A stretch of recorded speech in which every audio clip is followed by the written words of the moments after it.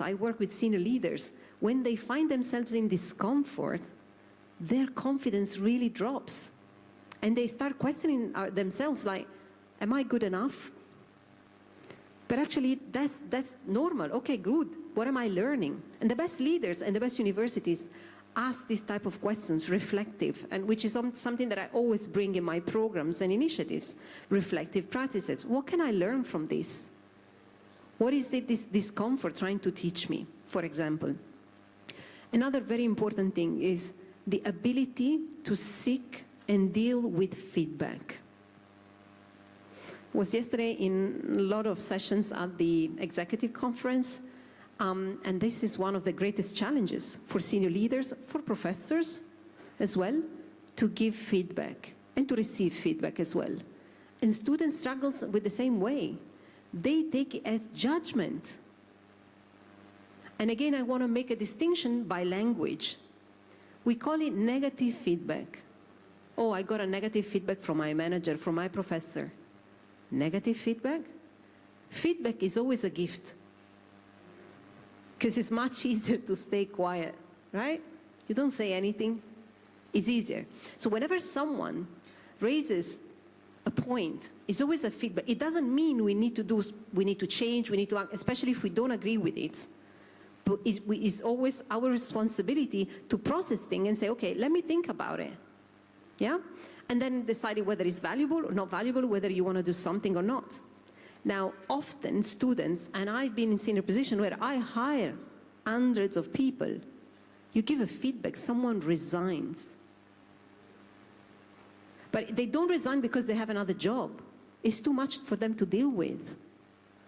So imagine how big of a challenge we have in front of us when these capabilities are not there. And last but not least, to stay curious. Often people think that they graduate, they finish university, they do their program, done. Well, it's actually the start of it. Because you learn a lot of technical competencies, you learn a lot about like teamwork and other activities in uni, but you need to constantly learn to be able to thrive in an environment like where we have today. So I think those are some of the key things. There could be more, but I hope I answer your question. Yeah, thank you very much. And in a nutshell, I think it's about teaching the learners the mindset through frameworks. Absolutely. So that they will have something to base on their decisions as they adjust in corporate life. Absolutely. And for me, it also has to be really interactive. My programs that I design are very interactive. People do sessions, do experiences, and immediately they can apply what they learn in the next day, immediately. Because it's not about a PowerPoint or something that people just listen for a couple of hours, thank you very much, business as usual. No, you need to be able to translate those insights into action immediately so that you can start seeing the change. Awareness plus action equals change. Thank you. You're welcome. Just to add to the question, see, the core skill which the industry needs, as pointed out by Mr. Sanjeev, is something that the learner or the student, when he gets on the job, will pick it up at the industry. But what the industry expects when somebody is passing out and entering into the industry is they're thorough with the basics and the fundamentals in the sector where they're working. You cannot be an accounting student and be confused between what would be a creditor and a debitor when you sit across checking a balance sheet. You cannot have that confusion. So what is imperative is that when students are passing out and coming out from the industry, they have complete understanding of the fundamentals that is needed within their sectors. The nuances of the industry is something that they will pick up while they are on the job. And as added by my fellow panelist here, is the ability to be the sounding board, where you take feedbacks, where you take whatever is being given to you and work over it and come out the next day better polished, better, shining out. So I think that is the balance which needs to be maintained. I just want to add one thing to what you say. I totally agree with you in terms of like technical competencies and not being confused and have the foundation. And that's very important. But I think on the other side, one key element that makes someone really thrive in today's work environment is the mindset of being from knowing it all, which is like one of the extreme, moving more to what we call it learning it all, which is what the CEO of Microsoft has implemented, Satya Nadella, when he took over the business. The business was thinking, why is Microsoft? Well, because the mindset was like, we know everything. We know. And so that prevented them from innovating, from growing, from expanding, from asking questions, because they thought, oh, we know everything. We're Microsoft. And that changed completely. And the mindset that I just described is what he has implemented in the business. And now we see what Microsoft is today, and the change and the growth. So I love when I interact with students or new graduates that start their work, and they come in with, yes, of course they have a foundation, but they come asking a lot of questions. They want to know more. They understand every day is a learning opportunity for them, because that's how they really fast-track their career. Instead of thinking, oh, I have all the answer, or I don't ask questions because I might sound stupid, or they might think I don't know. And there is a role that here leadership plays, because if the leaders is the first one say, guys, I've never done this before, what do you recommend? Or this is new. Then you set the tone for everyone else to be able to ask questions and come up with ideas, and you tap into the expertise you need, even as a leader, because you don't have all the answer yourself. You cannot, thrive in AI alone or solving COVID challenge on your own. You need to tap into the expertise of your team, even the new graduates, the students, and everyone that comes on board in the organization. Yeah, I think that's amazingly put. And at the core of it, I think it's learning to learn. That would go a long way, right? Yes. I see a question over there. Great, the mic is over here. Great.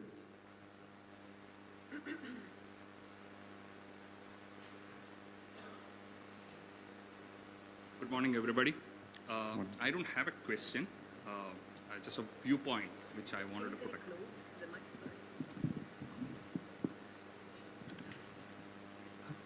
Can you hear me? Yes. Okay, thanks. Okay, my name is Justin. I come from India. I work with a renowned university in India known as BITS Pilani. I don't have a question. I have a point, possibly I share with everybody.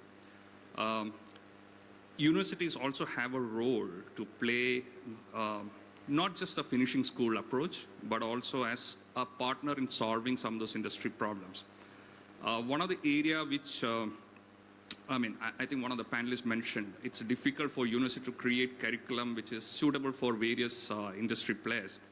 There is another method which universities can adopt. Rather than teaching students who are coming, taking admission, and then go to industry, universities also can go to the industry, teach those who are in the profession, use their expertise, knowledge, formal or informal knowledge, what they gain at the workplace, synthesize that into a higher education program and solve the problem both for industry and for the nation. I think that's a role some of the universities out there in the West and which is doing, and some of those Australian universities are also doing that. The numbers are very small, but in India, while it's known as my means of executive education, it is not that executive the way it should be. So synthesize the knowledge from the workplace and try to solve the problem what the organizations are looking for would be the key. I think that's a big role what university should play. Thank you. I agree, and I think Mr. Sanjay is doing exactly that thing. We're collaborating with the industries and the universities in a way that it solves the real world problem. Well, I mean, that's, yeah, we're part of a very small project, so it's early days, you know. I mean, I wish it was as on as large a scale as that is, but yes, we're working with you know, the likes of Amazon, etc., so large logistics companies, and co-developing the curriculum so that these youngsters coming out of university will be able to go into jobs and be fit for purpose.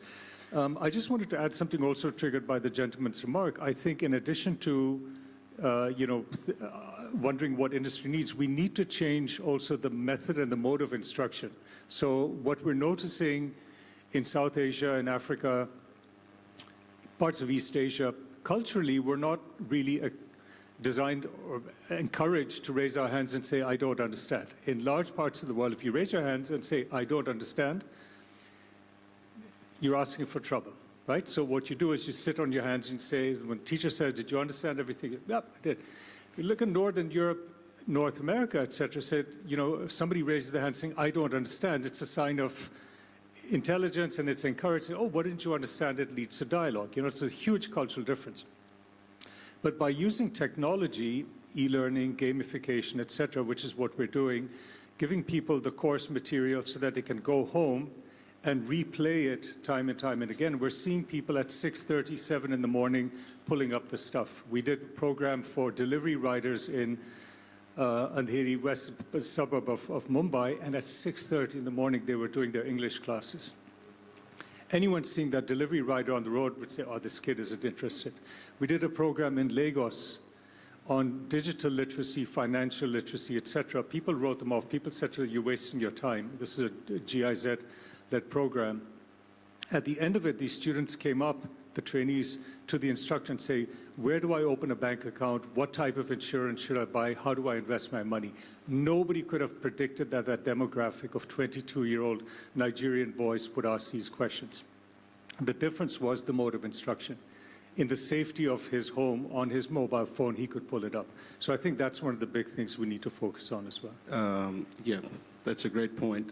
And the modes are evolving with thanks to technology and making education, or knowledge rather, more accessible. Justin, that's a great observation. I can share what we do at our university and some of the other universities in Australia. So we have an industry advisory group that informs us, and the industry advisory group comprises of the top-level executives at top multinational companies, and they advise us on our curriculum. We take our new programs, new units, new courses to them and present it to them. They give their inputs based on what industry needs, and we adapt to them. So that's one way of having a panel of experts evaluate and analyze what you're going to teach the future generation. The other thing that some of the universities have started doing is called a cooperative model. So cooperative model is where the industry partner will work with the university to develop the program together. And at some stage of the program, they will start hiring students into their companies. And that employment or internship or work integrated learning model, whatever model that is, it counts towards the units that the students are doing. So I think there is a general excitement around industries and universities to come together and work. The challenge in some of the parts is doing it at a scale. And I keep going back to scale is because I have seen it at scale at the university I'm in. So I come from a business faculty, and our business faculty has 22,000 students. So now you look at the scale and think about how do you go to industry and come out with bespoke opportunity for every student.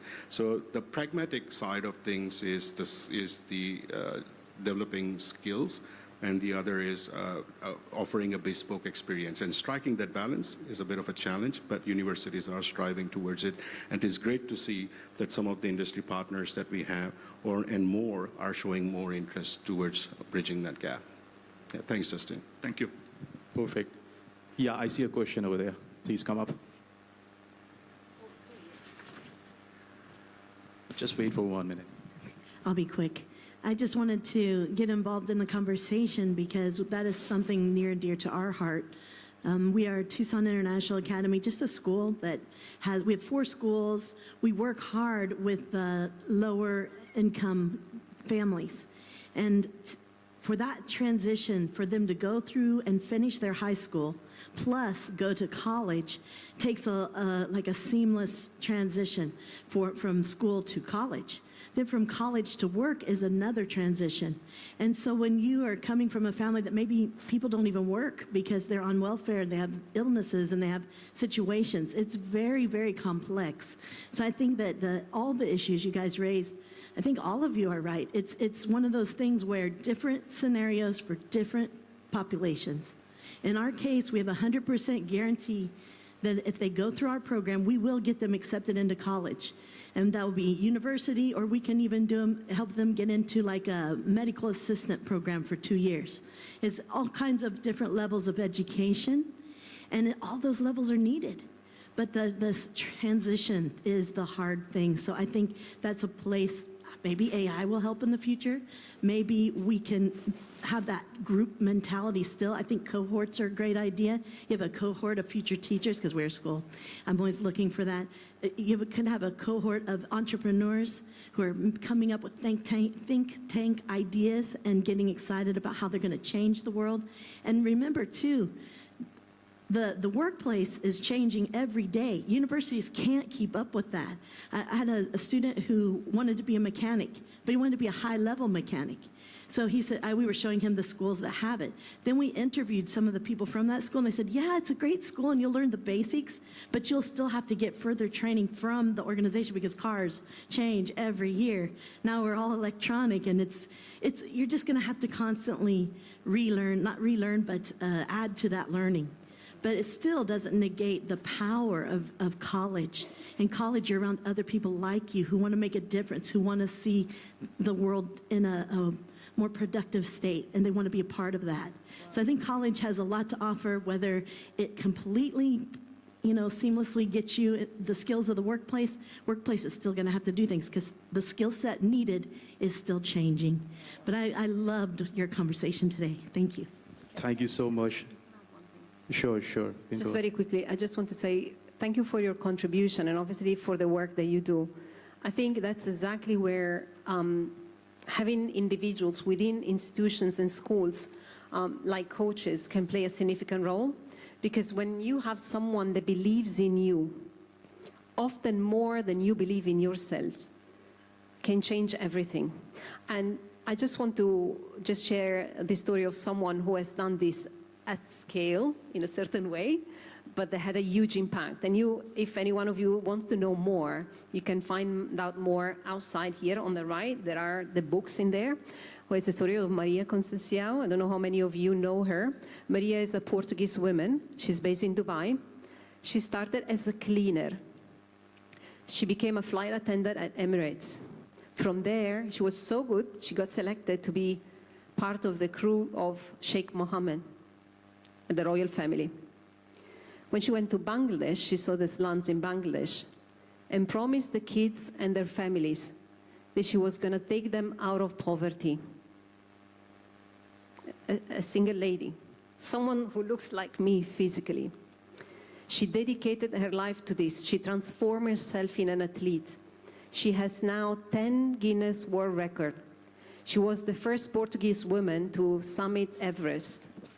She wrote a book about this, and thanks to her vision and her belief in these kids' capabilities, more than 600 kids and family today had an education and an opportunity and have a life.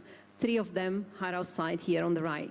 So if you're thinking about a meaningful gift for your families, for your teams, for your clients, I really want to invite you to drop by that table and grab your 10, 50, 20 copies that you can distribute to anyone that you know to share a message of hope. Because we're talking about the gap in industry and education. But education is what really opens doors and can really transform lives. So if you're keen to be inspired this Christmas, I really invite you, or come to me, ask me, but really invite you to buy something meaningful. Thank you. Amazing. Do we have question for one more? Great.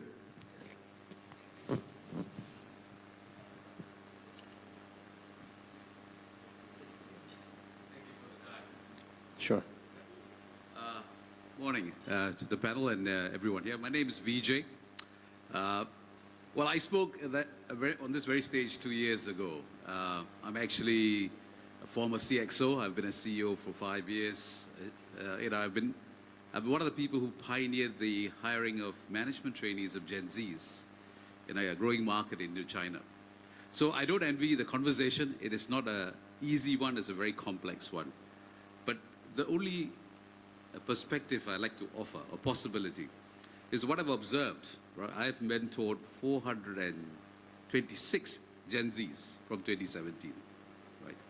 And what I've observed is that a lot of them go back into internships or, go into short immersion programs, end up being used as additional headcount in the company.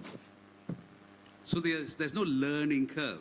So I've spoken to universities and said, we get them to write a report, and you look at the report, it's actually a job description. Now, AI can take care of that, really. So I think there's an added complexity to the conversation raised about secondments, immersions, is to make sure that they are doing something meaningful. Now, I've sort of written about this quite fairly, and as well as shared it in my TED Talk, where I've spoken about young talent coming in with a lot of ideas. They're brilliant at sandboxing, right? I know that. I speak from experience. I led a team that was 95% Gen Zs that delivered 40% in profit and 9x customer growth, just simply by sandboxing. But what we have to do in the companies is to actually get the experience to teach these young kids to land. Because they've got great ideas. So I think this conversation is something that can go on for a long, long time. But there needs to be, I reckon, a candid deliberation between industries and the universities. And I actually welcome the teaching faculty to actually spend time with just visiting corporations. I used to do that, getting guys coming up from Malaysia, university lecturers from the business school, come in and take a look at what's really happening, because the knowledge that you learn gives you a baseline. But once you get in, it's just dynamic, right? I tell you that. It's just dynamic. So I would urge everybody to just open up yourself to possibilities, because they do work. There is no one crazy idea. But I do not envy the panel, because I know I've been doing this for 3 years as a consultant and 17 years as a CXO. I very firmly believe in the young talent that's coming through. They're amazing. It's just that we just need to find the right combination that works for them, right? There's no one fixed formula. That's all I want. So, look at the opportunities of going to the universities. Maybe you can't deliver a complete module, but just be part of that one part, one learning outcome, one bit, where the professionals can get inside the classroom, give them what the industry is really functioning on. That helps them build the application to the learning that the student is desperately seeking inside his classrooms and inside his universities. So that is also another call to action which we could, do and raise through this platform, is urging professionals to go back to the universities, to the colleges where they came and passed out from, and ask them that, can I have, some guest lectures, a part of a module which I could, voluntarily be part of and deliver. Thanks. And just to add one thing to this, and in answer to the gentleman's point, so in this program that we're part of in India, we're going to have a lot of people from industry coming in, especially women, coming in to say, this is what my career has been like over the last 10, 15, 20 years as role models for young women coming up. Because I get women coming up to me at these lectures and saying, is logistics an industry in which I can work? For me, it's a no-brainer, because I actually know from experience that women are better at it than men are. But these young women, super smart at the age of 21, saying, should I get into this industry? So you do need people coming in. And to the point of apprentices getting misused, so actually lifting boxes and doing the wrong kind of work, what we're building into the app is just a rating mechanism for the students, literally the way we do this in washrooms and airports, literally the smiley faces, every 2 to 3 months to say, what is the nature of your work? Are you happy? Yes, no. So no forms, no Google Sheets, the whole caboodle, literally fill it in. So that data bottom up, we have to say, this is what somebody's actually, doing on a day-to-day basis, because it does happen. There's 600,000 young people being placed in apprenticeships in India every year. The bulk of them are probably not being used for, highly intellectual work. So this is a way of then capturing that data and intervening and going in and also blacklisting an employer and saying, sorry, you're not getting any more of our apprentices next year onwards, etc. Yeah, amazing insight. So I'd like to summarize all the points that we mentioned since we are running out of time. So we want to make the, oh, you have a question? Do we have time? We don't. Unless you give me like 10 seconds. Go ahead.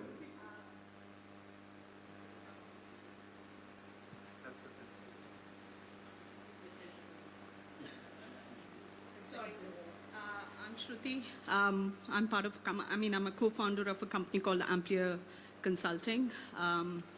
We do similar programs for students and universities, so I just wanted to share something. We've also launched a program which aligns with the SDG goals of the UN. So tying it with important skills with AI coming in, I think human skills and life skills are very essential. So just as a,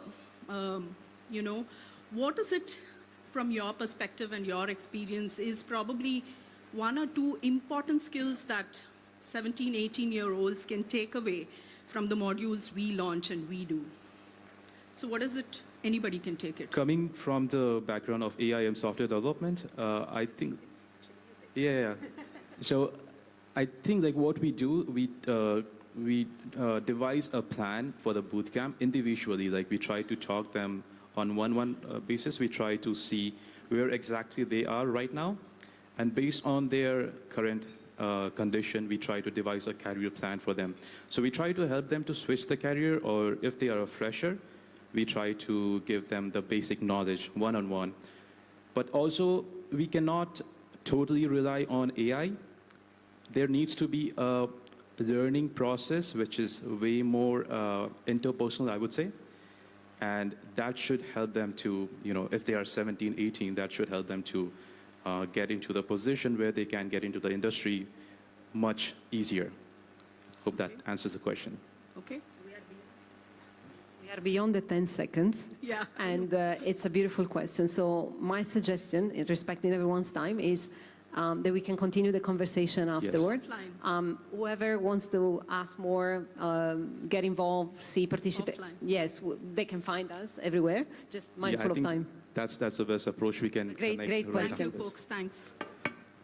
All right, so do we have time to make a final? Yeah, we should just wrap it up. We can connect one-on-one right after this talk if we have more questions. Thank you, panel members, so much for this amazing conversation, and looking forward to connect with everyone here in the member. Thank you. Thank you. Fantastic. Just take a step in front of the tables there. Okay. So yes, please do connect and continue with those conversations later when we have our breaks, networking times, and when we're out there at our lunch break as well. Okay, so moving on to our keynote speaker. Please, first of all, it is entitled Future Ready Education, Why Starting Early Changes Everything. So please welcome to the stage, Kaukongan Chantamuni, founder and CEO of Kaukongan Group. Come on up.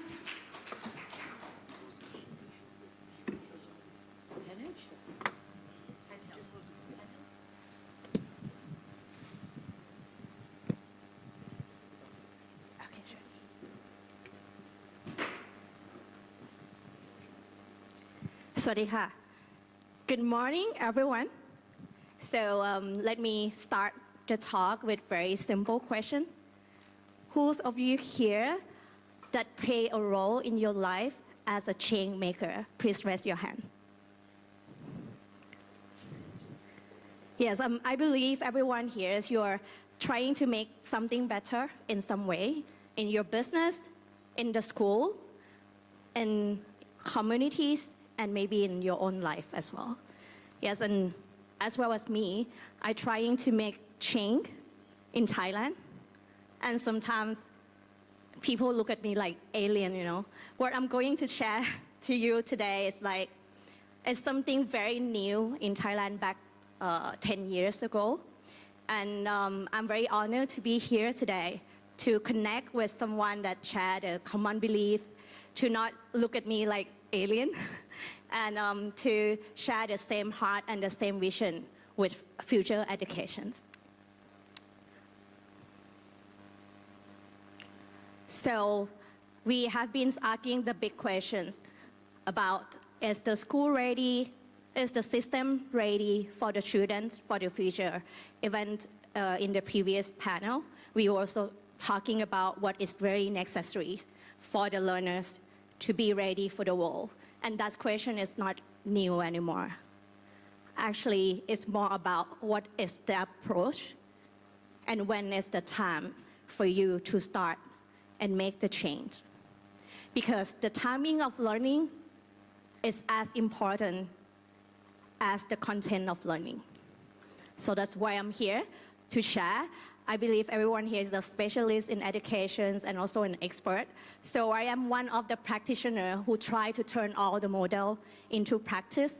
And I'm here to share what I have done over 18 years and the results that we have made.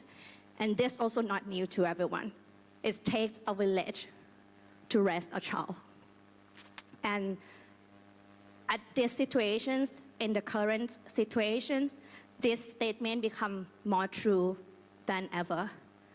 And the village of the children is not just teacher and parents anymore. It takes communities, it takes digital platform, it takes AI, it takes after school learning, it takes mentors, coach to coming together. So meaning to change or to raise the child, all the stakeholders, which is the village, needs to really working together to make this change happen. I am Gan, and I'm from Thailand. I've been in education industry for 18 years in different aspects. I was a tutor, mentor, coaches, working as an edupreneur, and now I am a founder of Future Education Network International, FENI. We have been running the community for over 10 years, and I am also the PhD candidate doing the research and working in the non-formal educations. And yes, as I said, we have been tested the model that I create, implemented, and also have the proven result of what it really make change to the children's life if we start early. I shape all the models into 4 pillars. We have the micro school model. I'm not sure what happened in your countries. I think it's maybe the same in Asia that, parents need to search for a good school. And sometimes they need to travel far away just to send the kids into that good school to make sure that they have the right education, right? But with the micro school model, it can go everywhere and make sure that everyone could access the good education that's ready for futures.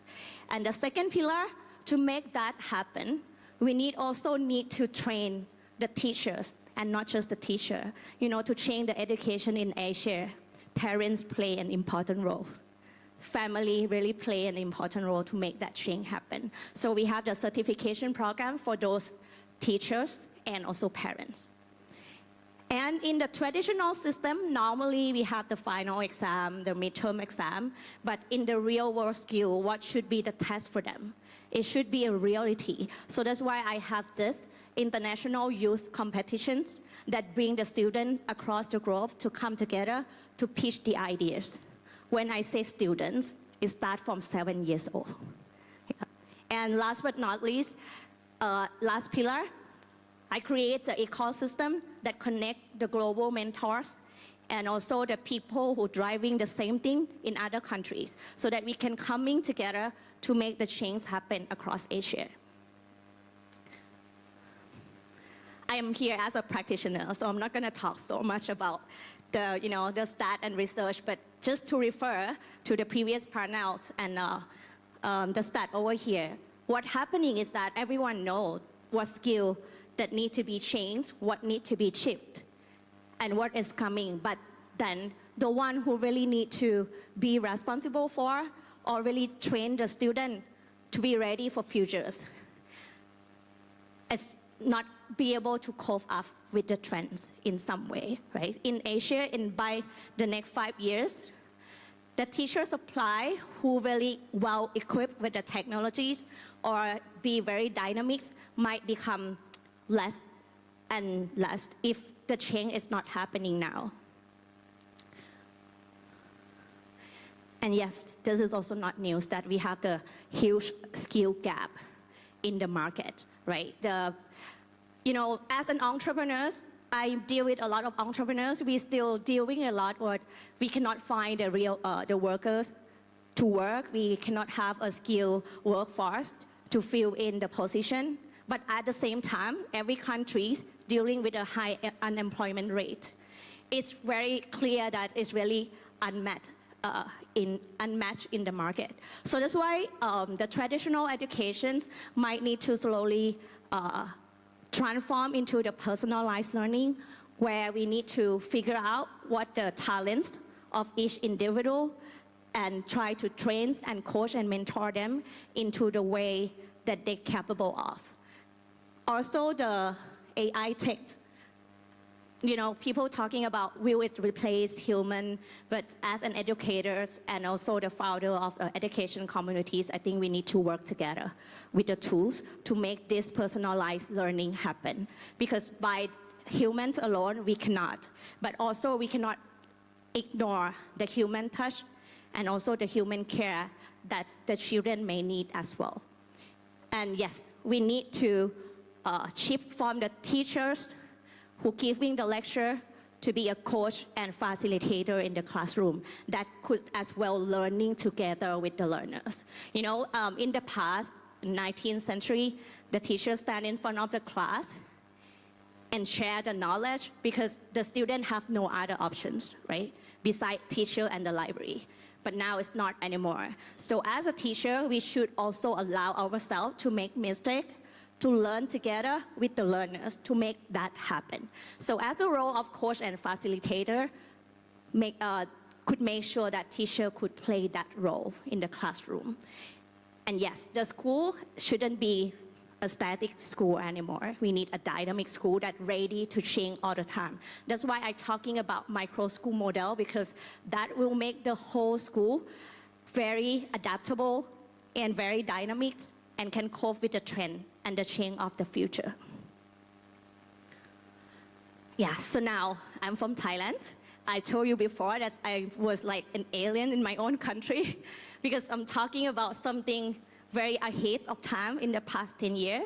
So now let's have a look into the Asian context, right? So we all know that education needs to be changed, but sometimes we stuck because of the culture. Asian, we are in the very high context culture. To make one decision, it could take many layers, step of thinking. So that's why sometimes change couldn't happen easily. And beside that, we also be in the instability, politics, social, society, and also the environment as well. So that's why it's not easy, and also the family still play a big role in the students or the children's decision making. Even decide where the futures hold, right? Like, okay, you should be that, you should become that because the parents have the experience. So there is no one direction to change the education in each country.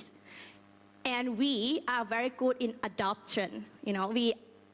We see what is good in the Western world, and then we bring over to the Asia, which is okay, because it was the best practice, is what excellent result, but then sometimes we forget to consider all this struggle that we have in Asia. So when we bring whatever that's work in different part of the world to Asia, we need to really be focused on localized and make sure we consider all the context of Asians. So that's why we need to create something that really fit the Asian culture. When the school is not ready, and sometimes it cannot cope with change just in time, it really forces parents to step up, to really take care of the student on their own. They started to look for the curriculum after school, activities after school, to make sure that their kids and their children are ready. And this happens in Thailand as well. Yes, so I have to say that I'm very proud of my country that they really give a freedom of choice to choose the educations. We have the traditional way, we have the informal way, non-formal way that open for the students to be a homeschool learners as well. But besides giving the freedoms, sometimes the indicators or the, how can I say, is the models of the evaluation is still very, very traditional. So that's why it's also caused the gap for the parents to really look for some tools to make sure that they could help the student. By saying that, I mean everyone knows, and the policy of the education industry also announced that we need to move to the competence evaluation. But when it's come to practice, it's not an easy task to just start apply that model. So basically, to summarize what parent is looking for in Thailand, and I know it's happening around Asia as well, they're just looking for the right activities, the safe communities. That's why sometimes they decided to do homeschooling with, when they also don't want to take the kids out of the school, but they want to make sure that they are safe physically and also mentally. You know, beside the bullying and what happening into the school.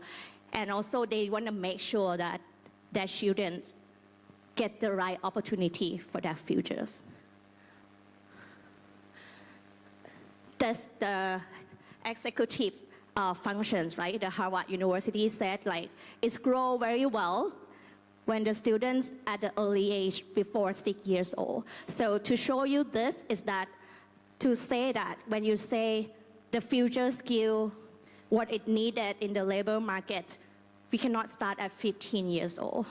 That's where we start, right? And the next one also showed the research from NASA that everybody was born as the genius level 98%. But it's dropped down over time, which means education doesn't support the creativity, but on the contrary, it's really reduced the creativity. So that's why we need to really start early to make this change happen. Bloom taxonomy is been talking for like over 50, 100 years that we need to make sure that learner could excel and could apply and even could create something new. So that is the proof that the knowledge that we give, the skill that we train, that's really work well for them. So I'm going to share my case study, the showcase from our school in Thailand. So this boy, he was with us since he was 3 years old. His first international talk stage was when he was 4, when he still can't even read. But with our approach, we figure out that his talent is on the communications. And he should be able to go on the stage and talk. You know, when sometimes we as an adult still saying like, oh, are they too young to go on the stage? But that fear is not driven by them. They don't have that fear. The one who put the fear on them is adult. So, and now he's 8 years old, starting his own business, making the phone case from the hyacinth. Yeah, so then he could save the enrollments and at the same time he could make money. Yes, so to summarize all of everything that I've been shared, my 4 pillars is actually focused on bringing all the good things into practice, right? We really follow the Finnish education in terms of applying the individual learning because Finland is very good at that, to care the student as individual. And we really focus on executive function at the early age so that they are formed to be a leader since they are 6 years old. And we really focus on training and spend time with the student on the soft skill, which is necessary for future. For the curriculum, we have this entrepreneurship that embedded with all the subjects learning so that the student could have that entrepreneur mind, and ready to cope with change. We also bring in the ikigai as a Japanese use for their life, that if you live the life with passion and purpose, you will make sure that you could survive in any situation. Because you wake up every day, don't feel like you are working. You're just living your life and making impact. Besides that, we still train the language and other academics, but then we use AI tools to really monitor the learning. And we really encourage the student to be a self-directed learner. That's what it needed in this era, you know, because the traditional way, the student very comfortable with sitting and waiting for teacher to feed them. But it's not happening like that in the real world, right? When you go to work, the leader or the boss expect you to think and propose, not just wait for the instruction. So that's why we really need to use the tools to increase the level of self-directed learning of the student. And digital literacy is also one of the subjects that we teach in school, that the student need to learn to be a smart user and develop themselves to be eventually an innovative creator of the tools, of the technologies. And the most powerful tools and curriculum that really bring us to the success of the micro school model is the parents' communities. We have the future parents' community that learn together with their children. So then they are able to support the children's futures, why not, and not stopping them from being confident, having a self-respect, and make sure that their children have a high self-esteem. It's just these three focus, to summarize what I said just now, is that we use the technology and tools with the academic foundation, but with the personalized learning and future skill, we hybrid with the coach and facilitator, and we use the tools to make sure that we could monitor the student individually. So when I talk about the micro school, it means we can just start to have a school by having only 10 or 20 students with the coach and facilitators working with the AI tools and technologies. And it can go everywhere, you know, so then the students don't need to travel anymore along the way to the good school, and it's make sure it's accessible for everyone. And we have the hybrid model, which we can just connect on-site physically, or we can also connect online as well. And yes, parents' classroom is, you know, like parents nowadays, they really want to support the children, but they don't know how. And it's time for the school to really have the high parents' involvement of these change as well. Because sometimes we are scared of the parents at the school, you know. We are afraid what they say, what they're gonna make a comment, but actually if the school and the parents become a good team, we will have many, many successful leaders for the futures. And yes, educator, it's time to train them to change, to be a coach and facilitator. As I said, every country have the policy to change education, but the how is need to be there. And to push the teacher to apply it into the real implementation, that is the core of this change. And yes, the global ecosystem. We are not grooming the students to be just a citizen of one country. We are training them to be a global citizen. So that's why we need a global ecosystem. And I'm also willing to connect with everyone here to really create a powerful village together to raise the children for future. Yeah, so that's where we bring every year all the mentors, the entrepreneurs from every countries around Asia coming together and coach and mentor the student on their business startup.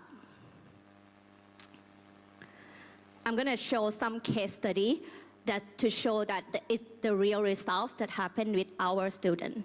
Yeah, beside that 4-year-old boy, this girl, she started in our school at when she was 9 years old. Now she owns the toy shops and sell the toys online, which is the slam. I think your kids at home also play that. She making over to $2,000 a month, and she owns the trade secret right now. And the picture I show here is happened right after the flood in Thailand. I'm not sure if you heard the news. We have a huge flood, and her shop was gone. And that is the next day what she did. I don't see any tear of her. She just stepped up on the next day, making the sale promotion and cleaning her own shop. And that's what we need for the future, right? And start early. Now she's 13. She started when she was 9. Yeah. This student, she started with us when she was 11, wanted to be a YouTuber, and now she has 6.5 million subscribers, and buying her own house, pay her own fee. So that is, the power of starting early. Because the children, they don't have the block, and their mind is ready to take anything. So that's why we as an adult, to give that freedom of thought, to give the safe space for them to learn and fail. So then they could start again and rising for their own future. This girl, we met her when she was 17, and she had in the very serious depression, also about to, risk her life. But together with the doctor, in the medications that she has, she attending our school to figure out her path. And right now she play a big role in her university as well. She just won the award with her business startup, and she be on her track, and she fight hard to be herself. And now she become one with the approach of understanding the right mentorship and the right ecosystem. This girl need to fly back from Malaysia to Thailand because of COVID. And she come back with all straight A in academic. But the first day she met us, she was crying. And she said, I don't know what I'm good at, when she has a perfect score at the school. So with our approach, she did even mention that I also don't want to go university because I don't know what to study. After 9 months, she walked to us and tell us that I'm gonna go into engineer. I wanna make some change because her project, when she was developed, when she was in our school, is the remote control to help control the fan for the patient who cannot move, so that she has like a feeling of making efforts to help someone. And then we were surprised that she wanted to go into the engineering, and now she owned a startup that have developed the application to help the kids who have difficulty with the articulations. And now with our global ecosystem, she is partnering with the guy who doing the same tech startup from Israel. Yeah, so that's how it works in our ecosystem. And yes, future is now. And it's the matter of when you start. And start the sooner, the better. I'm open for questions or maybe some sharing and thoughts. Yeah, we still have time here. Feel free to share. Yes, please. I love what you presented. First and foremost, I have to say that. I'm Ray, and I'm from the Philippines. I'm a trustee of the Philippine Center for Entrepreneurship, and one of the founding members of an advocacy group which we call Go Negosyo, under the Office of the President. And I think this presentation of yours is something that we can fill in the gap, because we're doing more of the advocacy training and mentoring, but we don't have a sort of an incubator program like this. So I really don't have a question, just plain and simple admiration for what you do. Thank you. Thank you so much. Thank you so much. Really appreciate that. Thank you.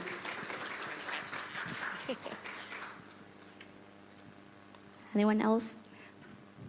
Yes, please. Hello,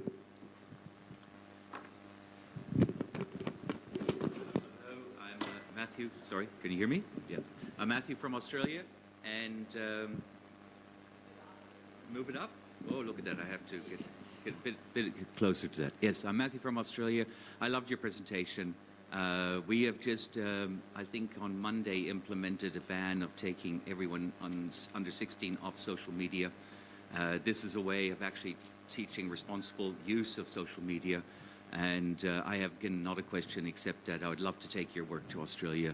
You're an inspiration for all of us. We've just gone 10 years backwards, and you've showed us how to go 20 years into the future. Thank you very much. Thank you very much. That was very meaningful. Thank you. Yes, please.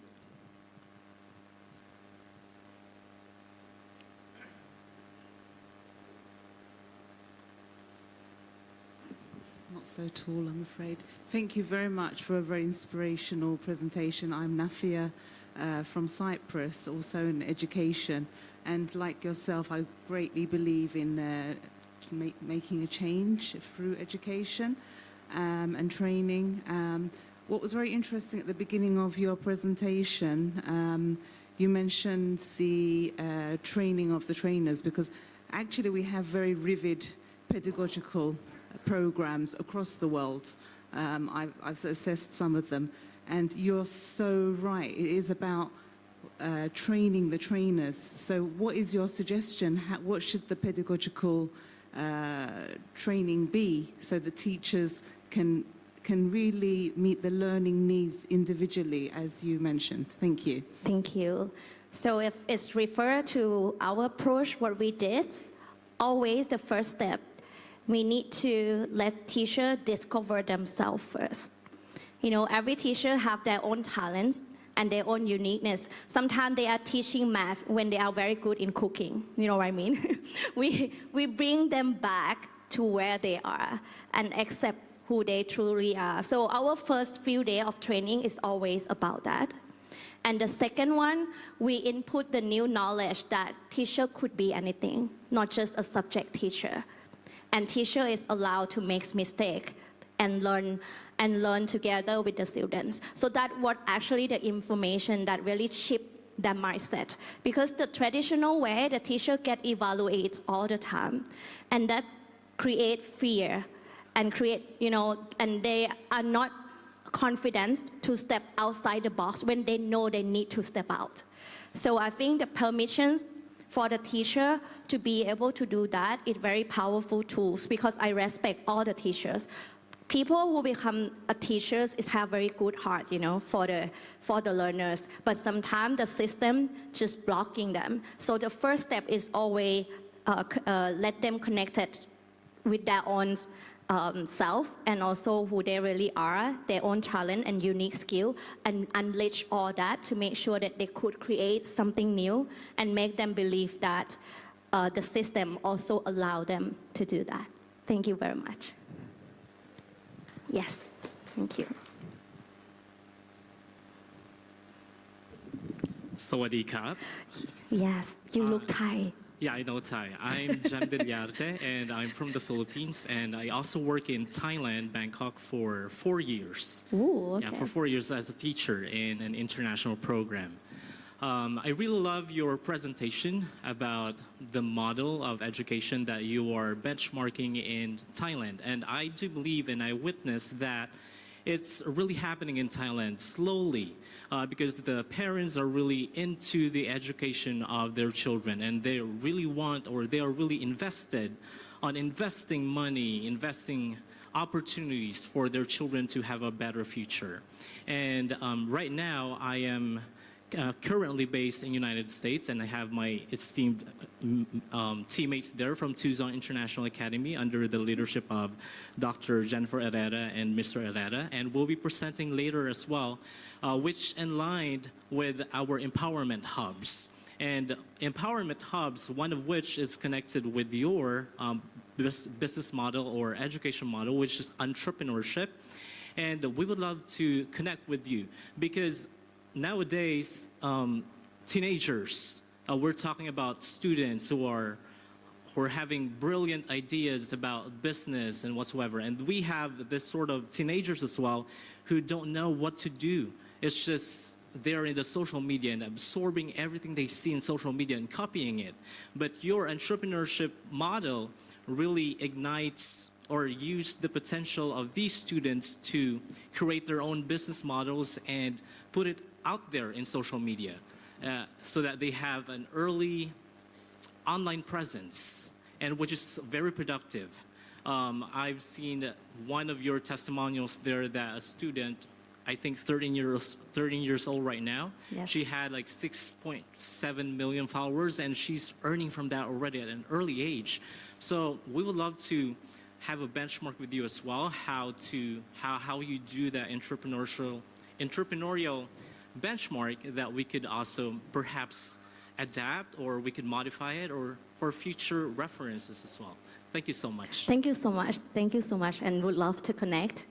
And yes, so that's all I have been doing, and I know I'm not even halfway yet. So that's why I need everyone to work on this together. And feel free to connect, and we can talk as well when I off the stage.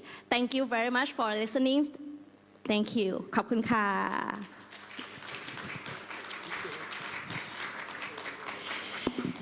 Thank you very much. Fantastic. A wonderful presentation right there. Okay, moving on to our next panel discussion. We're going to bring the chairs on for our speakers. Okay, so our next panel discussion is entitled Community-Based Learning, Reviving the Village Model of Education. So we'd like to welcome up to the stage Jamila A. Hoodkirk, Executive Director, Elementary Academics, Clayton County Public Schools. Mona Abdurrahim Santal, Managing Director, Mind Your Power and HypnoRise. Huda Garib, Chief Executive Officer and Founder, Imagine. Thank you, I am here to be educated. And Ebony Sang, Assistant Project Manager, Fullness Social Enterprises. Please put your hands together for all of our panelists for our next session.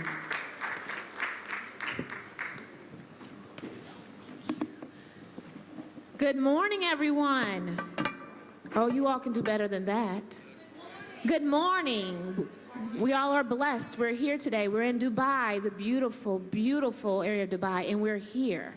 So I am so excited to be part of this panel, and I want to thank Education 2.0 for allowing us today. But I am certainly fortunate and blessed to be present today with this beautiful, beautiful panel, and we have some really, really great information to share with our community.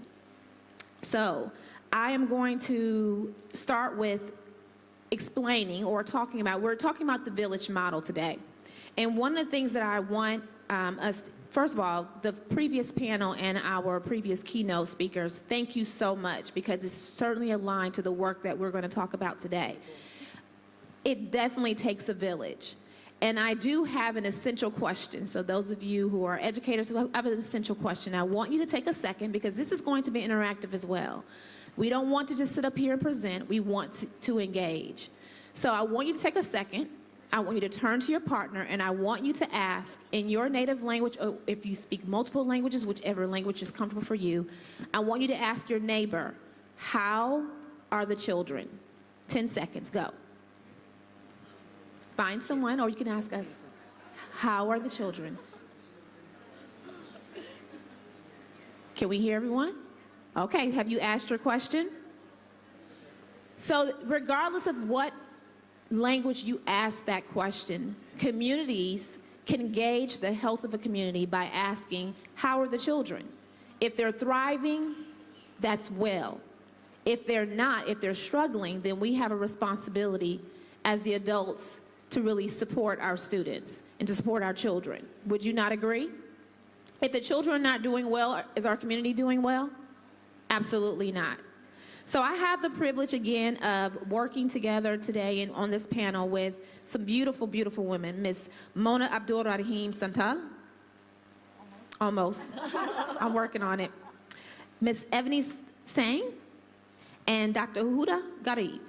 Well done on pronunciation. Okay, I'm trying. I'm doing very good. So one of the things I want us to talk about, we're going to do a quick rapid fire, and I have a question for our panel.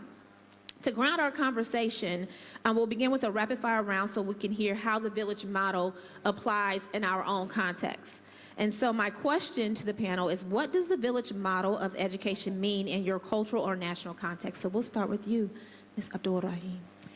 Okay, so just you can introduce yourself and then Mona Abdul Rahim Santal, and I want to start with something else because I have lived in several countries. I was born in Lebanon, lived in Germany, studied in Germany, went to Finland, went to Saudi Arabia, and lived in the UAE quite a bit. And I have numerous certifications, etc., schools in different countries. But one thing that I always say when I do trainings is everything I learned and everything that we're sharing today is not from any university, from any course, from any school, but it's really from moving around, from the people, from communities, from understanding different cultures and understanding basically that there is no right or wrong, but we understand from each person something else and we learn. We learn from the people that we live with. We learn from the people who who impact us in a certain way. So this is what I take into trainings. My company is called Mind Your Power, and it's all about the power that we have when we're born. I believe that children are born with the potential of doing anything they can, and then, and here's where my background comes in, I'm a psychologist but also a hypnotherapist. I believe that parents are actually hypnotizing their children into believing that they are not good enough or afraid or something like that. So it's really, Mind Your Power is about training. We do mainly corporate training, actually. However, I have a special program for parents called Hypno-Parenting, which is just an educational program teaching parents emotional intelligence, basically, yeah? Not to focus on just the academics, but on life. Because success is not about having an A in school, but it's about managing life and yourself. So that's a little bit about me. Thank you. Dr. Gari. So, hi, good morning, everyone. So yes, you know what, I think it's, so let's start with the basic intro and then get to the question. Yeah, okay. So just a little heads up on what Imagine does. We've been involved in the startup sector for about almost 7.5, 8 years now. The whole idea behind Imagine is very simple and very straightforward. Our belief is that we want to actually be able to play our role in helping to bridge the gap between the skills of tomorrow and the education of today. Because like as our previous keynote said, as our previous panel also mentioned, that the void, the discrepancy has really increased ever since education has become formalized, has become more institutionalized. We see education no longer happening in a community or in a village sector where everyone actually played their role. For, you know, you had, be it a homemaker, be it a breadwinner, whatever the role it was, or even your neighbors or friends, they all had a role to play in your overall holistic development, from discipline to your subject matter experts per se, to social skills, and so on and so forth, right? But unfortunately, ever since education has become more formalized, we've seen it become more in silos per se, where we each as parents believe that, you know, the primary authority on a student's education is the school. That's it. Once a child is out of there, it's over, finito. And that is where Imagine comes in. We've created our mantra simply on the belief that we enable each of us to dare to imagine. And we want you to be able to do the same, because let your creativity out there, let your innovation out there, let whatever passions you have. Again, when you let that go wild, of course you're creating absolute chaos.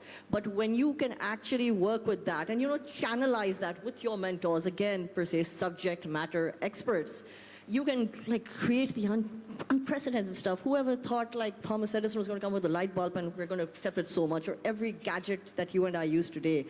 While I concur that AI has taken a large part of it and is leading our lives heavily, and we all know that we've probably become lazier than anything, and as educators, we all understand the conflict that arises, between trying to bring that pragmatic form of education and at the same time, dealing with the way AI is now dominating. So we believe in pragmatic and holistic education. We believe, as our previous speaker also said, start in the formative years. So we start with students from 4.5. We go till students age on 16. We believe more in the principles of design thinking. So we take things up from there. And we've also recently, Mona, by the way, started in corporate trainings. So on conflict resolution, team building. Again, these are some of the KPIs we want to instill, and principles we want to instill in our younger students: discipline, team building, a little bit of AI, obviously, resource management. So how we take it from there. And that's a little bit about me and a little bit about what Imagine does. And honestly, dedicated my career to it so far. I've been very lucky to be in part of the education sector, and very lucky to learn so much from you guys today over the last 3 days. Thank you. Ms. Ebony. Thank you. Hello, everyone. This is Anthony, and I'm from Hong Kong. I'm an educator in social entrepreneurship. Over the years, I actually have educated over 80,000 of students towards a young social change maker, and have trained thousands of teachers and school principals into futuristic, social-minded educators through some user-centric pedagogies and different kinds of entrepreneurship programs. When we talk about the village models of education in Hong Kong, it's actually not referring to any standardized stuff or not a government policy. And instead, it is a kind of a philosophical approaches, and it's defining by our geographical history.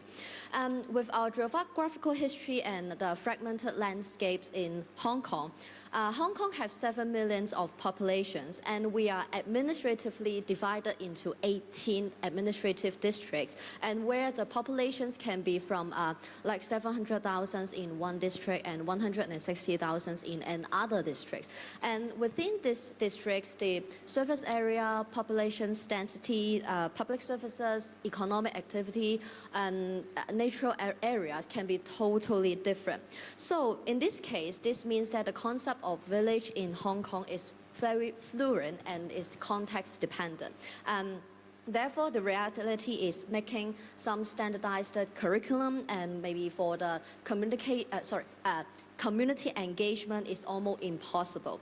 Hong Kong has over 1,000 of schools and institutions where every school have to tailor their own concept and own curriculum of village models. So in order to fit within their immediate neighborhood and the needs of their students. So, but actually, I think in this case, it is where the innovations in education truly begins. So later on this session, I will share more my experiential examples of how we leverage and how we embrace our unique geographical issues in Hong Kong as a catalyst for innovations. Thank you. Thank you so much. And my name, again, is Jamila Hood-Kirk, and I am actually serving in my 30th year in education. I have served as a teacher, an assistant principal, a principal for 14 years, and now an executive director. And for the village model concept, I am a product of the village model, and I essentially believe that the village model is learning beyond the classroom. It's when there's a shared responsibility from the community in which we live. I was that child that not only benefited from my family's teachings and community, but the community in which I served, whether it be in the neighborhoods, whether it be with aunts and uncles who were by blood relative, or those who were adopted as aunts and uncles because my parents were in a circle where there were our shared beliefs about what community it was and how we were uplifting our children in those communities. In my current school district, there's about approximately 52,000 students. We have over 70 languages. So we have a very diverse community in our school district. And one of the things that we are really proud of is the fact that we leverage the community, business partners, faith-based organizations, community members, grandparents, all of those individuals, because we are in a school district, for example, that are maybe underrepresented students or have a high poverty rate. And oftentimes those students need mentors or individuals or adults in their lives that really need to really cultivate and help them. And they want to be able to see individuals who look like them. So the reality is not all of our children have those individuals in their lives. And so we're very intentional about creating a village model where our students are thriving. We'll talk a little bit more about that. And so we want to make sure that we have enough time, and that's a little bit about me, and we'll all go through some point in our conversations to share a little bit more. But I do have a question. I think this first question is for you, Ebony. Now that we've grounded ourselves in the meeting, let's move from definition to action. So my question for you, Ebony, is can you share a hands-on or experiential learning project that succeeded because of community involvement, and explain what made that partnership effective? Sure, thank you. Following my earlier points on the geographical uniqueness and the needs of customizations, and we think that a school like you can think of a school located in an old urban area versus a school located in central business district. We already have to adopt different approaches of community engagement. And even two schools located in the same administration district, but maybe one surrounded by some public housing, and the other one is just next to a commercial shopping mall. And the geographical, the ecological, and the demographic status is already totally different.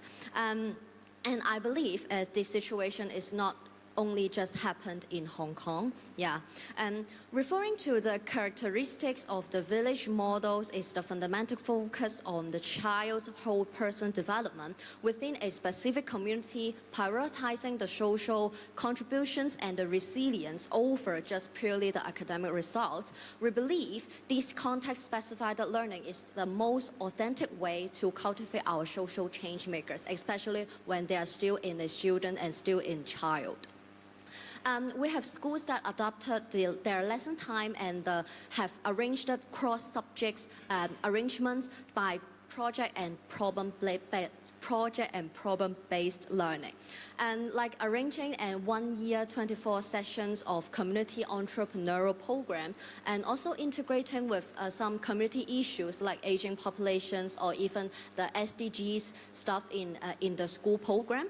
And we collaborate with cross-sectors like partners to amplify the impact too. For example, we have collaborated with some social enterprise to bring some experiential learning to our students, like wearing specific gears for students to simulate the back pain, the knee pain, and the visual impair of an elderly. And this is the empathy stage of a problem solving in our Hong Kong. And also, we have some human libraries that can feature entrepreneurs and the founders who have shared their journeys and building students' capability of open mindset and collaborative leadership. And also, we have connected with different district councillors and corporates. We have schools that we have students that have actually found there is a majority of elderly that are suffering back pain and knee pain, which is from the estates near their school. These issues have motivated the students to handwrite a letter to a medical factory and asking for some relieving patch. And of course, the factory really gave the patch for the student, and they have gave 1,000 patch for the student for free. And the students have distributed these patches for the elderly and helped them to relieve their muscle pain. And you can see that this is actually the entire process moved from amplifying a pain point and creating prototypes, and how can we nurture students into the sense of purpose and the social contributions. And of course, access to financial support is from funders or from foundation is also very vital to ensure the impact and the sustainability of the curriculum. On the other hand, back to the geography, we also have some schools that adopted a 1.5 kilometer radius approach to their service learning. The school just literally pin their school location on the Google map, and they draw a 1.5 kilometer radius circle, and all curriculums and all service learnings of this school will take place inside this circle. And this is how Hong Kong this is the Hong Kong ways of referencing the international concept of 15 minutes cities. Yeah, but we just change into 1.5 kilometer. And this is how we bring the learning to the community, and it also makes the out of classroom concepts is being very critical. While arranging out of classroom activities in Hong Kong is technically compulsory in Hong Kong, but how we define and what the learning journey behind we want to design for our student, it is the key differentiator. And it is actually depends on the awareness and depends on the ability of the teachers and the school principal. So actually our missions extended beyond from students only. As an educators, we educate students is not enough. We also need to educate our school principals, our teachers, and our parents. The education is the tool that can operate in like 3 community dimensions. The first one is curriculum to take place in the community. The second is developing solutions that creating tangible social impact to the community. The third one is making school not just existing or not just entering the community, but it is part of the community. So by embracing this of the community approach, we think that we can ensure every student and whatever the school location is, they are not prepared for just academic results or not just for examinations, but it is how they can be ethical or they can be collaborative and a contributing citizens to the world. Thank you, Ebony. Dr. Cooperative, as powerful as community-based learning can be, building and sustaining those connections isn't always easy. So my question to you is, what challenges do schools in your area face in building strong community connections, particularly around equity and access, and how do you work through those challenges? I mean, what you said, I concur. Building and maintaining those relationships is never easy. And like Ebony also said, and you also said, you know, we're all, the village model is something that's not alien to us. And in South Asian cultures and more Middle Eastern cultures, it's still very prominently there. Unfortunately, when it comes to my part of the world, we don't spend that much on education. Education is not mandatory per se at any level. Yes, the levels of education are increasing over the last few years, especially ever since COVID hit and beyond. But unfortunately, I mean, you know, online schooling and everything did, obviously, like it's had its impact all over. That community, that essence of community building sort of like died out in the process because COVID, as it has got us separated. Then we kind of started building up more on the very focal point of, you know, formalized educations. Unfortunately, those relationships just started fading away a bit. Yet, it's not, as I said, not alien to us. It's something at our very core in our culture. It's embedded in us, per se. And we are trying to work on it, and there are a lot of collaborations. That's where we work. That's the best possible way to do it. After all, what is the purpose of community-based education, right? It is for holistic growth, community growth, where we grow as, you know, citizens to not only, and now it's not only citizenship within your own community or within your own city. We're talking about global citizenship with the amount of migrations that happen, that everything that takes place.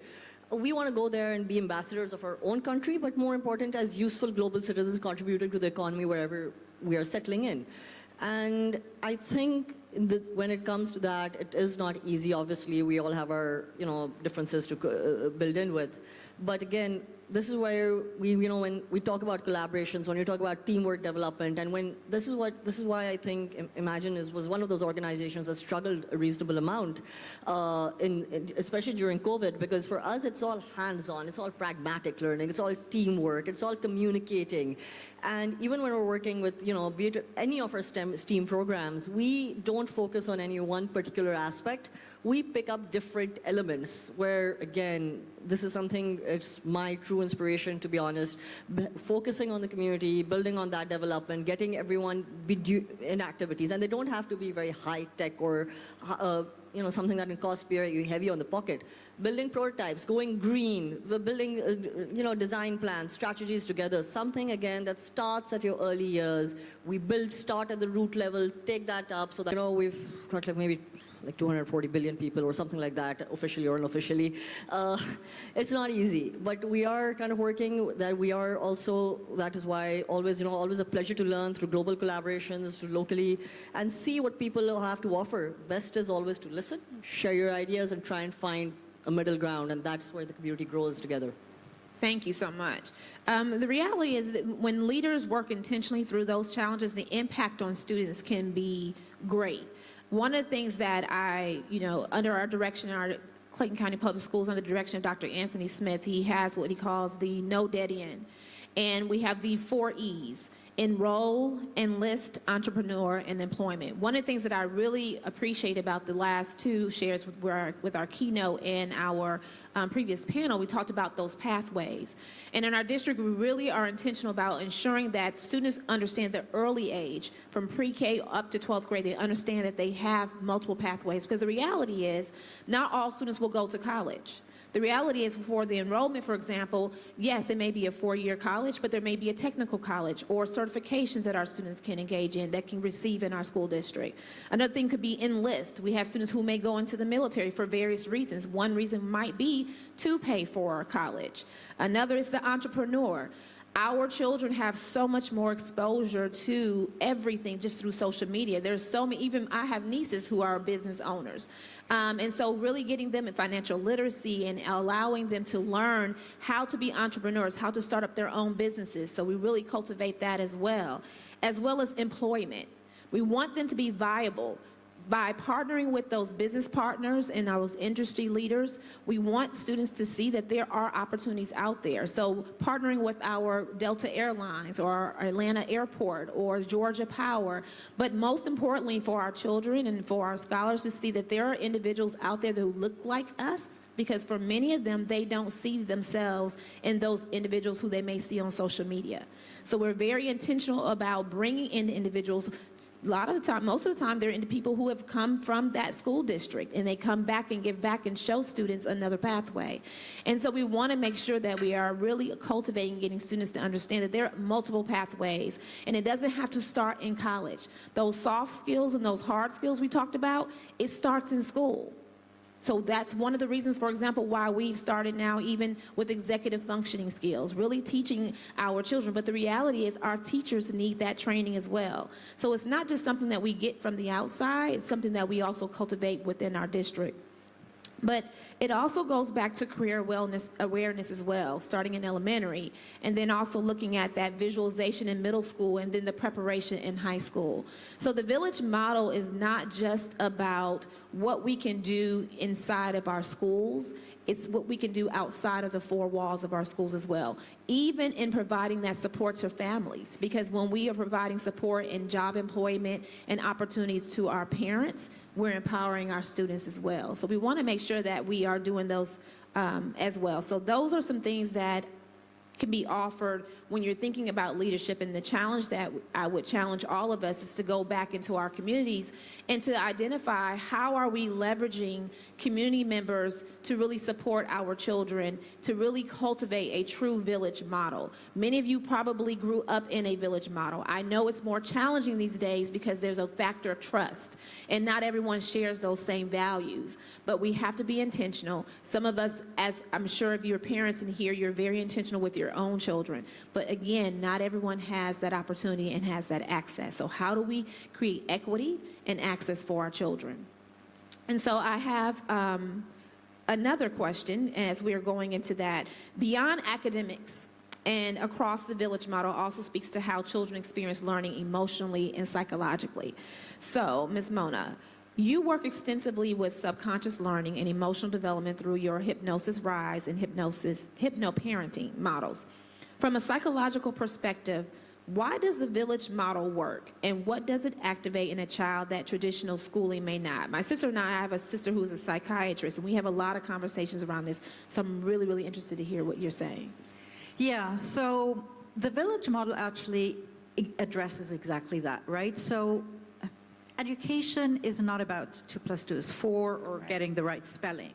It's way beyond that, and that's where that psychology aspect comes in. So I'd like you, all of you, for a moment, just close your eyes for a moment and just go back to your childhood and just imagine someone who impacted you in your childhood, who taught you something.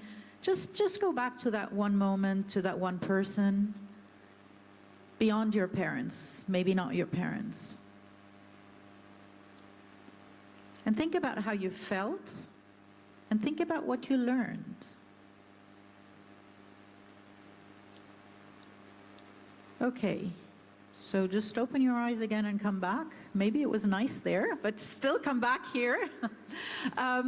Anyone who would like to share? What is it, what feelings did you have, or what actually qualities did you learn from that person? Where I'm getting at is that most of the time what we learn is beyond what we consciously learn. So it's about maybe someone impacting you with a feeling of trust, or maybe courage, or maybe just curiosity, or maybe feeling safe. And these values we learn at a very, very young age. And these values we learn in the village model and not in school. Yeah. So you were saying earlier, Jamila, that yeah, it's not about college. It doesn't start there, but it starts in school. Where it starts way before school, and it starts at that very young age, where we are taught to be maybe patient or curious, or all of these values.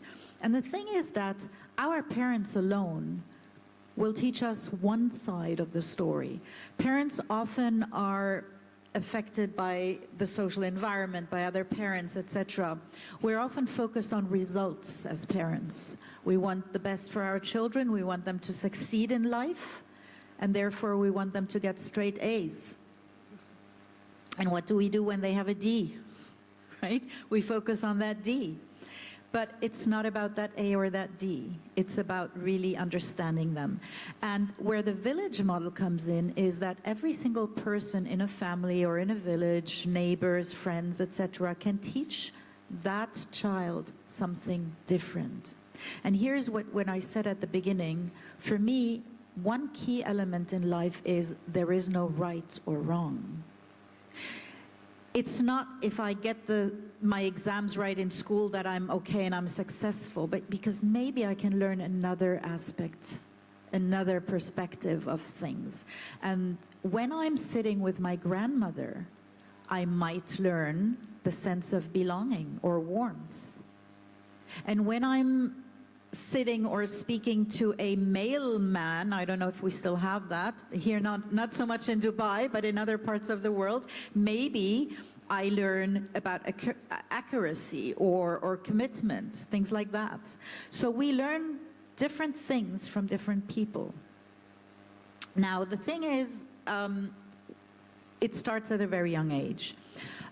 In the program that I've developed, that we work with, hypnoparenting, it's really about teaching the village, the parents, the people who are in fact influencing the children, about how are you influencing them. I'll give you one example. I do a lot of corporate trainings. We have a lot of trainings around problem-solving skills. That's what companies nowadays want.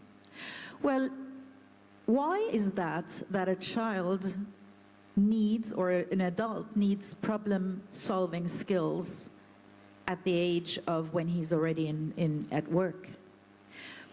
Let's go back to when we are children. What do we often do as parents? We want them to be fast. Yeah? They start something and a parent would say, no, let me do it for you, or let me help you, or no, do it this way, or that's the better way to do it. We are in a rush. We're always in a rush. We always want to go faster and faster, so we do it for them. Now, the intention is a good one because a parent wants to help their child.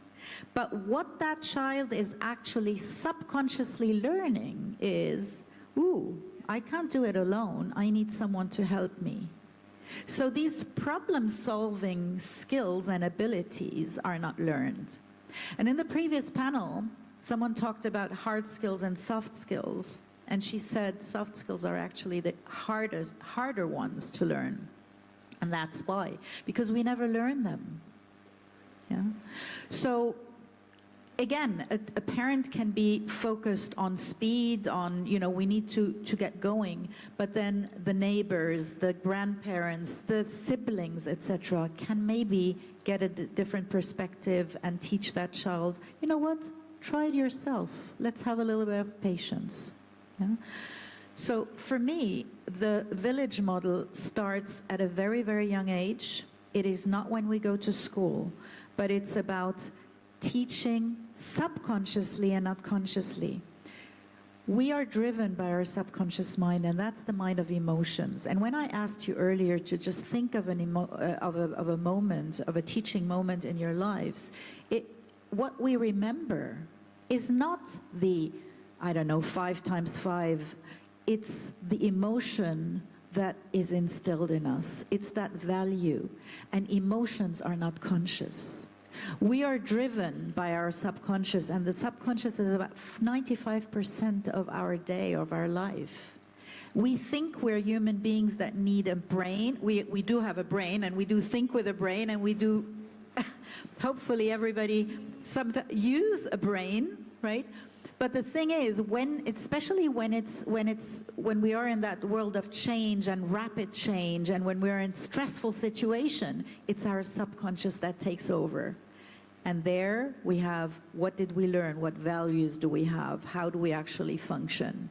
And this can be instilled when we learn at a very young age from different people. Very good. Thank you so much.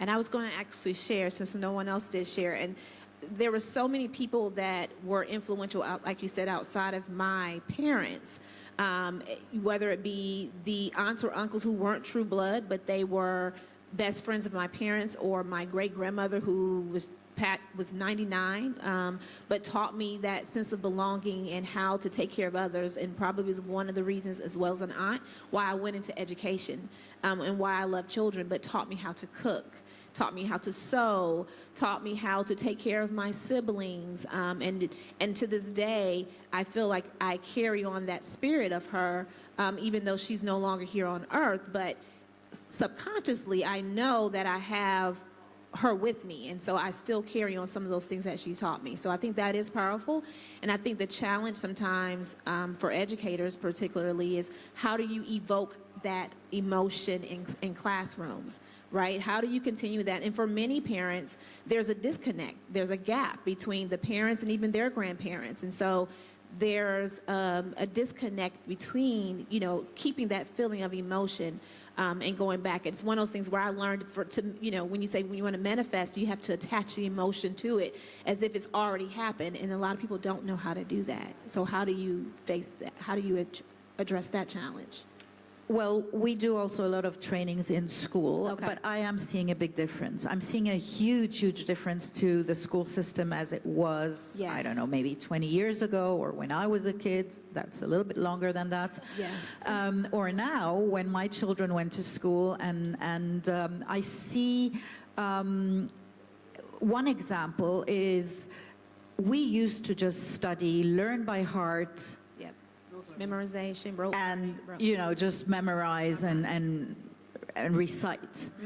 The thing is that at that time, it was, you know, everybody works on their own. If I look at my neighbor, I'm cheating, right? So we didn't learn what we actually need for business and for work. Nowadays, if you go to work, it's all about collaboration. It's all about teamwork. It's not about everyone working alone. And what I saw when my children were maybe in high school already, that changed. And I think that emotional aspect is coming in more, because the school systems today are encouraging whatever it is, teamwork, or giving feedback, or presentation skills, everything that we need. And that encourages people to work together, to use actually these soft skills that we then later on use or need for work. Very good. Okay, so it's your turn now. So as we prepare to close, we want to shift from reflection to action and hear directly from you. So if there's any questions in the audience, or if you would like to share one action educators, families, or community members can take tomorrow to bring the village model to life, if you would like to share that, we open the floor to the audience. And there's a microphone right here. Thank you. Thank you. Actually, I'm so lucky to join this conversation because it's just lucky to hear someone like who knows about like a lot of like psychological aspects concerning education. But I would like to share a case that because I struggled a lot, like sorry, this is Dr. Mary from Hong Kong. Yes, sorry about that. Yes, and one thing is like because I've been teaching for so many years, like more than 20, and that's the thing that, okay, I do believe that our parents all know, you know, in Hong Kong especially, they all receive like well education. So then probably all know the problems, okay? But that one thing is the society is like this. And like there's one parent, like, she told me that she knows everything. And at the end of the day, she let the kid, you know, live his life. She wants him to be happy, let him make decision and do whatever. And at the end of the day, like she doesn't want to compare, but she has to do interviews. And then the kid has to attend like all those kindergarten interviews and stuff. And eventually he really is not able to get into a very decent school, like not even a regular school, okay? And that's the thing that, luckily that parent is like wealthy enough, like she moved to Australia, and then because of families over there. So I think that's the thing is like, I think we have all the ideal situation, like all the solutions and stuff, but once come to the reality, there are a lot of countries in Asia, we face a lot of problems in here. We all know the things, we all know that if we do this, okay, they may be psychological, they will be better and this and that. But how to solve the problem? I struggle a lot from my ears. How I just keep on like, you know, comforting my parents and try to, like in my curriculum, try to make the kids happy, like during learning, but not like every subject can be like that. Okay, especially like Chinese, you have to recite it. There's no shortcut. Okay, and if Mandarin is still better because they can do the pinyin, same like phonics. Okay, they can do like the blending and stuff. But Cantonese is really something like the Chinese words. You can't, except for reciting the symbols, and you can't have a shortcut. So then I'm thinking, is there any solution in the future, or now there are solutions, like psychologically or anywhere, that can solve the problem? Yes, thank you very much. You know, I'd really like to add to what you said, and I get what you're going. I mean, you can't make everyone happy. No one ever can, right? Or nothing ever can. But, you know, so I started off my teaching career about, okay, I can't remember, nearly 2 decades ago. But I started in a school where, coincidentally, it's the school where I started my education. I was there from primary school to my O-levels. And, you know, even though I completed high school there, and then I somehow, karma came full circle, perhaps, and I ended up working there again. I spent about nearly 4 years working there, and I realized the change, irrespective. I mean, it's one of those more progressive schools back home in Pakistan. It's one of the top schools in Karachi. And you realize that irrespective, you know, the school heads and the school directors, they have some of the amazing teachers out there as well. They're all trying to get students on board. They're trying to get them into these extracurricular activities. And as everyone's been discussing, you know, we're focused on the soft skills. But at the end of the day, irrespective, schools are globally, or at least back in Pakistan largely, stuck with a certain education board that they have to, you know, these exams that this child has to clear by the end of high school. So we're stuck in that conflict. And that is one reason why I chose to separate and, you know, sort of start on my own. So I kind of get where you're going from, because you don't want to be stuck within those boundaries. You don't want to be stuck within that framework. And when we say dare to imagine, we really realize something like what you mentioned about that the parent let that child live his or her life. We want to be able to obviously keep them within certain SOPs, but not within the SOPs of obviously the school limitations, which every school has to have because they need to fulfill their requirements. But it is understandable, and my only solution to that is something a lot of my mentors and a lot of my friends have told me as well, is that the best possible way is, you know, you focus on the overall holistic development and the more pragmatic approach towards life which you are taking, but you cannot, unfortunately, shift a student away from the formative education that they have to take, the primary education. And that is why and I'm sure, Jamila, you being a principal and your vice principal years must have figured out that you, as progressive as you may be, and as much as you might be inspired from the village model as well, because that's where our roots are, it's very difficult for school heads also to meet with people like me because you want to embed our programs in your curriculum, but you have that parental pressure, you have that mindset pressure, and in South Asian countries like ours, it does become more of a problem. So yes, it's quite a conundrum, it's quite a mental conflict as well, but you have to somehow just be in discussions and try and find that middle ground possible. Thank you. Yes. And there's a microphone right here.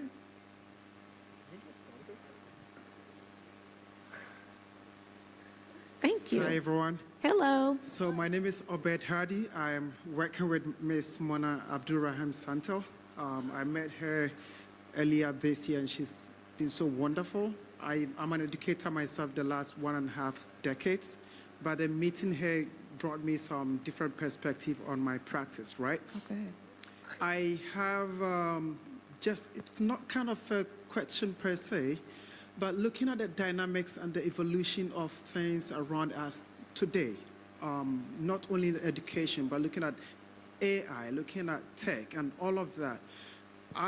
From where I'm coming from, I'm Ghanaian originally, and I grew up from the village as well. Look, until 10 years, I couldn't read ABC or count 1, 2, 3 because I literally wasn't going to school. I was living with my grandma in the village somewhere. But when I moved to be with my dad, in less than a year, I was representing the district in quizzes. And I've seen how this man, not even from the school, because today kids have like phonics. I've taught phonics in China and all of that. I didn't have that, 10 years. But my dad every night would make sure I spent at least 2 hours or something. I was reading books. I read 1 book every night, and it changed the paradigm. So the point I'm trying to make here is, how do we reconcile all these discussions we are having on village models? How do we reconcile it with the evolution of technology? And how do we also ensure the issue of ethics and morality whilst we are exposing the children, because we are mentioning so many stakeholders? How do we ensure to foster the issue of ethics and morality while we expose our young students to all of these different people in our communities in the modern 21st century environment? Thank you. Someone want to take that? Mona, you? Well, I'll take it then. First of all, thank you, Obed. And thank you also for sharing, because, and this is an example of, we don't have to start learning to read and write at a very young age. But if we have the other values that we learn, we can always learn these skills. Now, I want to go back to that point of AI and everything, because the world is changing very fast. And education can almost not keep up with the change that is happening. And oftentimes again, I'm going back to parents now, because I'm taking the village model and not so much to educators, but parents they want to help their children and say, okay, I'll tell you how it is because I know, because I've gone through what you're going through now. But the thing is that we as parents have no idea how it is to be a child today. We need to evolve, and when it comes to AI, for example, children growing up today, they will learn different things and they will learn differently, and they will maybe even learn from one another more than from educators or parents. So again, it's the village model in a sense of a social model, children learning from one another instead of learning from people who are older than them, because trust me, we cannot teach them. They can teach us or teach one another. And I also think that there was a conversation held yesterday about the morality, and technology is evolving. But I think it's also, we have to be very intentional, whether it's in school or in our homes, to really make sure that children understand the ethical part. There has to be a balance. There's still humanity, right? So even as we're evolving and AI is here, there has to be a reminder of the humanity that should undergird all of that technology. Otherwise, we'll be in a world where we can kind of see that kind of peeping through right now, where people are not responsibly using AI. If you go on social media, sometimes you don't know how many of you have gotten hacked on your social media, or you see someone on social media and it's not really them. People are using their likeness or other people's likeness. And that's a morality issue. That's not really understanding that there's as humanity, right? Just understanding that as human beings, we still have to do what's responsible. And so we can't take that by chance, and we can't assume that students or children or even adults will learn that through osmosis, just because we should. And so there has to be many conversations. It should be embedded in our curriculum. There should be policy around it. If you don't have that in your schools or in your organizations, policy around ethically how we should responsibly use that. We've done that work in our district. And we didn't just put that out. We had parents, students, teachers, administrators around the table to say, okay, what is our reality and how are we going to address this? Because we can't just assume people are going to use it responsibly just because it's there. And so I think that is still a responsibility of ourselves, even as educators, to make sure that's actually happening. But thank you for that share. If I could just add, it depends which part of the world you're in, but these moral values and ethics and what we're talking about, in some countries like here, we can see a lot of family bond and people sitting together, and maybe that's one value that I value a lot here in this part of the world, and where automatically when families sit together, Pakistan is the same, Hong Kong, where we have 3 or 4 generations that can learn from one another. I personally have brought my mother from Germany 2 years ago. She lives with me. She's 91 now. I have my children, and I am going to be a grandma soon. So we will have 4 generations living basically very close with one another. And the thing is that my children love sitting with their grandmother and hearing stories from before. And it's even the way we communicate with elderlies that is different, because we sit there, we have a cup of tea, we speak differently than when we go onto social media and speak with our friends, right? And then when we have small children, again, we act differently. So it is a kind of a village model in a family, also a family model, where we can really learn from generations. Absolutely. And then going back to my great-grandmother, that was one of the things, all of our grandparents, that we learned, and even I carry on to today, even with my father, who is very intentional. When we come together, we celebrate Kwanzaa, for example, every December, and one of the things we talk about is those 7 principles that we carry throughout the year. It's not just the one time of year. And anytime our family gets, we're singing, we're sharing stories, and we're learning things about our grandparents so that we can carry that on from generations to generations, because the reality is that some of our children don't get to experience their grandparents. And so then how do we carry that on? So thank you for bringing that forward and reminding us about that. Are there any more questions? I know we're out of time. Yes, please come forward.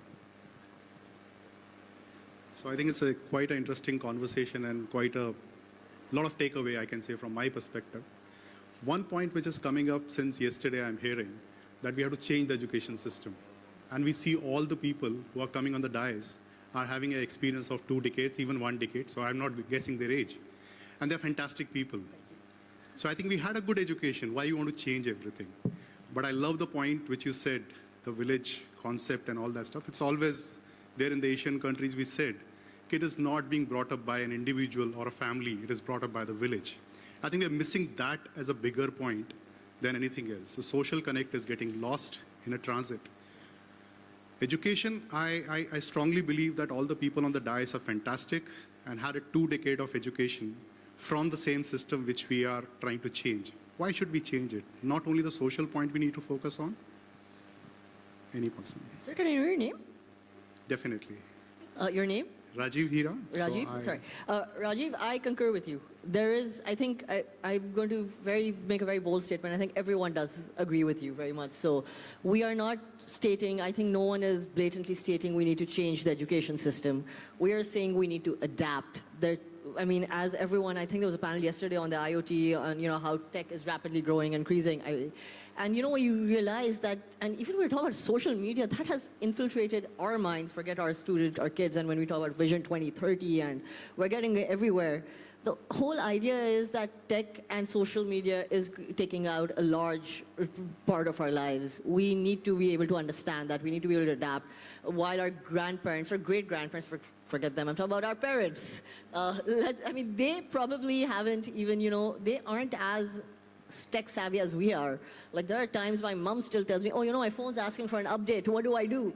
It's like, Mom, it's a Samsung update. It's okay, you know, go for it. For us, it's so like common sense. It's just, you got to do it.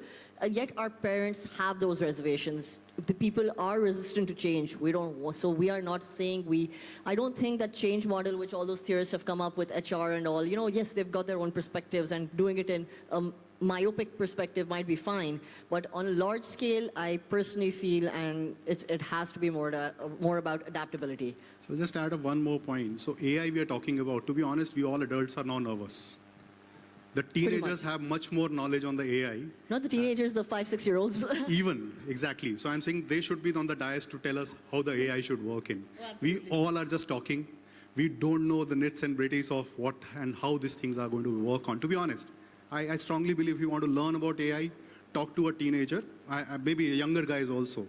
So I think that's where there is a lot of nervousness with the adults, and they want to change, which we are in an age where even our elders have dominated us, and our youngers are dominating us.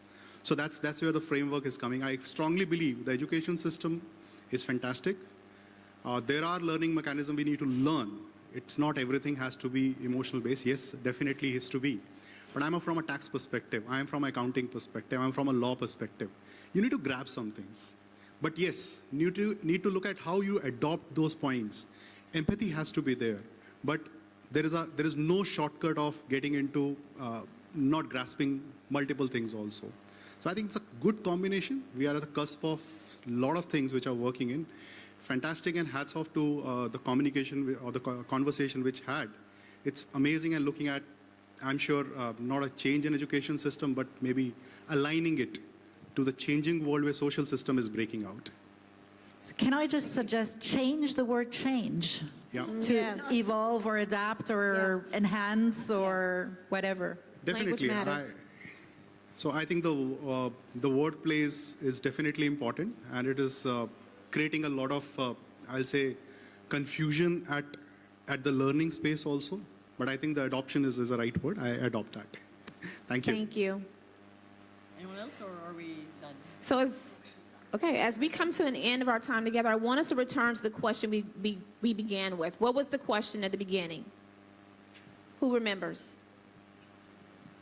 What question should we be asking? How are our children? Okay? So as we close, we want you all to remember that all of our insights for today about partnership, equity, belonging, and psychological safety help us answer that question more honestly.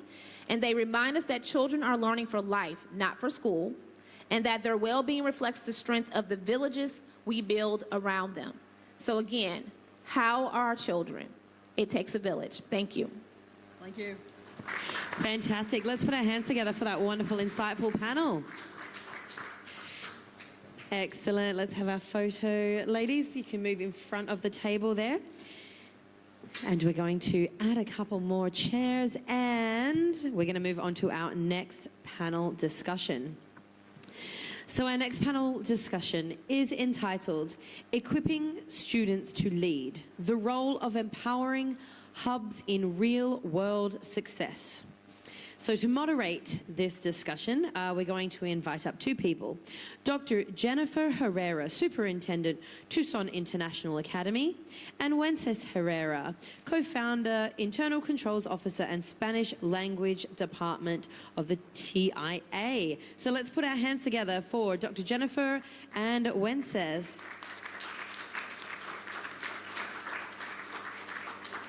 And our panelists, joining them up here on the stage, Lloyd Pio Apse, Jem Harold Deliarte, Monique Canez, Roy Goris, Rubina Herrera Speta, Andres Burola. please come on down, panelists, and let's put our hands together.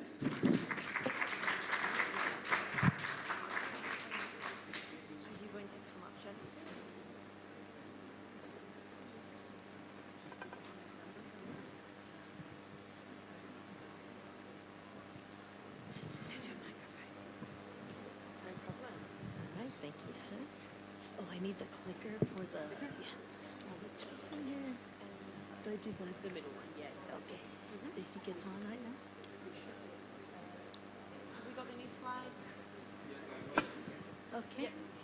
So I click this one. He's going to change it right now. One moment. Oh, this one. Yes. 1, 2, 3, 4, 5, 6. Okay, you're good. Well, I'm going to come a little closer to you then. Do you guys have 2 microphones? Okay, 3. Okay, great. Yeah. Oh, that's wonderful. Okay, that's great. Okay.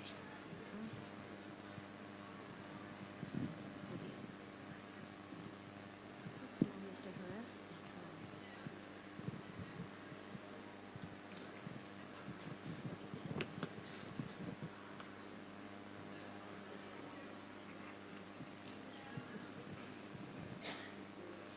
All right, good morning, everyone.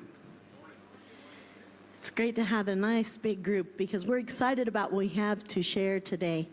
My name is Jennifer Herrera. They call me Dr. J. I'm the superintendent and co-founder with my husband of Tucson International Academies. They are 4 schools, kindergarten through 12th grade, offered in the same school. And we use the age differences to teach kind of etiquette. We don't think schools should be a place where kids fight and act up and have wars about how they dress. So we have a multi-age type of setting. We have 24 years of our public school being open, and that means we have a contract with the state, our government of Arizona. And we also just recently are releasing a private version of the same school that will be global. And we're launching it actually through Mr. Jim and Mr. Lloyd in January. So we're very excited about that. It's a virtual school. Our 4 schools, 3 are in person, 1 is virtual. And that has really helped us. Ever since COVID, families have been somewhat in crisis. They're working 2 or 3 jobs still to catch up from 5 years ago. So they're having trouble getting their kids to school. They're having trouble making things on a schedule. And so the virtual academy assists for those weeks when someone got sick or the car broke down, and they can continue their learning online. So we have everything synchronized in our schools. The biggest thing that I like about our schools is that 100% of our graduates will be accepted to 2 or more colleges. Because we don't believe school is just for the sake of school. We believe it is preparatory. It is also meant to be life skill building. So we have project-oriented work, we have a lot of clubs, we have a lot of real-life experiences for them. And 100% of our kids that graduate get accepted to 2 or more colleges, and we help them with that transition. Even when they finish their degrees, we also offer transition from college graduation to the workforce.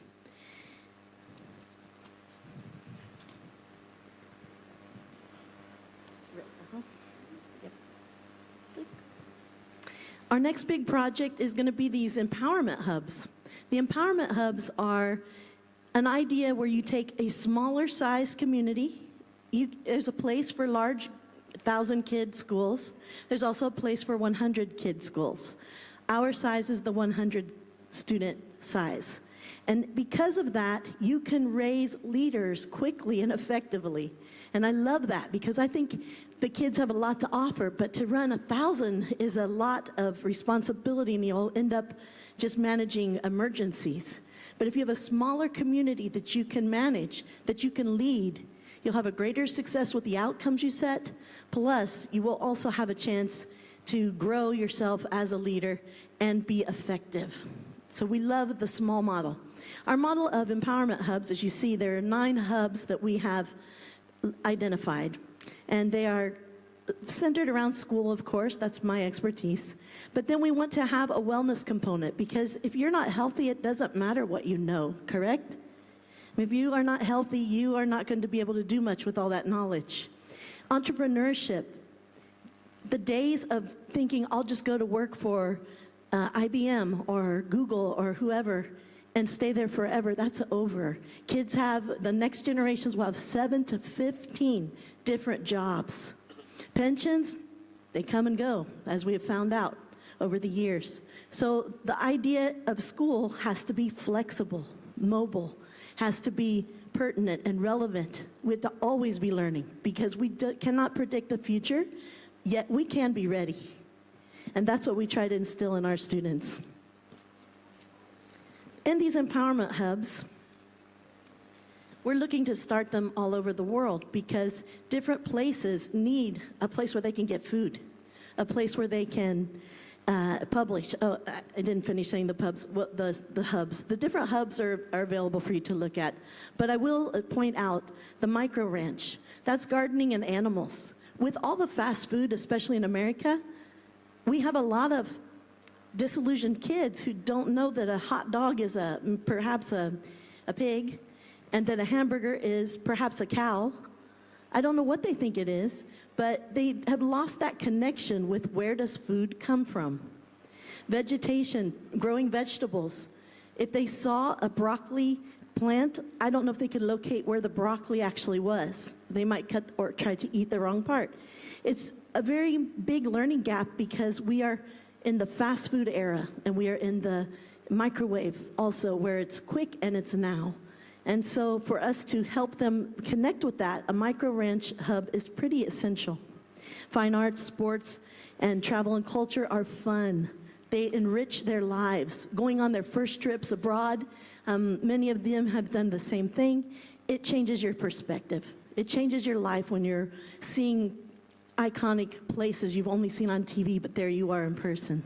That is revelational. We also have the sports and the publishing. Publishing, we have to teach people how to communicate. And again, extra challenges from COVID.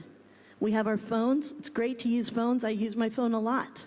But I also know how to talk, and I want my students to know how to talk, how to speak, how to present, how to share in a meaningful but friendly way. Those are our goals that we have. So in the hubs, it's like creating a small community with many things and opportunities available for whomever in the community wants to participate. And we like the idea. We have a version of it right now at our school. And all of these that are on stage are our leadership staff. We are one team. We work together every day. And we have worked together for a long time. We have 24 years of being a school. And with all of you, let's see, some of them I've known since they were students in our school, 2 of them in the middle. And the others have come to us from the Philippines for 5 years and from Netherlands for, I don't know, 9 years, 7 years, something like that. And Mr. Barola, 4 years. It's been a lot of fun. But over the time of knowing one another deeply, we have come to our convictions and we understand what we value and what we want to see in the future. And we have the power to create it because we can work together as a team to make it happen. And that's why we're here today. Our most recent output, as we look towards the empowerment hubs, we're like, well, we are, like I'm too old. I'm not going to run all of them. No way. I am not going to do that. But what I could do is I could raise leaders, younger people who want to initiate some change in their community, in the village concept we just heard about. Taking a small number of people who do want the change. Everybody doesn't have to participate. Everybody doesn't have to like the idea. But we could offer it. And as we offer it, we see who comes, who wants it. And then we help them find their place in contributing and in serving in their community. That's our humanitarian hub. We wrote a book about leadership. Because if you're going to have leadership, if you're going to have empowerment hubs, you need leaders. You need leaders who can come, who can direct, who can identify and empathize, and yet still make things happen so that it's like that everyone feels productive. Okay, and so in here we each took a chapter and wrote it and have shared our leadership experiences. What have we learned to this point in our walk, our journey of leadership? All of you are clearly leaders. Where are you in your walk? We are handing out our book for free. If you see one on a table that is available, please take it. We are offering it because it's a very simple and practical application of leadership skills to your life. And you can see what we found for us, and then maybe you can go out with your team and write your own book about leadership. The world needs to hear these sorts of things. They need to hear about leadership. They need to hear what you're thinking. And if we wait around for the government to act on our behalf, we might be waiting a while. If we wait around till we get money, probably going to wait forever, right? I'm 60. That's a long time. So you have to get started, you know? So what can you do? We're here to challenge you. We have challenged ourselves. We brought ourselves here in the middle of school year. It took a lot of logistics, but we made it happen. And so we're here to share from our hearts. We're very excited. Let's introduce the team. We have, of course, my husband, my co-founder of the schools, Wences Herrera. Hello, good morning, everyone. I'm Mr. Herrera, and I'm the co-founder of Tucson International Academy, which is located in Tucson, Arizona, in the United States. I am the internal control officer. I wear many hats, but that's one of my titles. And the other one is that I am the international language coordinator for our schools, for our district. And so I believe that education is a right for everyone. But there's a but there. But each person is responsible for their own personal growth and development. Leaders, they're not born. They are developed. As long as they get the right tools, have skills modeled for them, and are given plenty of opportunities. You see, the scope of their leadership may vary, but they can be developed. Thank you. Now I direct it to Mr. Lloyd here. Good morning, everyone. I'm Lloyd Pio Apsai. I'm a high school science and math teacher in Tucson International Academy. I'm also a student council moderator and also a cultural exchange ambassador. Over the past 10 years, I've had the privilege of teaching in the Philippines, Thailand, and now the United States. These diverse experiences have shown me one consistent truth. Kids thrive when they are given intentional space to grow. And that is exactly what empowerment hubs provide. Later, for our discussion, I will be talking about how I have seen math, science, and even student government ignite a leadership spark in my students. Thank you. We have here Mr. Jamhera Del Yarte. Good morning, ladies and gentlemen. I'm Jem Del Yarte, and I'm a principal at Tucson International Academy, and I'm also a cultural exchange coordinator and as well the director of the Stars of Broadway Performing Arts Hub and a member of the Tucson International Academy District Executive Leadership Team based in Tucson, Arizona, United States. And my leadership journey began in the hinterlands of the Philippines and has taken me across Japan, Thailand, and now in the United States. Over time, I've learned that leadership isn't about titles or power. It's about trust, inclusion, and the courage to create spaces that everybody can thrive and grow, especially our students. Today, I'll be sharing insights on how I led across borders, my journey of trust, culture, and resolute service, and how I influence my students to become student leaders themselves as well. Thank you. Buenos días. Me llamo Rubina Herrera Espeta. I am known as a legacy student at Tucson International Academy. What does that mean? It means that I was a student with TIA since grades kinder all the way through 12th grade. I have a Bachelor of Science in Elementary Education from Grand Canyon University in Phoenix, Arizona. And I have taught 2nd, 3rd grade, 5th and 6th grade, now currently teaching Spanish across all grade levels at TIA. As a Spanish teacher, I believe in teaching to a diversity of students to bring awareness of cultural appreciation. I am looking forward to speaking about how Spanish class helps students develop cultural leadership. Thank you. Good morning, everyone. I am Monique Cañas.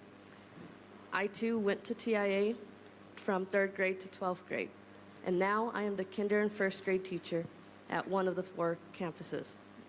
I have a Bachelor's of Science in Early Childhood Education from Grand Canyon University in Arizona. I am excited to share how, even in kinder and 1st grade, they can become leaders. Thank you. Good morning, everyone. Guten Morgen or goedemorgen. A little segue before I start. The 2 gentlemen that were here this morning, they tried to pronounce the word Groningen, and they said it was to clear their phlegm, and I had a little chuckle, and I was pretty impressed that they could put that word together. As you probably then can hear, I am a native from the country they were talking about. My professional journey started about 40 years ago. I have an MBA in business with a concentration of accounting, and I would never thought I would be sitting here in front of all of you talking about education. Throughout that time of my 40 years in the profession of either in the military or in education, the principles of selfless service have defined not only how I work, but also who I am. I have consistently aimed to serve others, support my teams, and contribute to a greater cause than myself. Not for the recognition, but because it aligns with my personal values and purpose. I would like to take you on a journey about selfless service. When we come back for the 2nd round, I would like to pass the mic to my esteemed colleague. Good morning. It is an honor and a privilege to be with all these dedicated educators in this room. My name is Andres Andy Barola. I'm the operations manager of Tucson International Academy. As Dr. J said, I've been with the organization 4 years, but prior to that, I have 23 years in education, starting as a counselor intern, a classroom teacher, pseudo administrator, coordinator, and then finally a principal on a Native American reservation, then coming back from the reservation as a dean and a curriculum service provider, and now working happily at Tucson International Academy. When I started my journey, I thought of a quote by a famous soccer player, Pelé, from the country of Brazil. Success is no accident. It is hard work, perseverance, learning, studying, sacrifice, and most of all, love of what you are doing. And I've never felt that I worked that old cliche. Since I've been in education, it's been a labor of love. It is a calling, it's a vocation, and I look forward to explaining that a little bit more with you. Thank you. Right. Dr. J? Excellent. All right, that is our leadership team for Tucson International Academy, but also for these future empowerment hubs. We have 4 schools, so different ones of them are principals of different areas. Different ones of them run different programs, and a lot of them, the older ones, we that are older, have done everything. We've taught, we've been principal, we're now superintendent, we're doing different things. So what I also want to point out is retaining teachers. It's really, we've found it very, very helpful to offer promotion from within the organization. It's a little tricky because if your partner teacher doesn't get promoted and you do, but we facilitate a culture that celebrates people's growth, and we assure everyone, whatever your goal is, you will hit it eventually. No one's against you. And we have found that to be extremely successful. We've received many accolades from the government who has released us to do schools for not having much teacher turnover. It's a very positive place. Last year we had 0 teachers leave. It was a very kind of fun year because this year the training just went up, up, up because we've already been trained how to work our systems and we've already seen some of the progress. And so now we're just able to build on that this year. And it's a very rewarding year. This team as well, as you see, is multi-age. I think there's something of value there. Yes, you need to get with your generation sometimes just to hack out how are you going to reach that group, and maybe those your same age are better at figuring that out. But the diversity of the ages of the staff is is like worth $1 million. It's worth everything to include everybody. And to have the young ones here, and then the medium ones, and then the older ones, is great because we're all in a process of developing personal leadership. We're leading ourselves, we're leading our families, we're leading our schools, and we're all in different places, yet together we make a pretty awesome team that can get anything done. We have a saying, it says, make it happen. It's like if somebody says, we need this, but it looks like impossible, we say, make it happen. And I can't tell you how many times they come together and they make it happen because they know each other, they know the strengths and weaknesses of each other, they respect each other, and it is always finished to the highest level. So I'm very proud of them. So now we're going to go, they each have a 3 to 5 minute, I guess you could call it a speech, that they're going to give about their particular role of leadership development and with how it pertains to our empowerment hubs. So we're starting with Mr. Lloyd Epsey.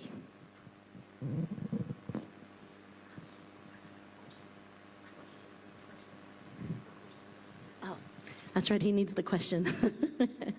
All right. Mr. Lloyd, how have you seen math, science, or student government ignite a leadership spark in your students? Thank you, Dr. J. Good morning again, everyone. I'm very thankful and honored to be here in this conference. And thank you, Education 2.0, for this, or for inviting us here. And for my TIA family, thank you, Dr. Jennifer Herrera, Mr. Wences Herrera, thank you for this opportunity as well. As part of our school's Aspiring Leaders Initiative, I firmly believe that leadership today is not defined by titles. It's defined by influence, initiative, and responsibility. My own journey as a former student council officer in both high school and college shaped the educator I am now. In the classroom, especially in math and science, I emphasize curiosity, application, and problem-solving skills that naturally ignite leadership. When I was teaching in the Philippines as a science teacher and also a student council moderator, I had a student who excelled in all academic areas and every school activities. He dreamed of becoming a student council president since he was in 7th grade. And he achieved it on the last year of high school. In our first meeting, I challenged him with 2 questions. How will you improve this small community, and what legacy will you leave? By the next meeting, he and his team presented a fundraising and legacy project, completing a covered court and installing safety nets to make space safer and more functional for students. They planned it, budgeted it, and executed it. And it became a lasting contribution to the school. Today, the same student is the CEO of his own advertising company and marketing company called Dobo, with over 30 employees in the Philippines. As his former teacher, the signs were always there. When students are trusted to make real decisions, are given constructive feedback, and allowed to learn through action, then leadership naturally emerges. And in our increasingly interconnected world, cultural intelligence is now just as essential as digital literacy.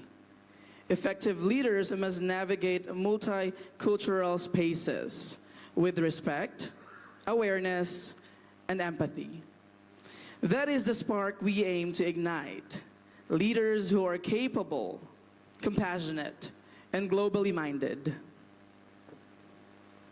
So what will be the role of the empowerment hubs in igniting this leadership? Empowerment hubs are not simply after-school programs. They are structured environments where the students can develop real-world skills such as leadership, collaboration, cultural awareness, and problem solving.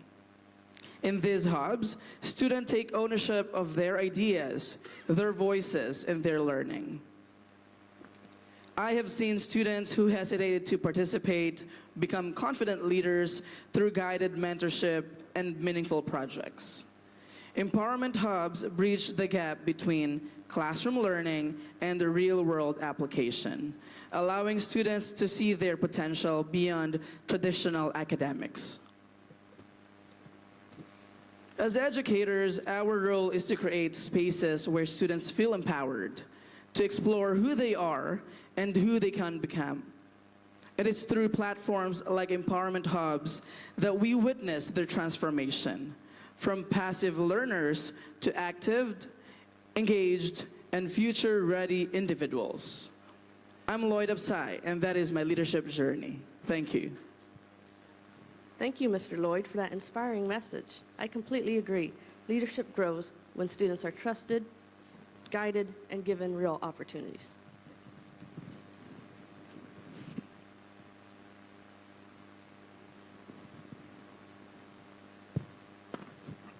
Our next person is Mr. Jim.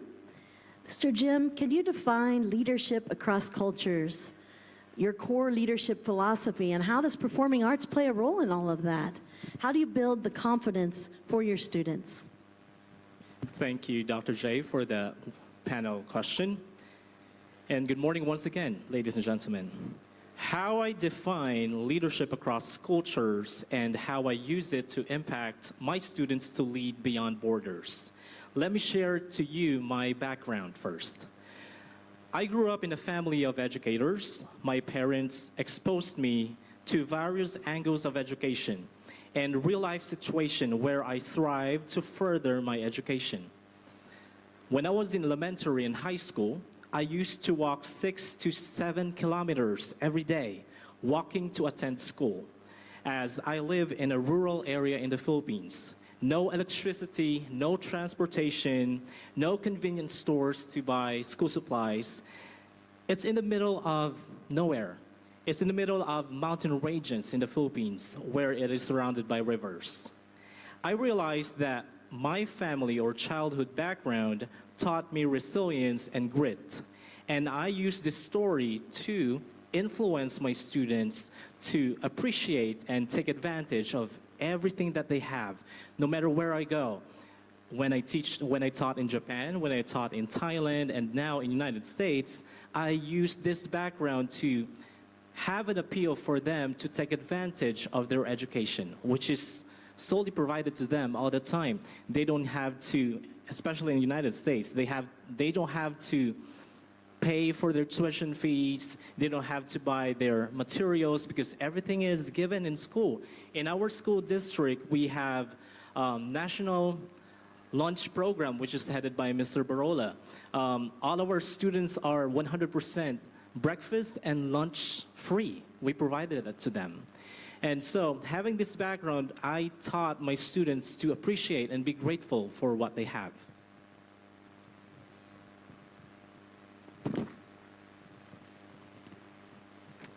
And as I further my education to Nippon, Japan, the land of the rising sun, as an international educator where I led a Japanese English department and international programs, student exchanges, Japan taught me discipline and precision through the concept of omotenashi. I'm not sure if we have Japanese nationality here, but then Japanese taught me omotenashi, which is hospitality, and realized that every detail is a reflection of integrity, because honesty and integrity is everything in Japanese village or community.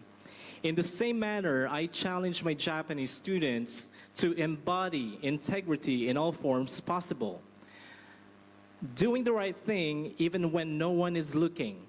And for example, when you go to Japan, I used to work in Japan in Kyushu Island in Miyazaki Prefecture. When you leave your phone, for example, or your wallet in a public place, after 24 hours, it's still there. All right, but then generation change. Of course, there are so many influence that the young generation have. So this integral part of their community somehow changed and thrift away as well.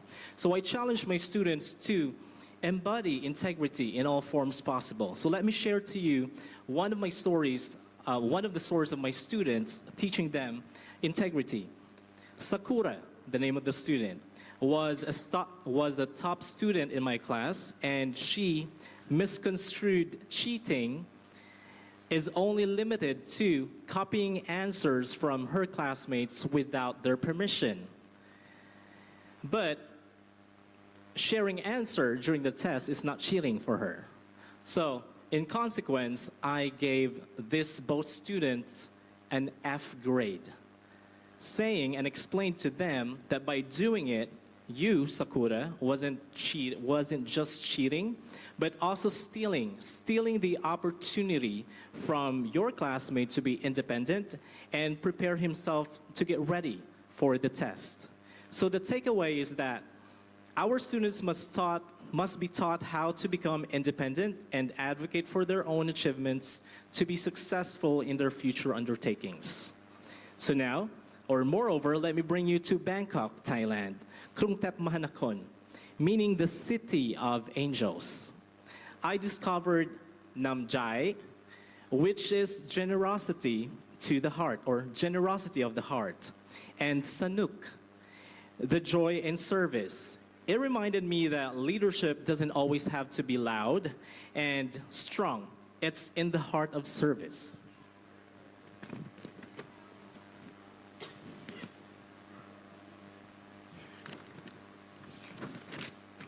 And currently, I'm in United States, and I led boldly and innovatively, especially through the programs that celebrate cultural diversity and empowering students to become young leaders. And across these 4 nations, Philippines, Japan, Thailand, and United States, I found that culture may differ, but the foundation of leadership remains constant. It's trust, empathy, and innovation. I show up consistently, honor diverse voices of my co-leaders, of my students, and ground decisions in integrity. Cultural leadership isn't about changing who I am. I'm a Filipino. That's my Filipino heritage. And it's all about adapting how I serve. Leaders never stop learning how to innovate, and through Tucson International Academy, I've discovered that performing arts and storytelling are powerful tools for building leadership capacity among our students, like drama or Broadway presentations, through our Stars of Broadway, Perform with the Stars from Broadway, New York. Students perform alongside with professional Broadway artists or performers, not to entertain, but to transform. I've witnessed a shy student, uncertain student of mine find their confidence under a spotlight that's leadership in motion, the kind that begins as a whisper and ends as a roar. The Performing Arts Hub teaches more than performance. It teaches resilience, discipline, and self-advocacy. These are the same skills our students will carry into their future careers. And to my fellow leaders here in this room, our call to action is that wherever we are in the world, leadership begins where ego ends and service begins. Let's ask ourselves, how can we adapt our leadership across cultures without losing who we are? What legacy will our leadership leave, not just in results, but in the lives of whom we serve? Because leadership isn't about commanding others. It's empowering others to become leaders as well. In closing, I'm Jem Deliarte, an international educator from the 7,641 islands of the Philippines to the Japanese corporate boardrooms, Bangkok classrooms, and United States stages. I choose to lead with trust, empathy, and creativity, and to continue building bridges where cultures meet, stories connect, and leadership takes root, and leading across borders. And once again, this is my leadership journey. Thank you.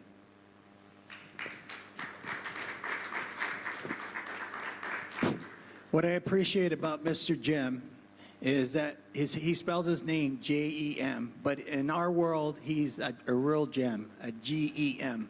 So thank you, Mr. Jem. I do want to say what I appreciate most about your journey is that the relationships you build with your students and your families, but I could see my own child being under his guidance and leadership. That's how much faith and confidence I would put in this man. So thank you again for sharing that. You're welcome, Mr. Barola. Appreciate it. And now, next we have Miss Rubina Herrera. Ms. Ruby, how has Spanish class helped students develop not only language, but also cultural leadership? Spanish class has provided students with valuable skills that extend beyond language acquisition, fostering cultural leadership in several ways, starting with cultural awareness. This is where students, they gain insights into diverse Spanish-speaking cultures, traditions, and histories, promoting empathy and understanding. This awareness is essential for effective leadership in a globalized world. Second is communication skills. Learning Spanish enhances students' ability to communicate in a multicultural environment, such as a conference such as this, Education 2.0, maybe even empowerment hubs, where they might live somewhere else in a different country. Proficiency in another language helps them engage with diverse populations, an important trait for leaders. Then there's critical thinking. Through discussions about cultural context and societal issues, students develop critical thinking skills. They learn to analyze different perspectives, which is fundamental for effective decision-making and leadership. Then we have collaboration. This is where group projects and activities in Spanish class encourage teamwork, and I'm very big on teamwork. For example, we have fiestas that we celebrate specifically for Spanish. We have Cinco de Mayo, as well as 16 de Septiembre, and that is September 16th, Mexico's Independence Day. This is where students have the opportunity to work as a team, wear traditional costumes, as well as perform traditional dances, or they have the choice to sing songs in Spanish. Students practice collaborating with peers from different backgrounds. At Tucson International Academy, we have students from Philippines, Native Americans, Mexicans, Asia, as well as I have a specific family that's so lovely at the campus I work at that are from Togo, and they speak French. And these students have to learn to communicate with one another, with the Americans as well, in a respectful tone. So this prepares them for future leadership roles where collaboration is key, especially if they want to become business owners one day. Lastly is confidence. As students become more fluent in Spanish, they gain confidence in their ability to express themselves and connect with others. This self-assuredness is crucial for any leader. In summary, Spanish class not only equips students with language skills, but also cultivates a sense of cultural leadership, empowering them to navigate and influence in a diverse world. My name is Rubina Herrera Speta, and this is my continuation of my leadership journey. Thank you.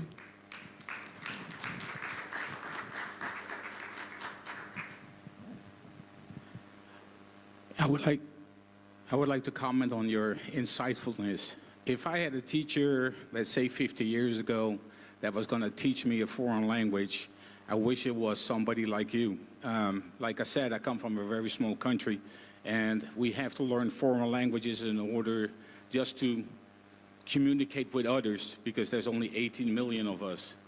So if I had a teacher that would have explained to me why I need to teach or be taught German, I would have accepted it. If another teacher would have taught me French, I would appreciate they would have explained that to me. If I had to speak English, I would have really appreciated that as well. And when it comes to my native language, that would have also been very much appreciated. So I really appreciate your insightfulness. And if I can, I'm going to sign up for your Spanish class in the future. Thank you. All right. I'm honored just seeing them honor each other. It's wonderful. Our next speaker is Miss Monique Cañez. Miss Monique, what does leadership look like with the youngest learners, the 5-year-olds and the 6-year-olds? And how do you foster leadership development in that young of a student? Thank you, Dr. J. When we talk about leadership, we often imagine adults making big decisions, running organizations, or guiding teams. But true leadership begins long before adulthood. It begins in childhood, when a student first realizes, I can make a difference. At 5 and 6 years old, children are incredibly observant. They watch how we treat one another. They listen to how we solve problems. They notice when someone is left out, when things feel unfair, and when kindness makes a situation better.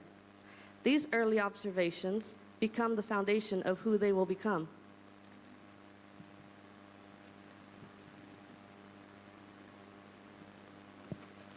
Leadership at this age doesn't look like holding a title or giving speeches.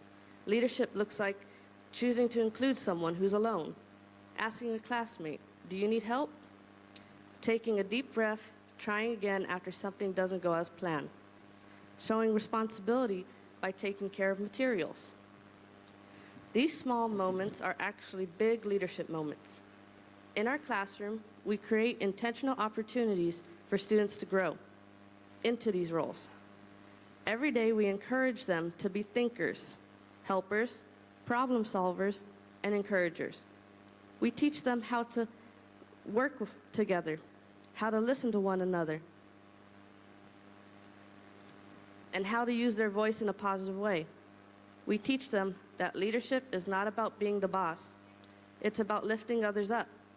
It's about doing the right thing even when it feels hard. It's about leading with empathy, honesty, and courage. At this age, children are eager to take responsibility. They love having a classroom job. They love leading the line, passing out materials, or being the helper for the day. These responsibilities may seem small to us, but to them, it's important. It builds confidence. They teach accountability, and they help children understand that they play an important role in our classroom community. We also guide students in recognizing their own strengths. Maybe one child is great at comforting others, and another is great at organizing materials. Different strengths create different types of leaders, and we want our students to know there isn't just one way to lead. We are also teaching them that mistakes are not the end of leadership. They are a part of it. When they take responsibility for their actions or choose to be kind after a conflict, that is leadership. When we encourage our students to speak up respectfully, to solve small problems on their own, or to try new challenges with courage, we help build the confidence they need to lead. When we model kindness, patience, and confidence in our classroom, they bring that energy home or into the real world community. We are planting seeds of leadership that will continue to grow for years to come. Because when children learn these skills early, they become thoughtful, compassionate people who know how to treat others and make a positive impact. And the beautiful thing is this: they don't have to wait until they are older to be leaders. They already are. Every day, in small and meaningful ways, our students show us that leadership has no age limit. When we equip students to lead at 5 and 6 years old, we aren't just teaching lessons for today. We are shaping the leaders of tomorrow. I am Monique Cañez, and that is my leadership journey. Thank you. Thank you, Ms. Monique, for that informative response to the question of Dr. J. And I truly agree on what you said, that leadership must start on a very young age. In fact, in TUS International Academy, in our school, we involve our kindergarten and first grade in our student council. They attend meetings and plannings for our student council.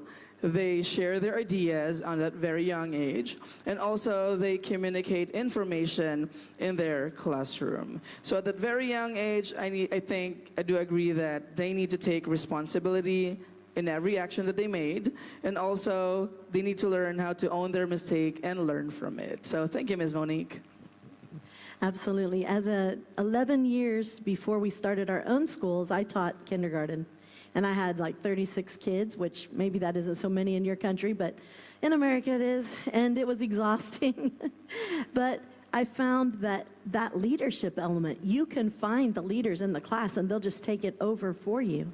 And if you honor and reward what result you want, you'll get it. And I love, I've seen, of course, Miss Monique's class, and she's a lot like me in her teaching style, and I just get a kick out of it because it's true at any age, isn't it? Even the high schoolers, even the adults that you work with or that you lead, it's just a timeless concept. So thank you, Miss Monique. Our next person is Mr. Roy Goris.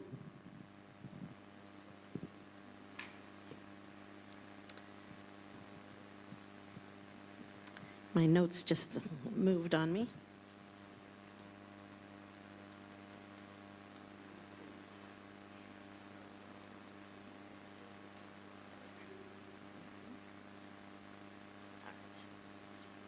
Mr. Goris, how do you equip both students and educators, because you are principal, to lead from where they're at? We're all at different stages and levels of growth, and how do you handle that?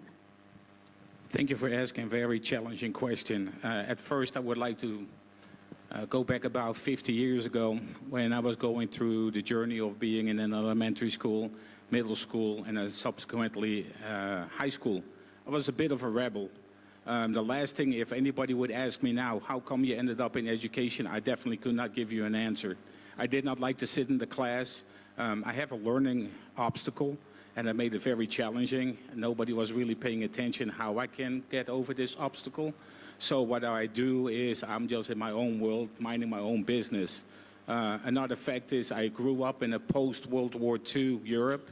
There was a lot of bullying going on because I have blonde hair and blue eyes, and not a very easy stereotypical thing, but because my family comes from Germany, they had it out for me. So education wasn't something I was ever thinking about.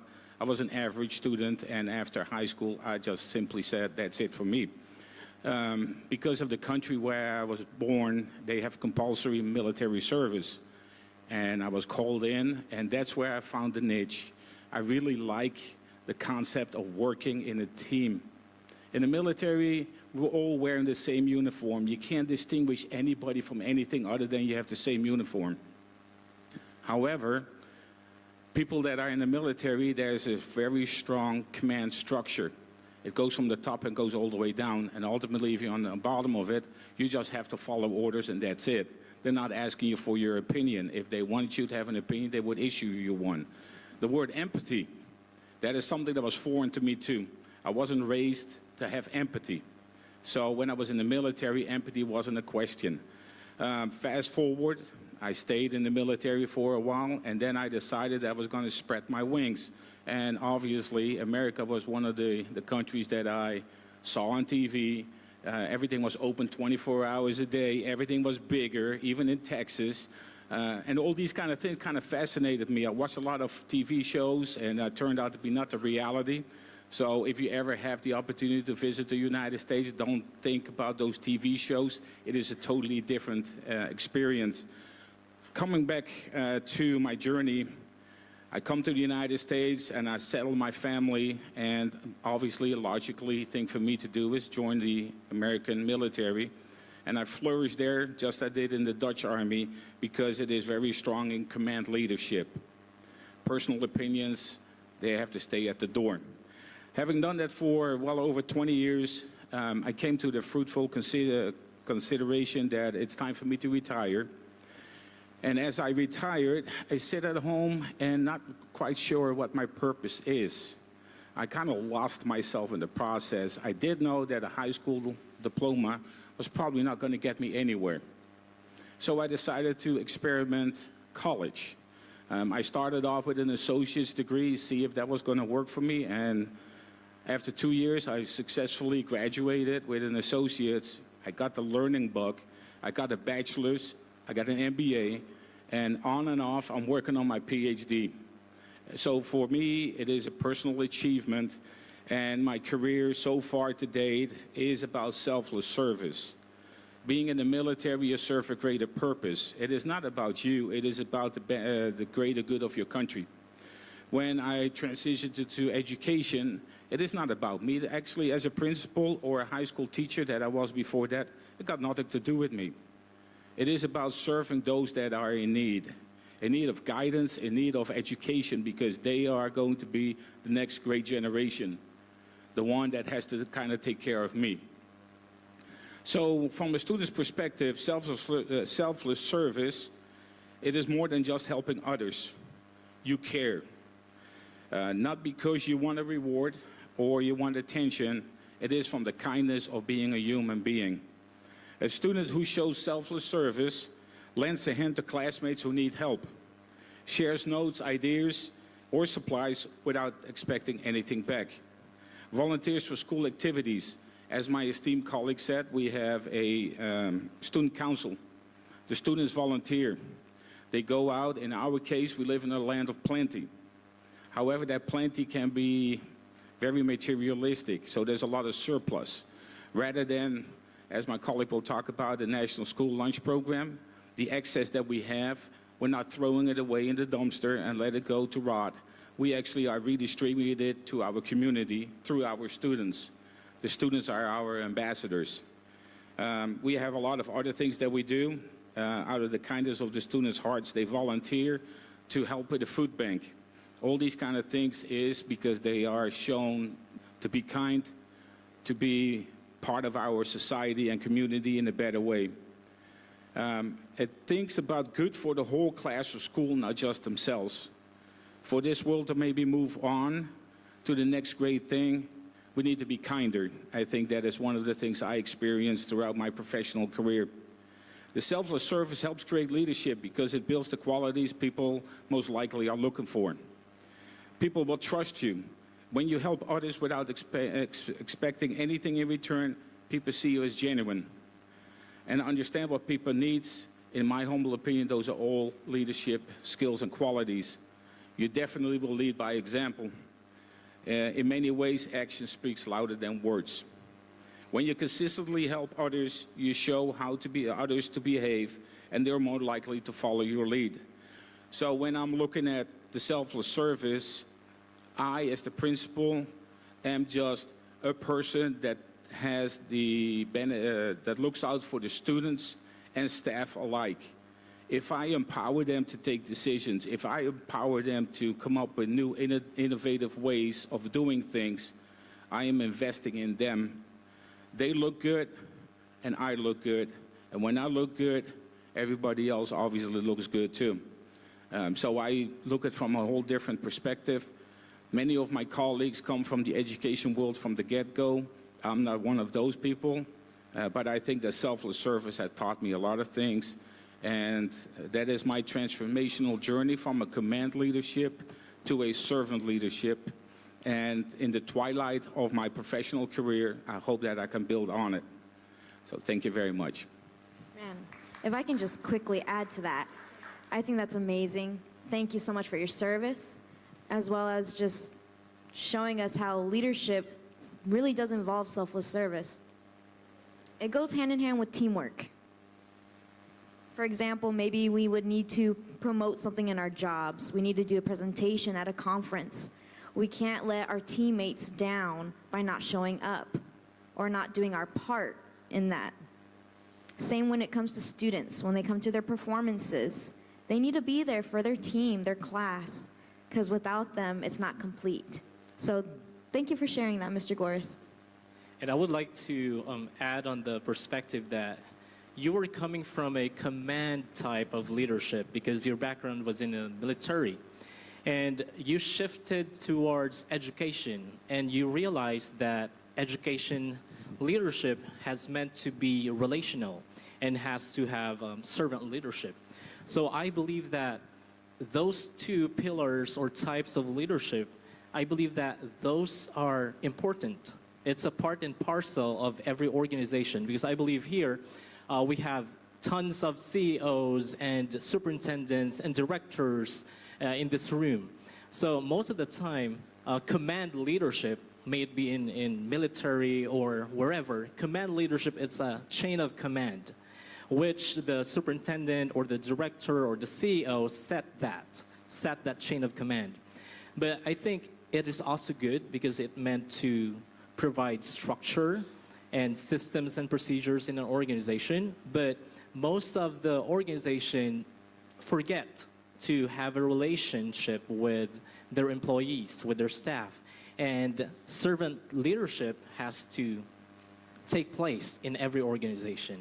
And that is a fresh perspective of both types, which is command leadership or chain of command type of leadership and servitude.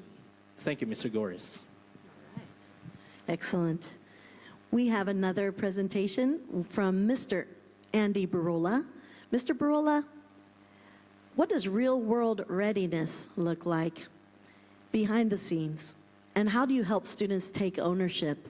You have certainly led from up front, and currently you are definitely leading it behind the scenes, yet it's so important. So tell us a little bit more about that. How do you help students take ownership, and how do your roles at the school facilitate growth and leadership? Thank you, Dr. J, for the opportunity to share my experience and how my role in the organization at Tucson International Academy enhances the organization. I've been in each of these people's position. I've been a teacher, a coordinator, and principal, and now recently a superintendent certificate. So I'm very proud of that. But what I try to do in my role as operations manager is to ensure safety for our students, to ensure that we have the focus necessary to our food programs. Hollywood makes America seem like there's gold everywhere and money's flying all over the place. It's not true. We have poverty, let me tell you, and it's real. So to ensure that our students are prepared to learn, we make sure that there's adequate meals. I didn't say spectacular meals, adequate meals for nutrition so their little brains can grow. Without that, you know, who can concentrate? So you got to get to the basics, the pillars. So in my understanding, in my role, I have done certain projects that have enhanced our organization. One of the most recent projects was securing air conditioning, HVACs. We're in Arizona, very hot place in the southwest of the United States. It's called the Sonoran Desert. Our temperatures range from any place between 100 to 115. May not be as comparable to Dubai and Saudi Arabia, but very hot for us. So we have to ensure that we have the adequate cooling to create an environment for our students to learn. We were able to partner with our electric power utility company, and they gave us a grant, and we were able to replace all our AC units, a $200,000 adventure. So very proud of that. Another activity or initiative that we had was to make sure that we had the curriculum, the books. Well, we found that we had some waste. We had books lying around in sheds, and books in the heat do not go well together. So we collected all the books, we dispersed them to where they belong in the teachers' classrooms to help our students. That saved the organization about $15,000. These are not made up figures. These are figures that from previous orders that we had that we could see. So again, building up the curriculum, helping the organization, saving money, but yet helping the students get the materials they need to learn. We talked about the National School Lunch Program, a very important program. We have people that were running it prior to, before I got involved, and they let us down. People come and go. They left us, and we were able to pick up. But each month, we spent about $38,000 per child, not per child, per the district, to ensure that we have adequate food for our students. And we have to get reimbursements. If we don't, we could not possibly absorb that type of money monthly. Okay? And then the last thing I would say as a leader and having another initiative was grow our own program, Aspiring Leaders. Right here at this panel, we have 4 aspiring leaders that came from this program. Because Tucson International Academy has a certain culture, a perspective that we want to ensure and value, that we can enhance and share with the rest of the world with our hubs. But I would like to turn to one of our panelists that was a former, well, she is, aspiring leader. Could you tell us a little bit about your experience as aspiring leader, Ms. Rubina? Of course. So some other panelists before us was talking about how leadership gets you out your comfort zone, right? That's what Inspiring Leaders is all about. It's part of it. And doing this today is going out of my comfort zone, probably all of us, even for those who also have been up here possibly. It's just a nice little challenge that us leaders need to push ourselves to grow as professionals. And that can be different for you as well. It can be anything else. But this is just my personal journey, and it's just such an honor to be able to speak with you guys at such a young age. I am 27, and I'm truly honored to be up here speaking to you guys and listening to you as well. It's very informational, so thank you. And thank you, Mr. Barola, for this opportunity. Go ahead, Mr. Jeff. Thank you. Yes, and aspiring leadership, it's one of the core command of Dr. J in Tucson International Academy and Mr. Herrera through the leadership of Mr. Barola, that they are building leaders from within. So it's really good to see us here becoming the next generational leaders of Tucson International Academy. And maybe I will not be staying in the United States for long, but it's an invisible string attached to this organization that helped me become the leader that I am right now. Thank you, Mr. Jim.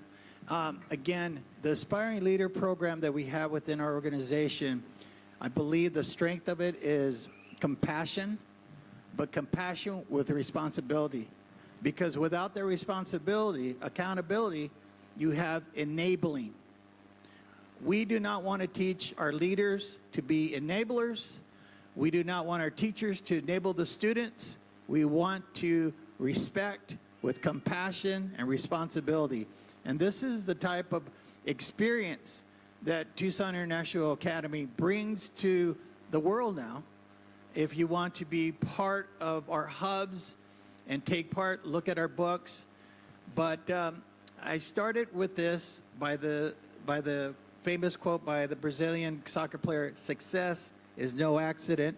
It is hard work, perseverance, learning, studying, sacrifice, and most of all, love of what you are doing."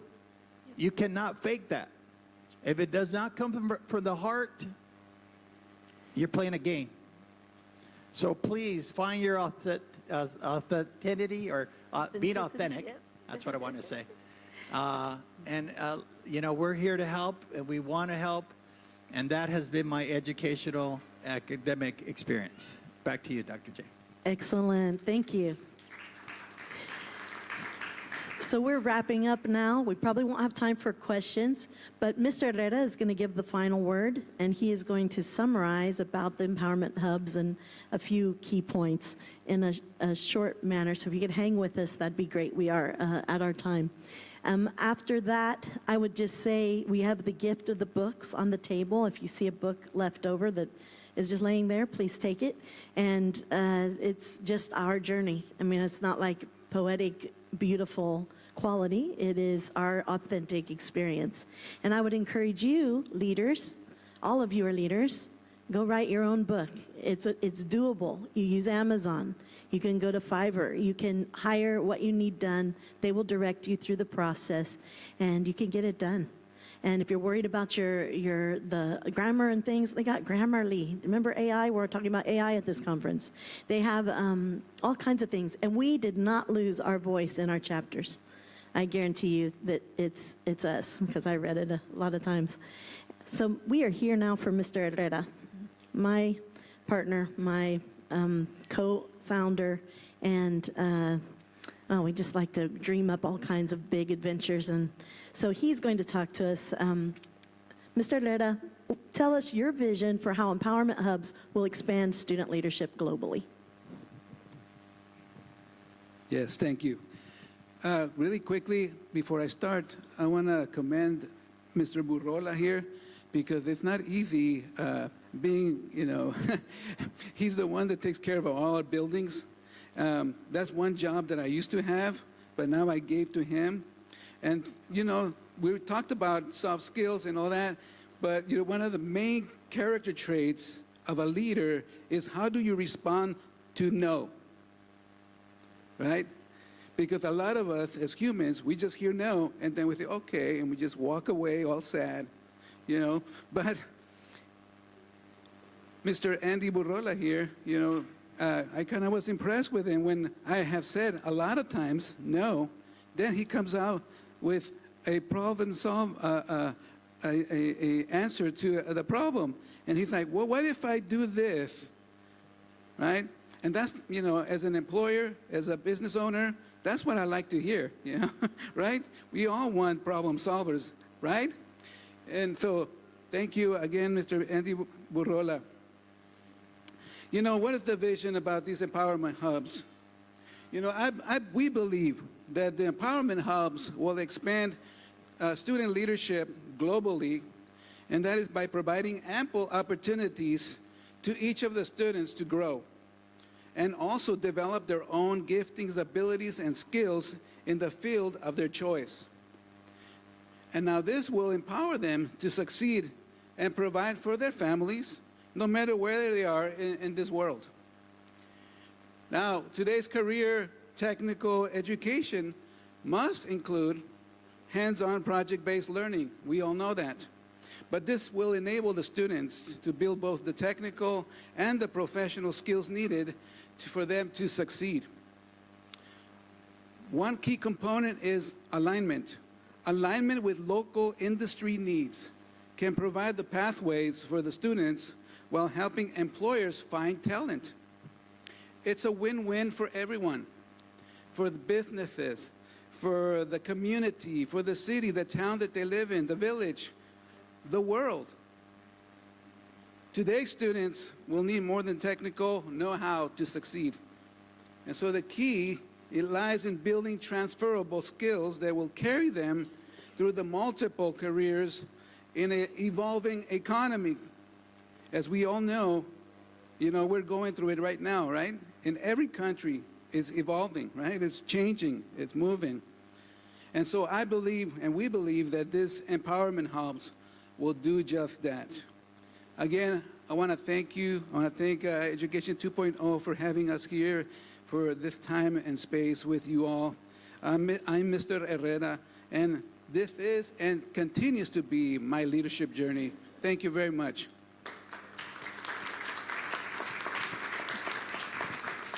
That concludes our presentation. In the book, there's a couple of flyers. In the book, I wanted to briefly point out Mr. Jim, raise your hand. He is in chapter 7. Mr. Herrera is in chapter 3. Mr. Goris, raise your hand, is in chapter 5. And Mr. Burrola, chapter 6. And myself, I'm in chapter 8. And we are going to be offering online free leadership development. So if you sign up today, I think there's a code. You just have to click to it. All right, let's see. There's the code, and it says, sign up now for Empowerment Hub Leadership Training. We're not saying you have to commit to doing an Empowerment Hub, but whatever level of leadership you're at, these 3 exercises that we have planned, 3 different sessions, they each take about an hour, hour and a half, and we're going to do them online, live. We can record them, you can request them, and it's informal, but it's not really informal information. It's very strategic. We even do it with our high school students. And it's a way for you to see who you are, remind yourself who you are, because sometimes we become something for a while because we think we need to, but it's not authentic. So these exercises get you a mission statement for yourself that's authentic. The second one gets you a mindset that's going to facilitate that mission statement, because we work on the mission statement till it's there, till it's real. Then the third one is goal setting, which we all have our ways of setting goals, but we would review another way, and it's very powerful. You get those 3 trainings, your leadership will definitely quadruple, and it is a powerful experience. We don't mind doing it because guess what? I'm using it to train others to give the training. So all of this is us in training, us training ourselves and one another and building each other up. So I hope that you all have a fantastic day. We have 2 flyers in here I forgot to mention. One is about the Empowerment Hubs. The other is about our private school. If you know anyone who would like to be a part of our private school, I mean, what they're saying they charge online is crazy, but ours is not that expensive. So if you're interested or you know someone who is, please email us. In particular, Mr. Jim Deliarte. He will hook you up. He's our current virtual academy principal at our state school, and he is going to be heading up the private school as well. Thank you for being here. I honor each and every one of you. Thank you, thank you.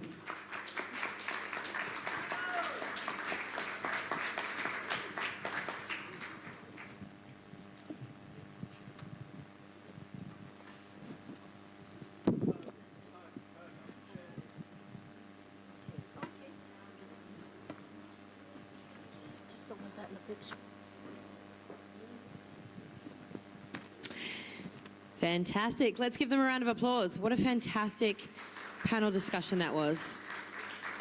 Excellent. Very informative.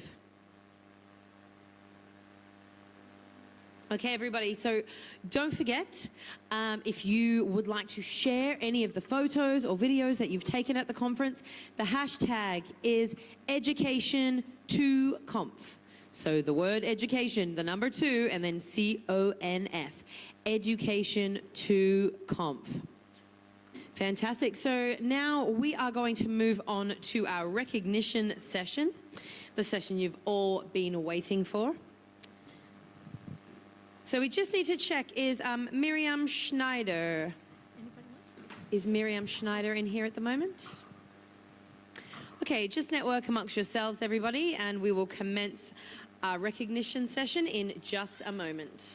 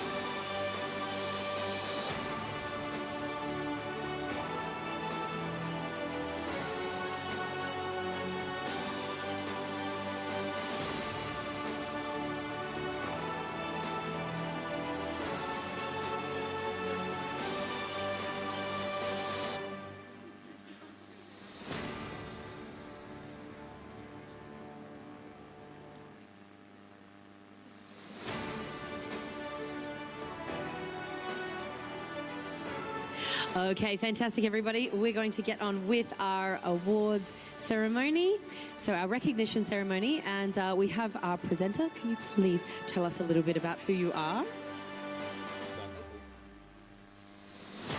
I'm Dr. Brian Nolenquist.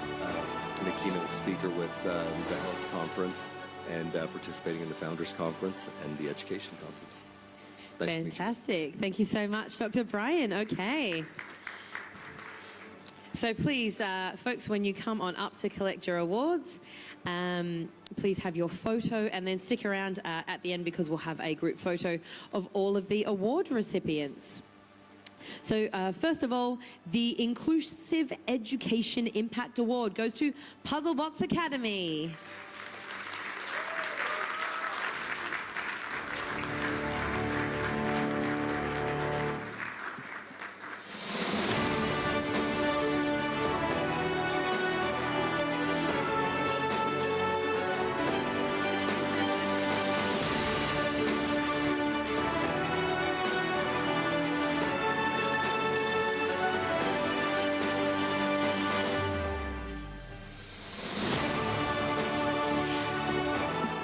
And our Excellence in Education Award, C.A. Rajiv Hira.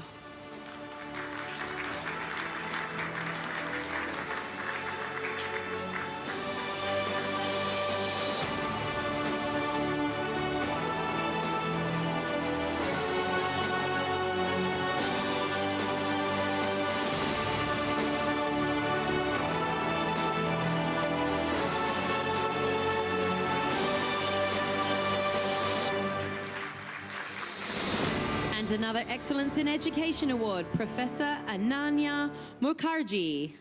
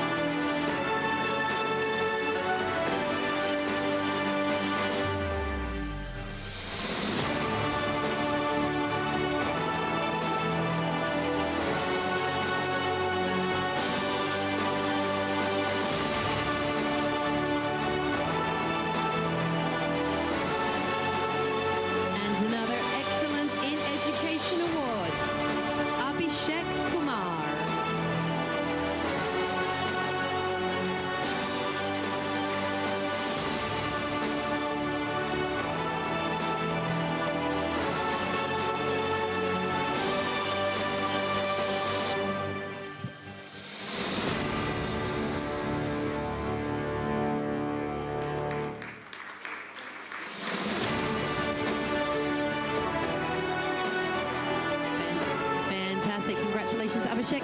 And now we are going to hear some words on behalf of Professor Ananya. Thank you, Education 2.0, for honoring Professor Ananya Mukherjee for this award. She's the Vice Chancellor of the university, and I'm glad to receive the award on her behalf as she couldn't make it to the conference. This is our second year at the conference, and last year we won an award too. So thank you once again. Glad to be here. Thank you. Fantastic. And our next award is a Visionaries Award, and this goes to Amy O'Meara.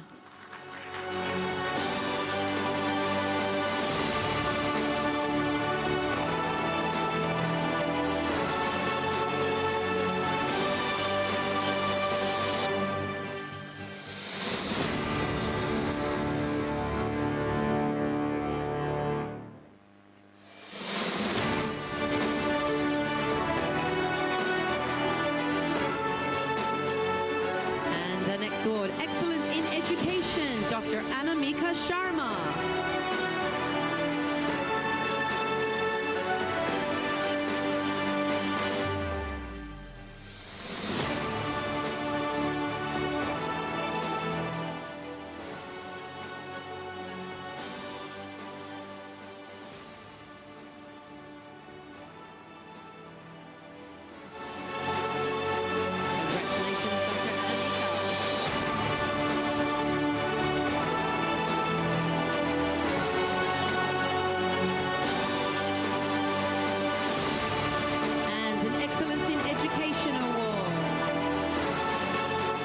Dr. Andita Putra Pratama.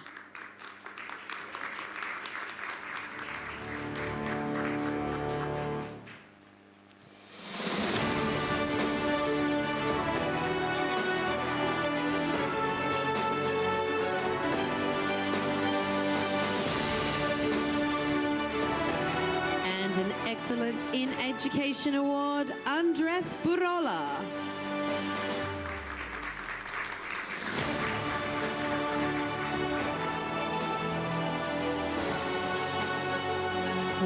We'll do that award later, shall we? Yes. An Excellence in Education Award, Dr. Arij Shafai.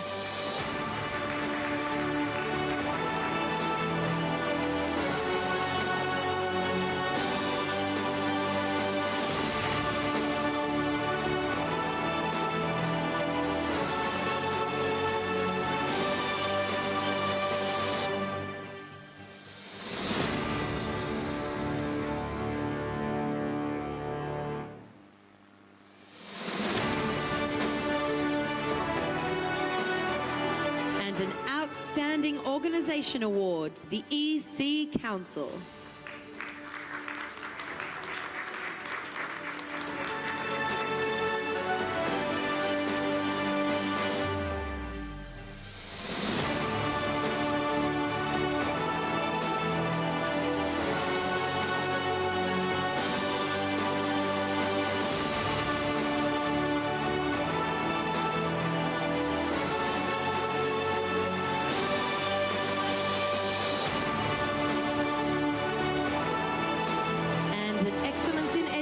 Award, Emre Gover.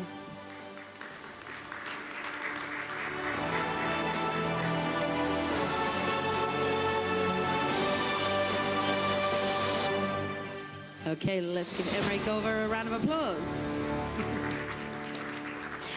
And an Excellence in Education Award, Enas Fatani.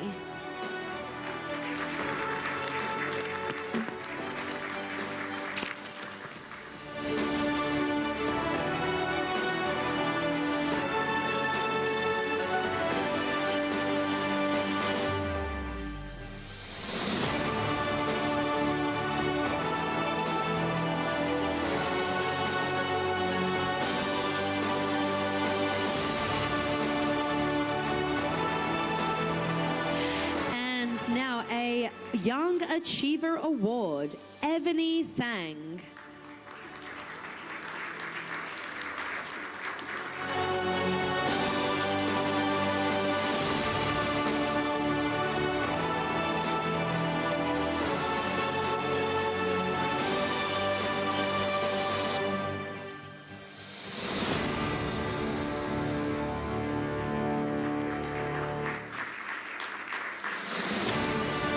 An Excellence in Education Award, Gladwin Victor.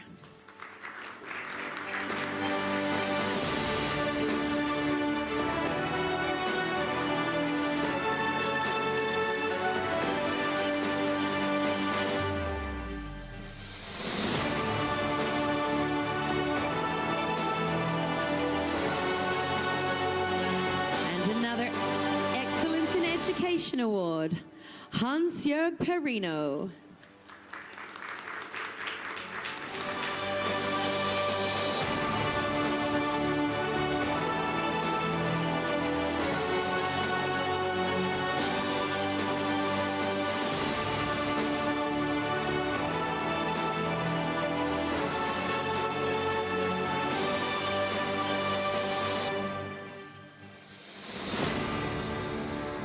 And an Excellence in Education Award, Dr. Huda Garib.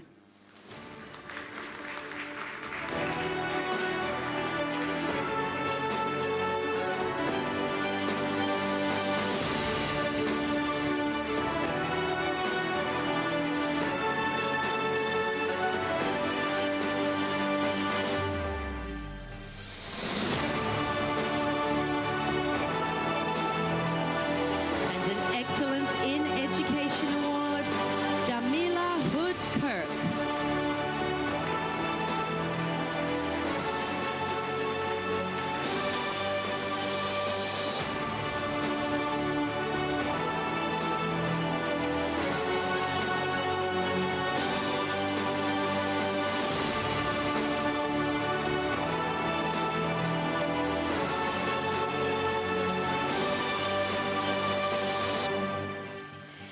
And an Excellence in Education Award, Gem Herald Deliarte.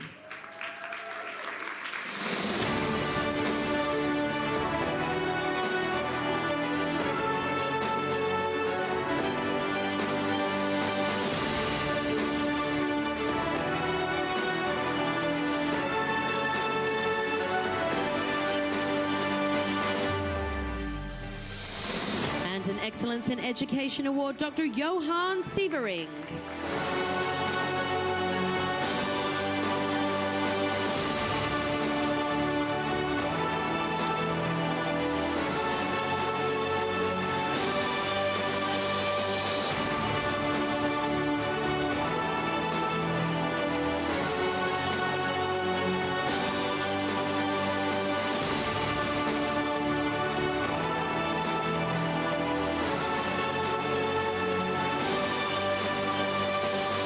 An Excellence in Education Award, K. Kwangun Chantumi.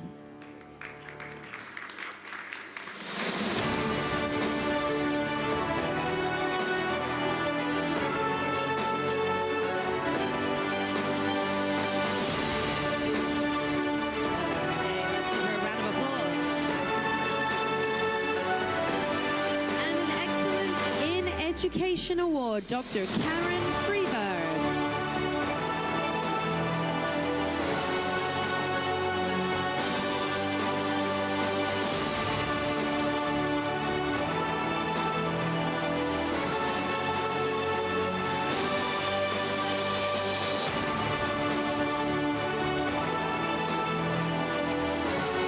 And an Excellence in Education Award, Karamishia Tuck.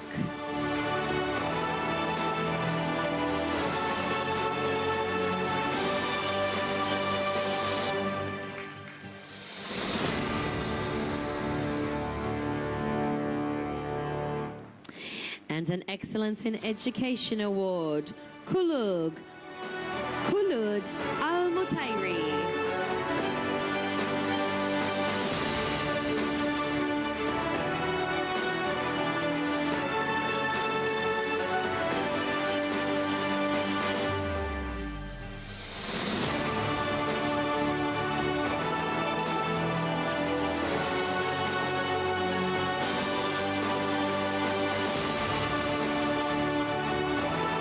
Excellence in Education Award, Lloyd Pio Aspe.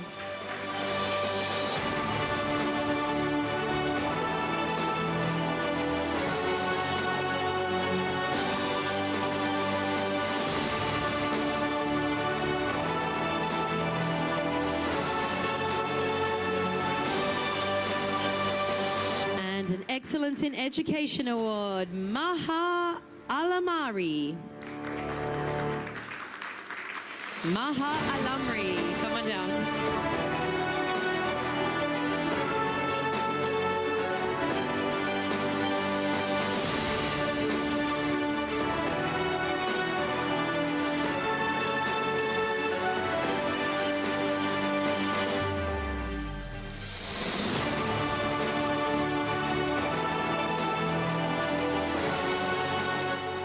And an Excellence in Education Award, Dr. Mansoor Javidan.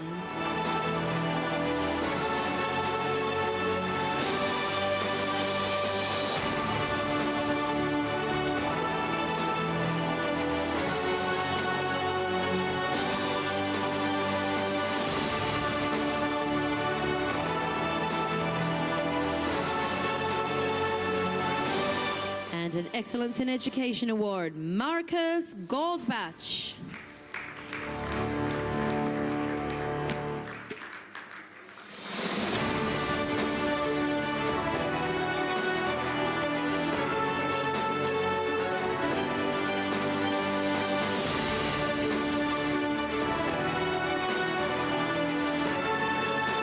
And an Excellence in Education Award, Meenakshi Shahi.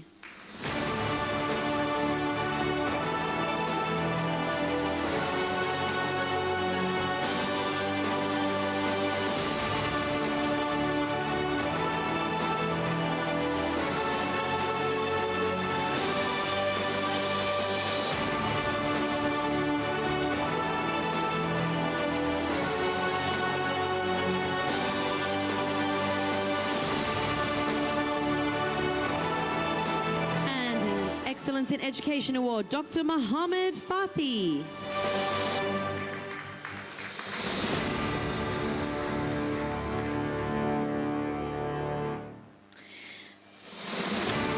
And an Excellence in Education Award, Monique Canes.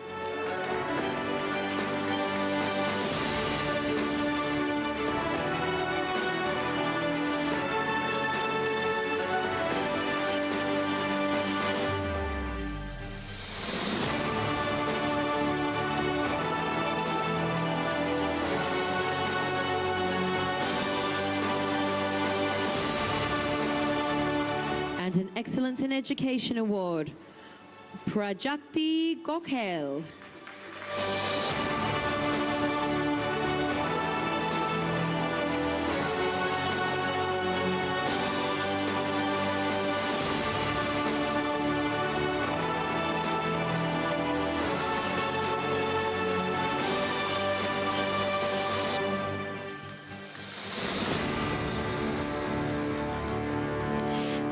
Another Excellence in Education Award, Dr. Jennifer Herrera.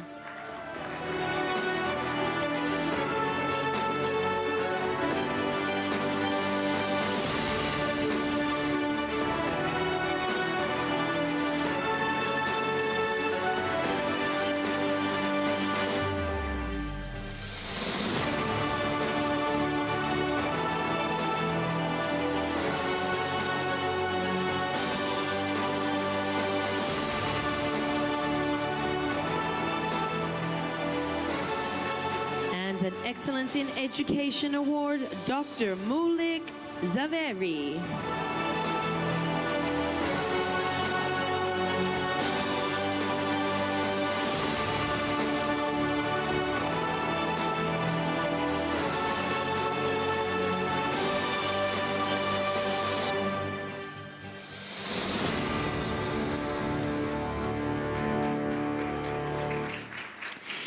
And an Excellence in Education Award, Mahmoud Al-Hadidi.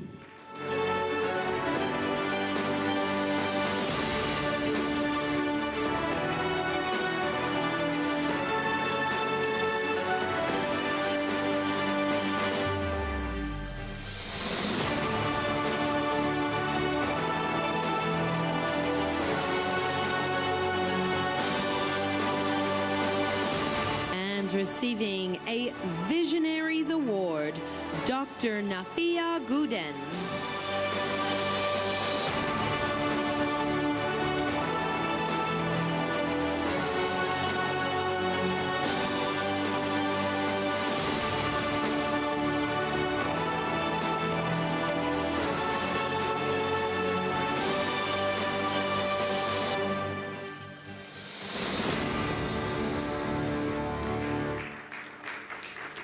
And an Excellence in Education Award, Natarajan Krishman Murthy.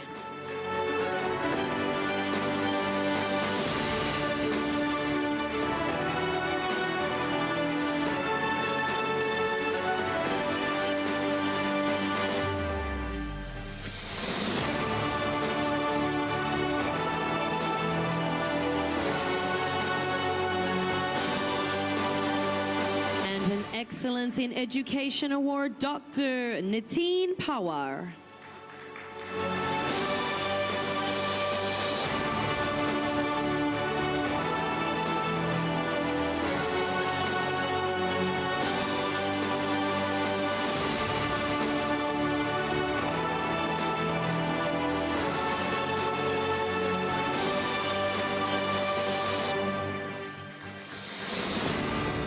And an Excellence in Education Award, Omar Valerio.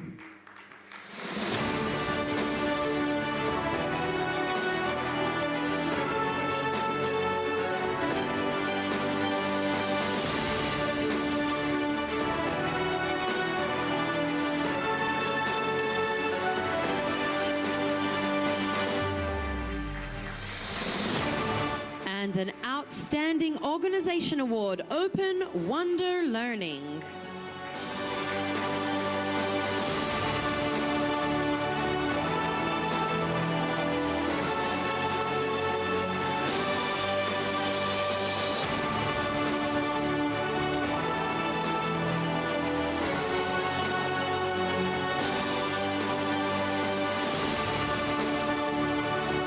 And an Excellence in Education Award, Pawan Srivastava.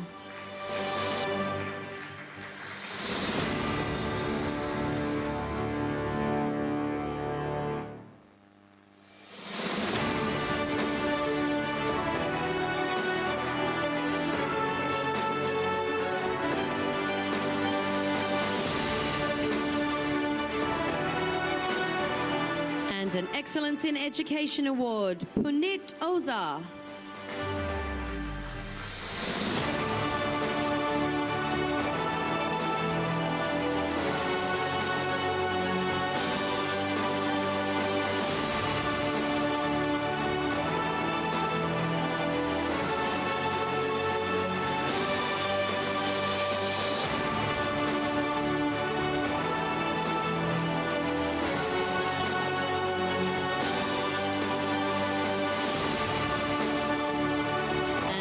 For a Visionaries Award, Ramesh Kumar Ajmeria.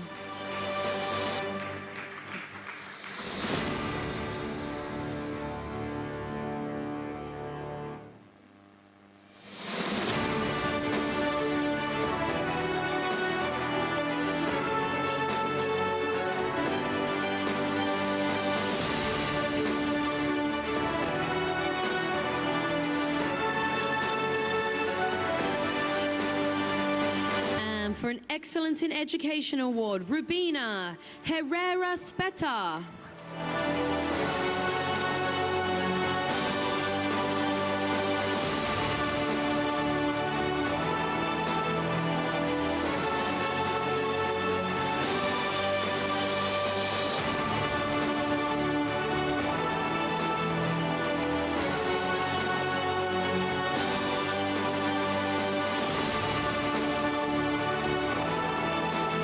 Excellence in Education Award, Ritima Gupta.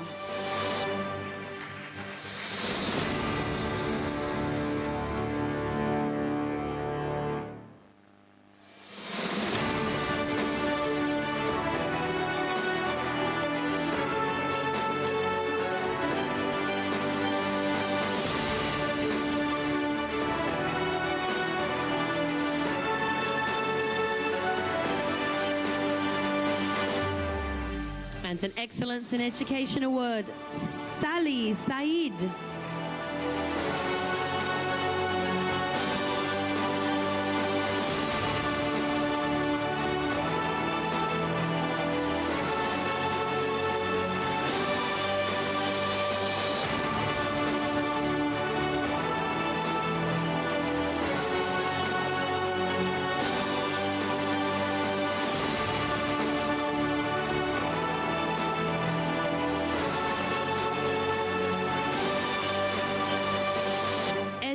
Excellence in Education Award, Professor Dr.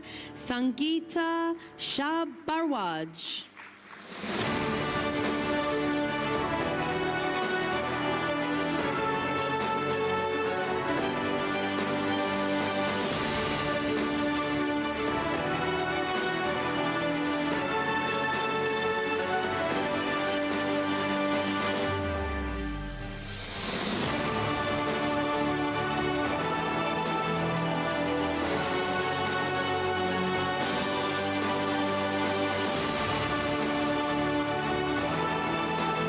Excellence in Education Award, Sanjay Tiwari.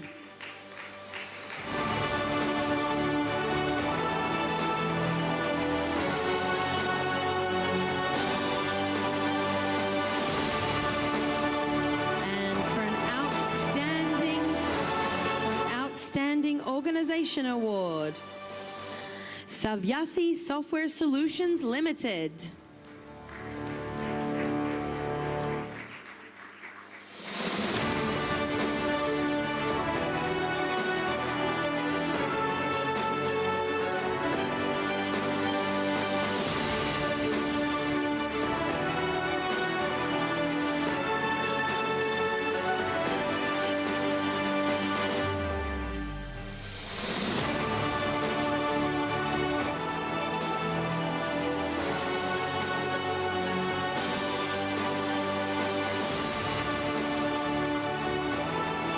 Excellence in Education Award, Thuraya Sukar.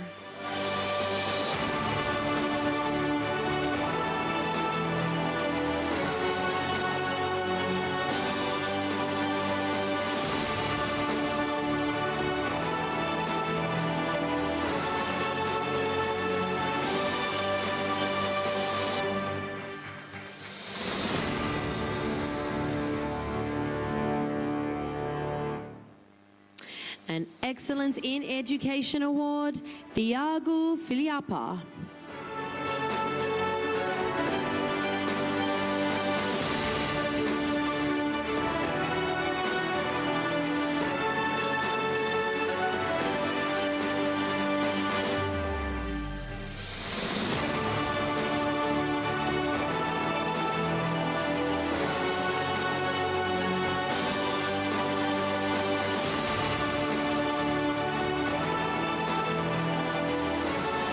Excellence in Education Award, Vishal Joshi.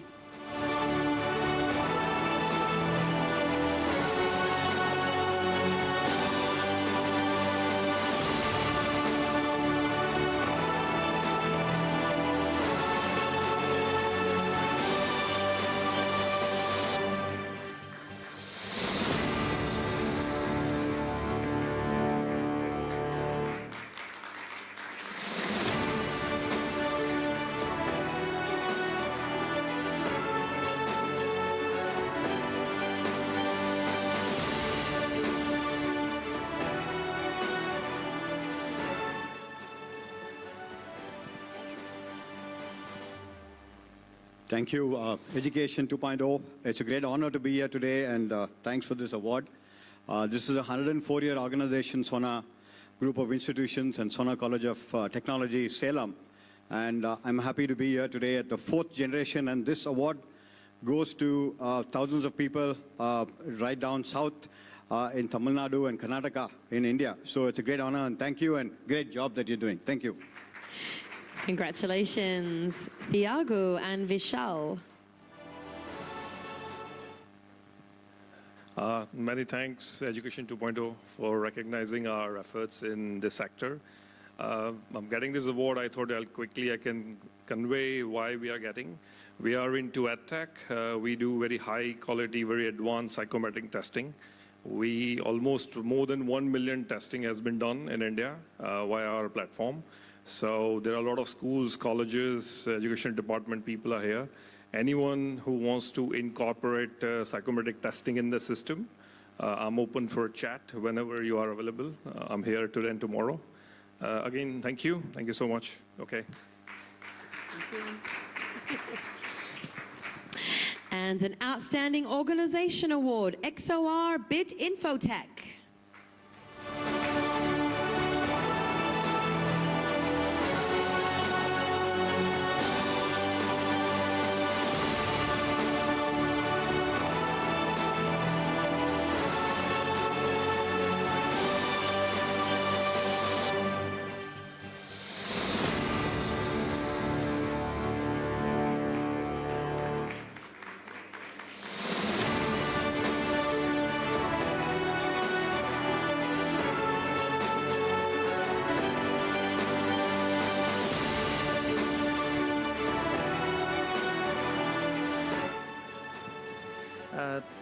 First of all, thank you, EduCon, for recognizing us.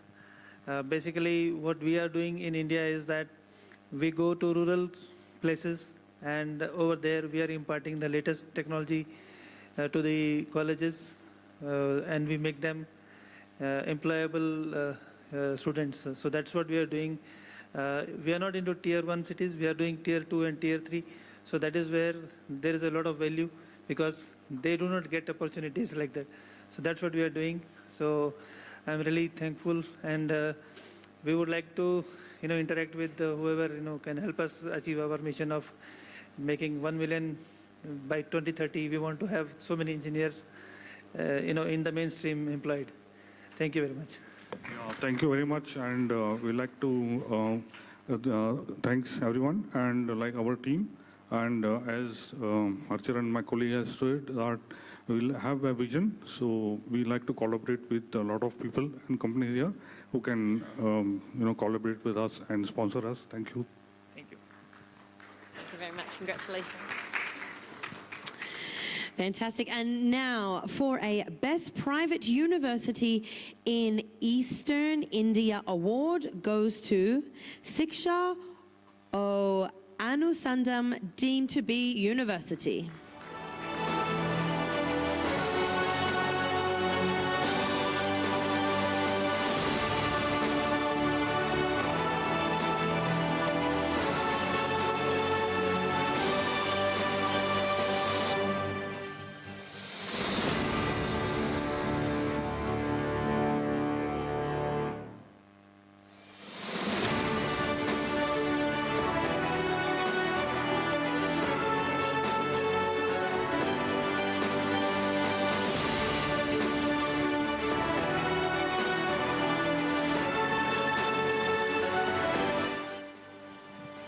Thank you everybody for this award. This is a university of 3 decades old and is one of the well-ranked university in the nation and also in the Eastern Zone. We are into technology, healthcare sector, and also veterinary and management and agriculture also, different professional disciplines. We have 20,000 students, 2,000 faculty members and all. Thank you. Congratulations. Fantastic. And now an Excellence in Education Award, Andres Burola.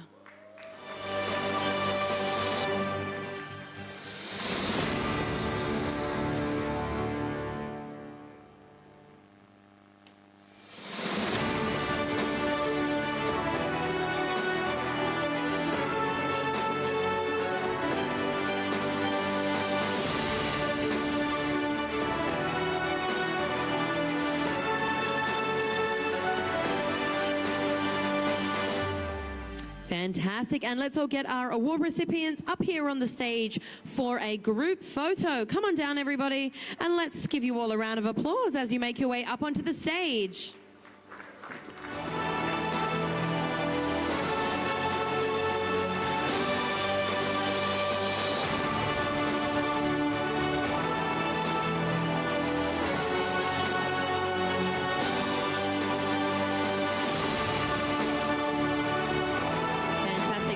Those photos, award recipients. And please, everybody, do enjoy your lunch. We will see you back here at 1:45. Come on up, award recipients. And don't forget, everybody, please use the hashtag Education2Conf. And do not forget to tag Education 2.0 in any of your photos or videos from our wonderful event.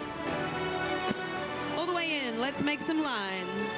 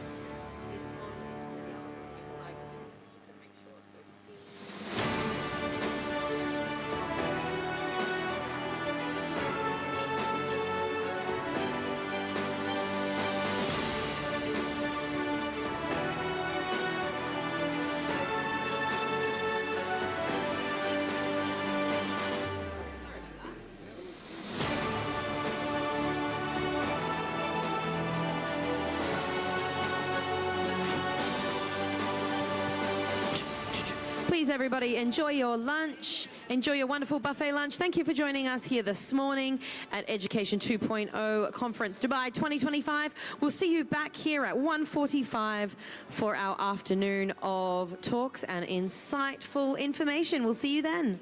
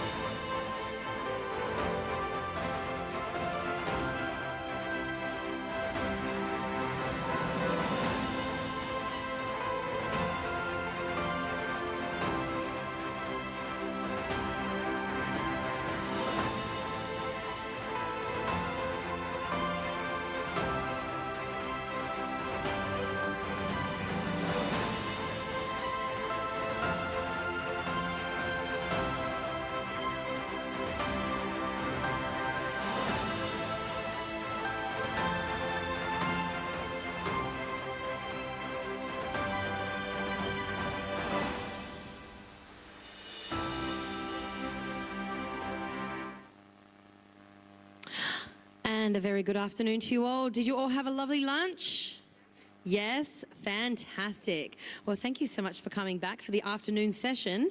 We're going to get straight into our first keynote presentation, and it is entitled Prevention Begins with Us, Recovery, Coaching for Schools, Workplaces, Communities, and the World. And our speaker is somebody who has been up on the stage a few times, and we're so happy to welcome her back. It's CEO and founder of RCA Wellbeing and Recovery Coach Academy, Netha Uran. Good morning, or good afternoon. Everyone is staring at us. Everyone. She is bruised. She is beaten. And I am scared. I look through the window. I see my reflection. I see red lights, blue lights, white lights. We walk to the door. I feel the heat and humidity on my back.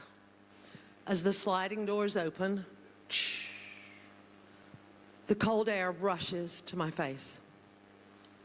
People are arriving, coming and going, but everyone is staring at us. As soon as they stare, they look away. They don't even glance again. She is battered. I can see the purple bruises, the shape of his hands around her neck. It is the day after Valentine's Day. We sit. I want to hug her. I want to hold her. I want to make everything better. But she has a 10-foot wall around her, and I can't even hug my baby. We get moved to the next room and the next. People come and go. My brain is going, just keep her alive. In that moment, she wanted to get high and I wanted to die. But something shifted. I may not be able to save her, but I have a sweet baby grandson, and I have to step up. I step out of the room and I take a walk.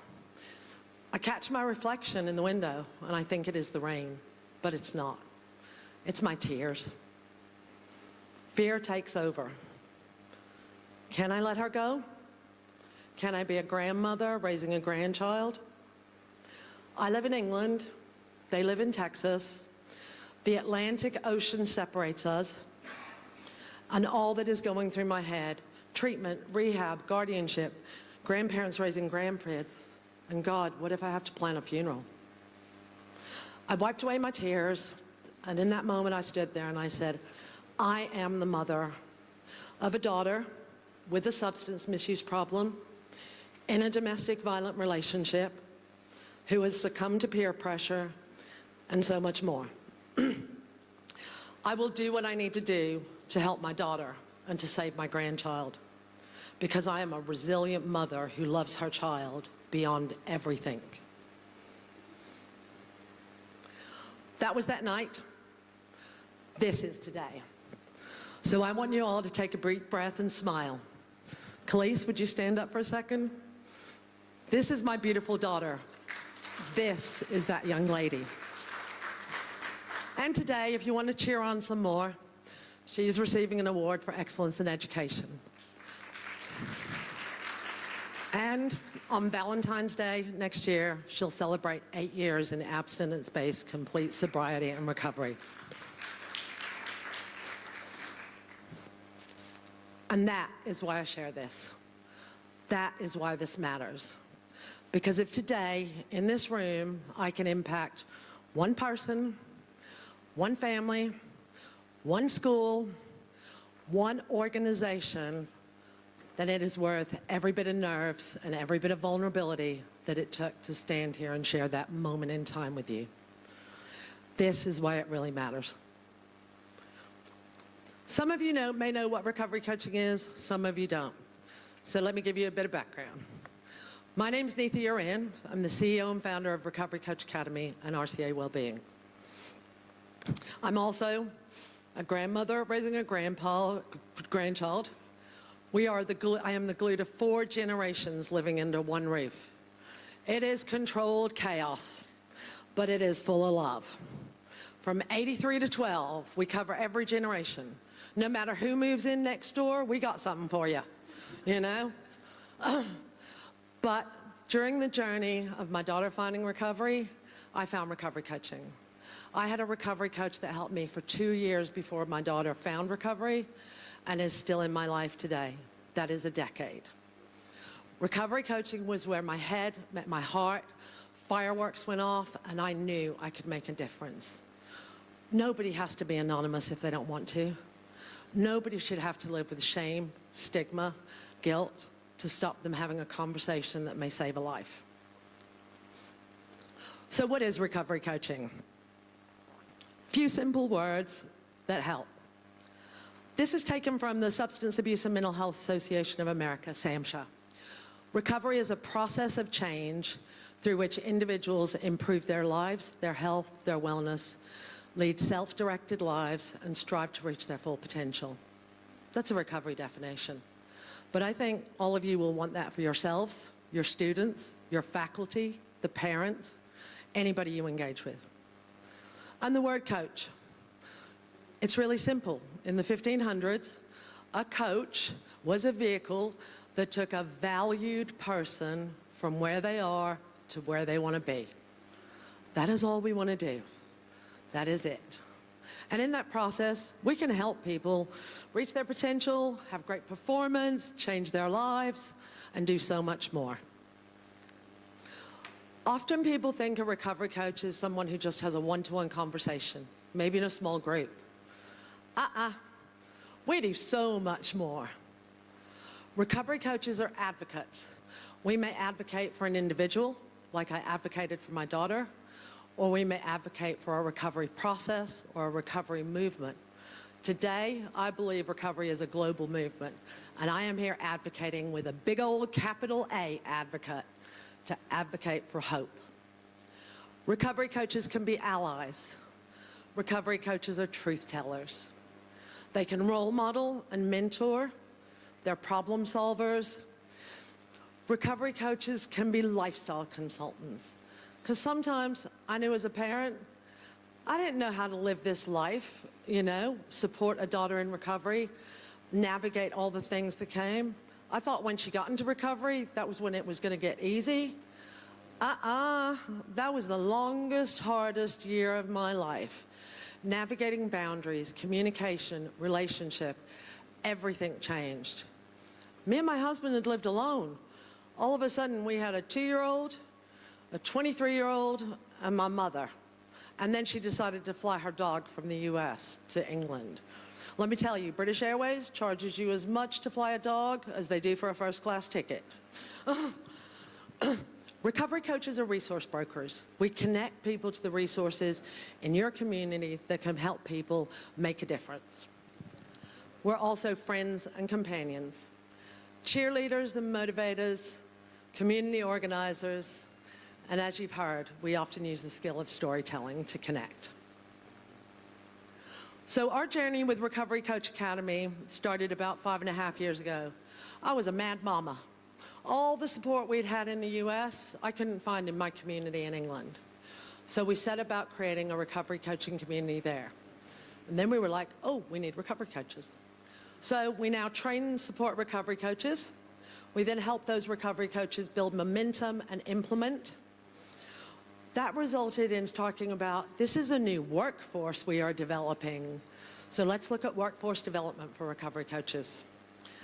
And then it wasn't just about the recovery coaches. It was about creating allies in our community, people who may not have been affected, teachers, employers. How do they advocate? Because it's scary when you talk about addiction. Nobody wants to think any student in their class or any parent or any employee is using drugs, alcohol, maybe they're affected by other addictions, social media, pornography, technology, that phone thing we carry around. It covers so much. With valued partners, some in the back there, thank you so, so much for believing in me. We translated the curriculum to Arabic, and now they are helping to build their community in recovery. We also created recovery-friendly workplaces, and that was to work within the workforce to educate and to help people get into employment in recovery And I remember one day a CEO said to me, "It's scary employing people in recovery." And I said, "Would you employ me?" And he said, "Yes." I said, "I'm in recovery." So we need to change the lens of how people look at it. But then a shift happened. A couple of years ago, I was invited to be part of the European Union Prevention Curriculum. I was in a room with about 35 researchers, academics, clinicians, and me, a recovery coach. And through conversation, I talked about what about if we looked at prevention through the lens of a recovery coach? Because we are strength-based, future-focused, full of hope. They were like, "This is interesting." So I showed them the work we've done on recovery-friendly workplaces. And they actually said, "This isn't recovery-friendly workplaces. This is prevention and education for workplace well-being." I said, RCA well-being, here we come. Prevention and education through recovery coaching in schools, when we look at it through that lens, is about positive change, positive choices, and positive conclusions. And we do that through approaching it with compassion, connection, and community. Individuals today are seeking connection. They're not only seeking connection, they actually want to feel like they belong. I could be in this room with all of you today and be connected. But I'm grateful for this today. I actually feel like I belong. So thank you all. It's a different feeling. So what if one conversation could change everything? Recovery coaching provides us a space where we can create curious, compassionate, and culturally sensitive conversations. Recovery coaches remove the hierarchy. We create those non-judgmental spaces to have what people automatically think are going to be really hard and difficult conversations, but they're actually not when you do them with love. It's a place where we have to manage our own personal biases because we're non-clinical professionals, so we land differently. We looked at where people actually get well, and people may go to treatment and get help, and that initiates that process of recovery, not only for the individual, but for their families and for their employers, for everybody around them, everybody they're connected. But people get well with their families, in schools and universities, in workplaces, and in their neighborhoods and communities. And we believe recovery coaching belongs in all of these places. And that's where prevention and education belongs too. I recently listened to a podcast. Some of you know Brené Brown. And she was talking about how we operate from above the line or below the line. And that line is fear. You see, people get scared when we talk about addiction and children, even if it's just about social media, not even necessarily about substance use, gambling, phones. So what we thought about is when we approach the story, talking of prevention, if we come from it with an attitude of coaching, co-production, and a safe space to challenge productively, we can make a difference. But if we come to this conversation from below the line, sometimes we think we're a victim, we can't fix it, or we're a hero, we can do it all alone. Or maybe we're just a villain, let them get on with it. The other thing about recovery coaching is we focus on language, because language matters. This is some work from William White. He's an emeritus researcher in the space of recovery. And he talks about language can either empower or disempower, humanize or objectify, engender compassion or fear and hatred. It can motivate or deflate. It can comfort or it can wound, or it can unite or create enmity. You have a choice about the language that you use and how it lands. This is a bit about a female college student that we worked with in England. She reached out and she said, "Hi, imagine this, Recovery Coach Academy, can I help you?" "Yes." "I don't want a recovery coach, but I want to work with you." "Okay, what do you want?" "I want an alcohol-free lifestyle coach." "Great. Hi, I'm Neetha. I'm your alcohol-free lifestyle coach. How can I help you today?" It's that simple. You know, she was at a university, and universities in England have a lot of drinking, and she didn't want to be part of that. But she didn't know not how to be part of that. So we had conversations. We created that space so she could learn how to live differently on college campuses. That's recovery coaching, and that's prevention. We talk about personal experience and role models and how they are so key to prevention. See, I do believe that one little glimpse to that 5 minutes in my life helped create a connection. It can be hard sometimes. But what we also know is people need people of different ages. So when somebody calls me and says, I'm looking for a recovery coach, can I connect with them on Snapchat or TikTok? I go, hang on, let me connect you with Khalees, because that scares me. I'm not ready for that. But leaders and systems all connect with families in different ways. So principals, people in administration offices, they're needed just as much to have these conversations than the young people. But together, through all of this, we can create spaces where education is powerful and education is prevention. And it's all about how we do this in very different ways. My way, Khalees's way, your way, your way. We have to be flexible and adaptable. One of the things we talk about is doing the right thing. And that's part of recovery coaching.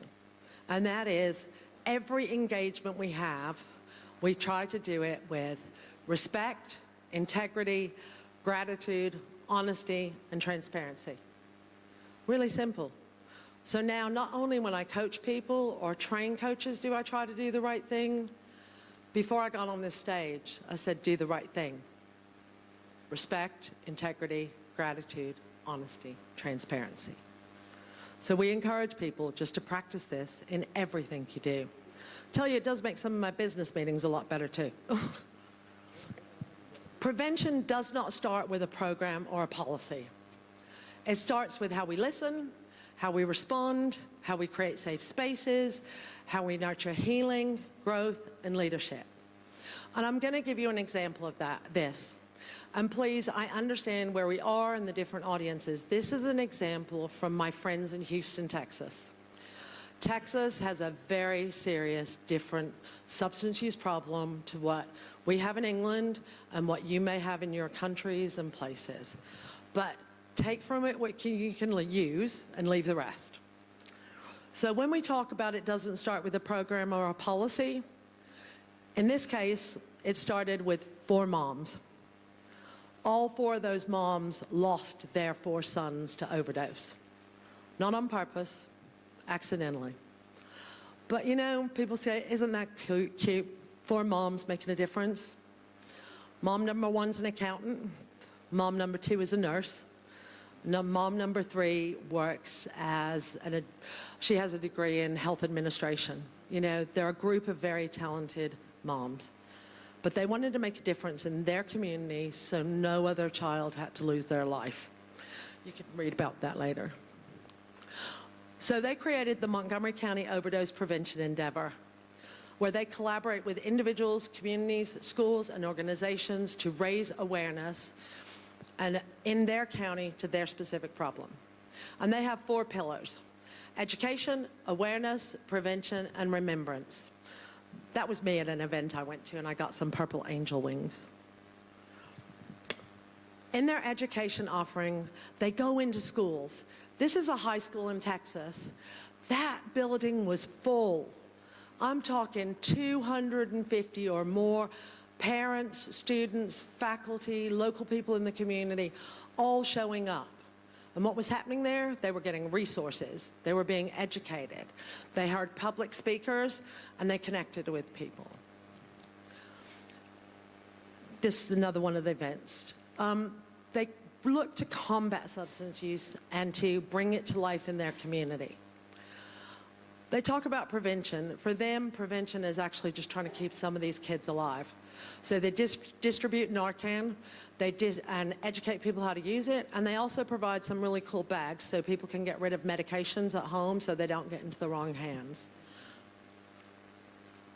Remembrance. This is going to be a little tough for some of you. So many young people have passed away that they created a remembrance walk. One, to put a visible sign on what was happening, but also because all of those parents that had lost a child have a space now where that child is remembered. And it looks a bit like this. Hundreds of these billboards with these sweet young people who have lost their lives. And as you walk through it, you cannot help but feel it. But they load these up every week and they drive wherever they are invited to and they set them up and they educate people. Now, that may be hard in some cultures and countries. So what I ask you to do is think about it. Could you adapt something like this to your country, your culture, your school? Maybe you just create a walkway that shows two different paths and you highlight a good path of what right choices and right decisions make. Maybe there are no people, or you're not able to show pictures like they are. You could anonymize things, you could create characters, you could show this lesson in so many ways. But what I will say, the physical act of walking through something changes your state, your feeling, your connection. What we've learned from the Montgomery County Overdose Prevention Program is they used to go into high schools. They don't go into high schools so much anymore because when they deliver this to 11 to 14-year-olds in that middle and junior high school, that's the decision-making age. But also, these kids go home and they talk about what they saw at school that day. They talk about the presentations. It creates conversation around the kitchen table. That's what we want. We want everybody to get involved. We also talk about, often this isn't about drugs and alcohol. This is about influence. How do we help young people rise above the influence of peer groups, peer pressure, social media? So even if you cannot talk about substance abuse, you can talk about influence. It's about teaching young people what to do with stress, sadness, happiness, how to build resilience, and how to cope with the situations that they're facing in schools and in communities. The UN's World Drug Report actually says that addiction is a global problem. I know we don't want to think it's happening in our spaces, but it is a global problem. And in places where there are strict laws and strong cultural norms, there are substances present. So how prepared are your schools, your workplaces to talk about this topic safely? I mentioned it's not about drugs or alcohol, it's above the influence. So when we talk about peer pressure to young people, it's about recognizing and facing the influences around them, because sometimes they don't realize that's what it is. It's about resistance strategies. How hard is it for a 13 or 14-year-old to leave a peer group and find a new peer group? Man, that's where we come in. We help them, we teach them, we support them. Might even do some new introductions and help it happen. We are going to prepare young people to face these influences and give them tools if we're able to operate above the line of fear and have these conversations. So what can some things look like in schools and prevention? These are just a few different things that are available. Take them, leave them. It's about monthly staff coaching rounds, coaching for all the staff. You know, actually, many of the faculty and teachers and admin staff, they may not have a problem, but they might love someone who has a problem. They might know somebody.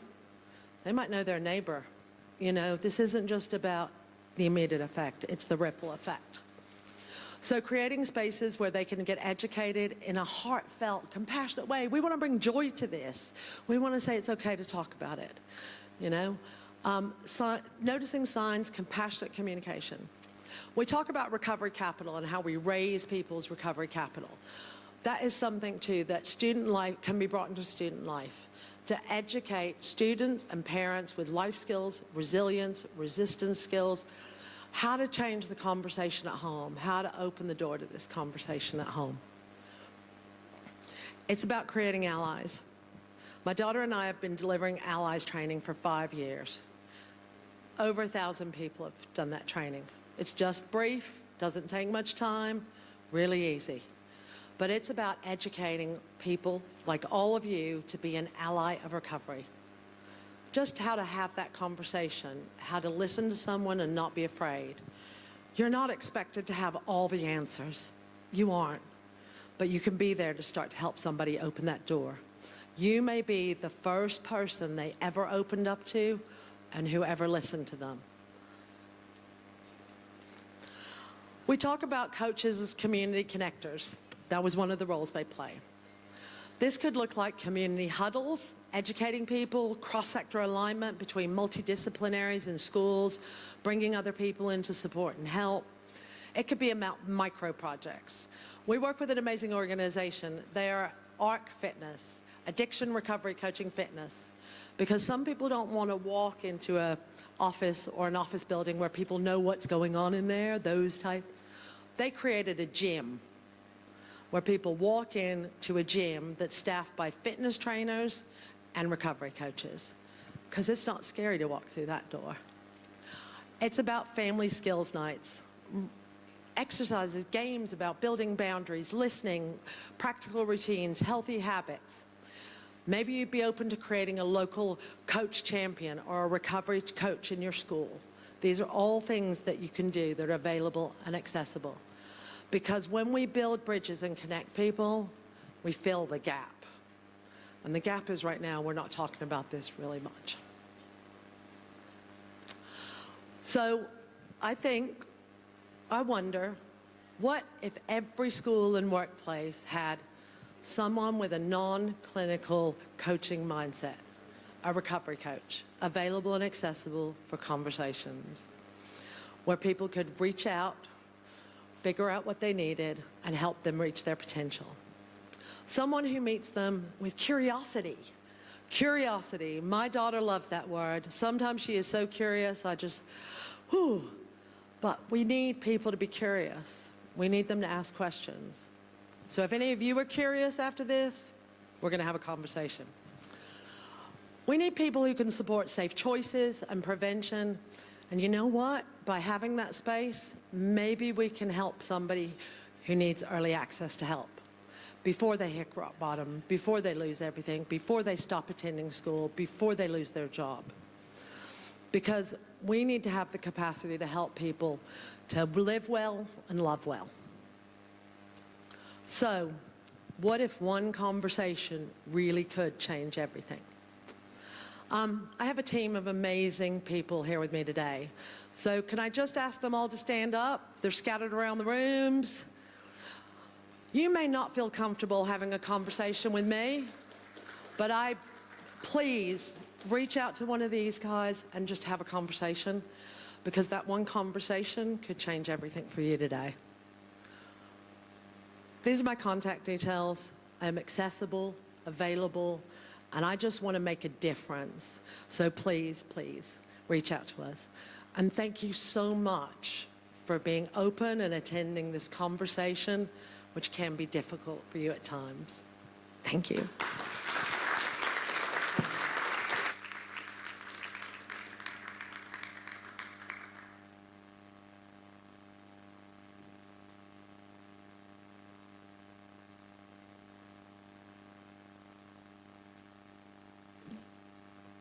Fantastic. Let's give her another round of applause. Well done, Nayatha. Very inspiring indeed. Okay, now we are going to move swiftly along to our next panel discussion. And it is entitled Special Education Needs, Inclusive Practices That Work. Now, our moderator for this is Dima Nain Mohammed Abushak, teacher from the National Orthodox School. Let's give her a round of applause. Come on up, Dima. And joining Dima up here on the stage, our panelists, Thuraya Kamis Sukar from Murdoch American School, and Karmeshia Tak, CEO, founder and motivational speaker, Karim's Karms, and Panjula Pillai, Deputy Inclusion Coordinator, Ambassador School, Dubai. Let's give them all a round of applause.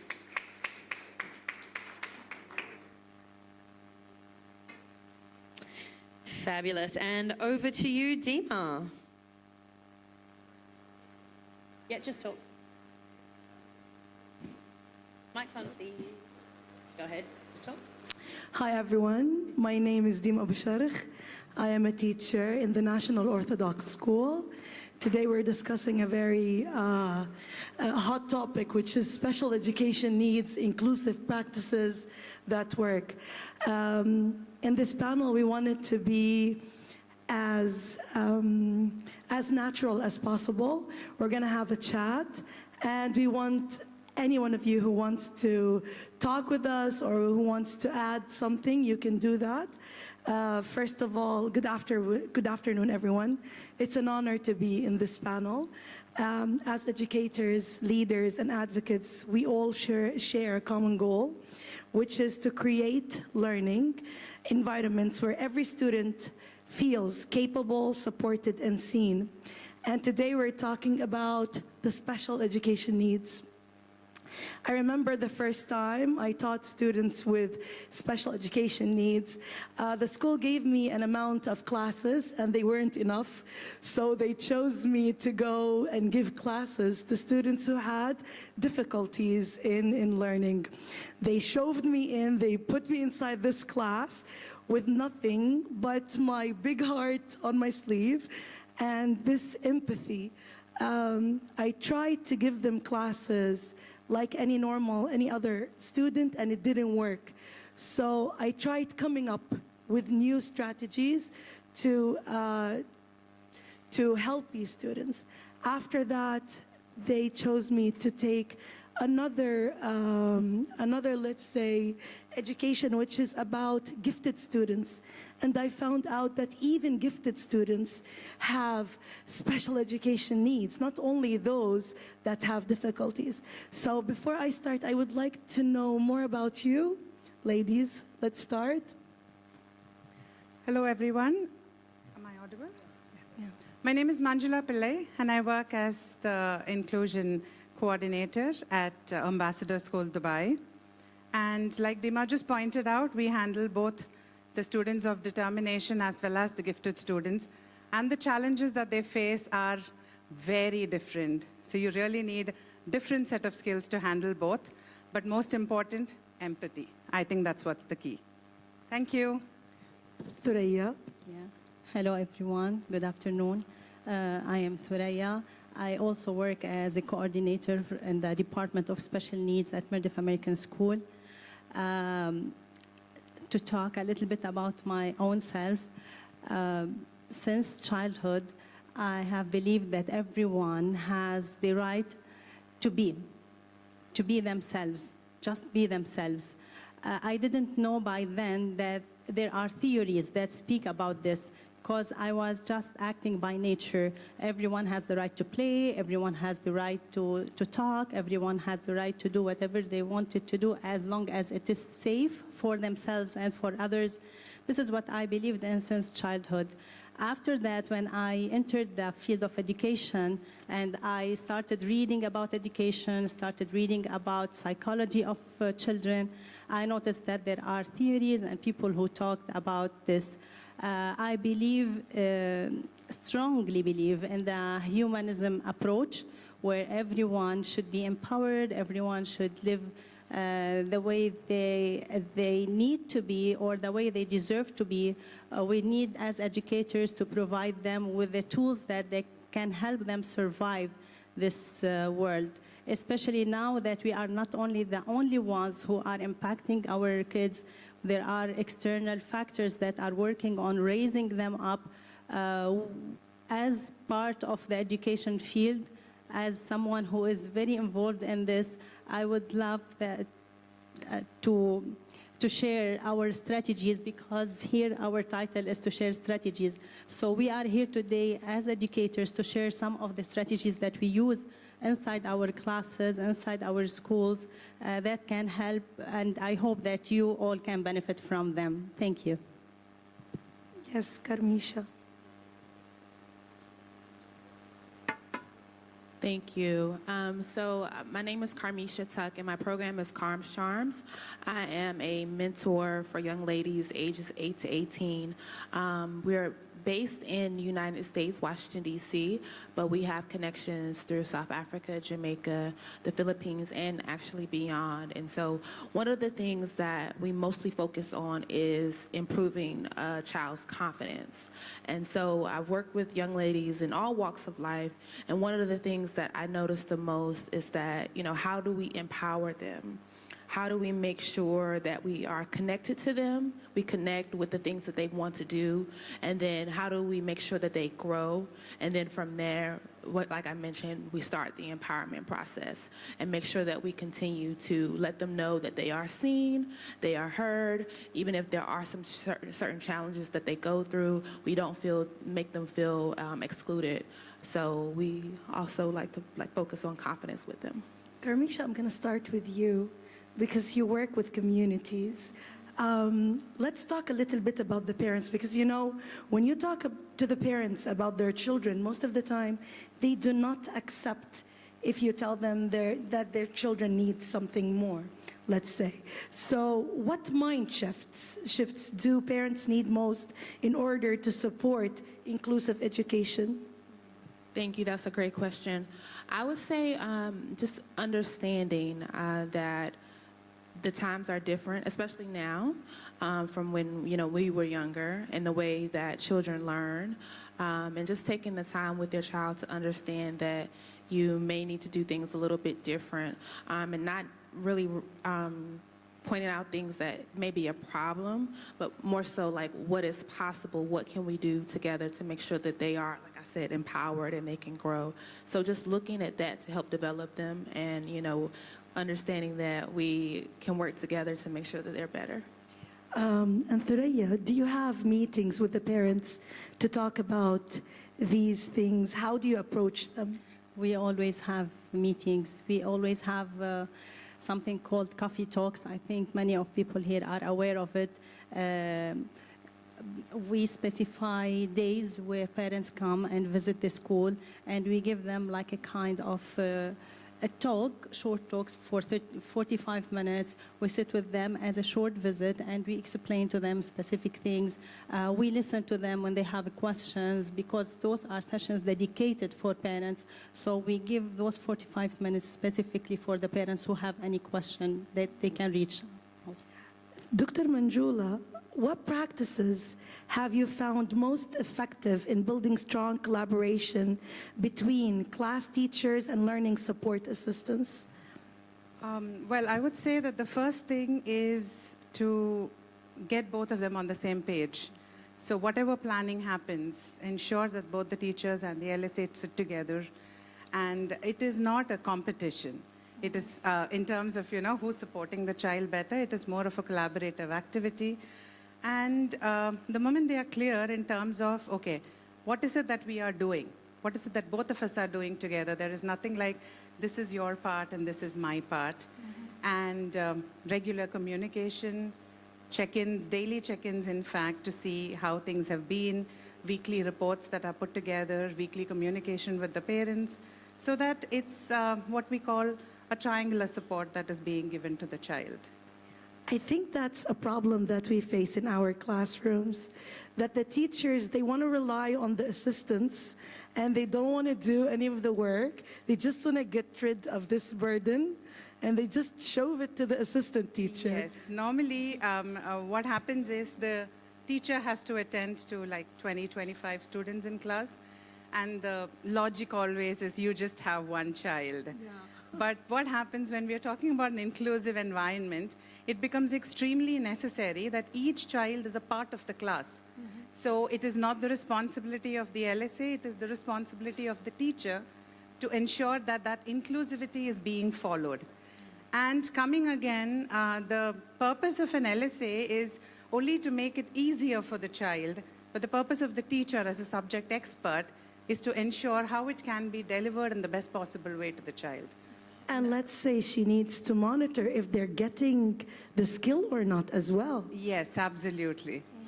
And I think that's a great point. One of our resources and researchers from Carms Charms has always said that inclusion begins with the environments we create, not the labels that we apply. So that's from Dr. Hester Jones, one of our researchers at Carms Charms. She always has says that. Yeah, but also I think there is one point, very important point for the educators who are here. I think they agree with me in this. Schools do not invest enough in training the teachers to deal with the special educational needs. Here, I prefer call them the students of determination, as we usually do. So schools do not invest in this kind of training. We have tens and tens and tens of trainings and workshops and PDs that are done within the school premises. We bring visitors from outside. We pay money for them to help us understand how we can create a curriculum, how to collect data, how to do all these things.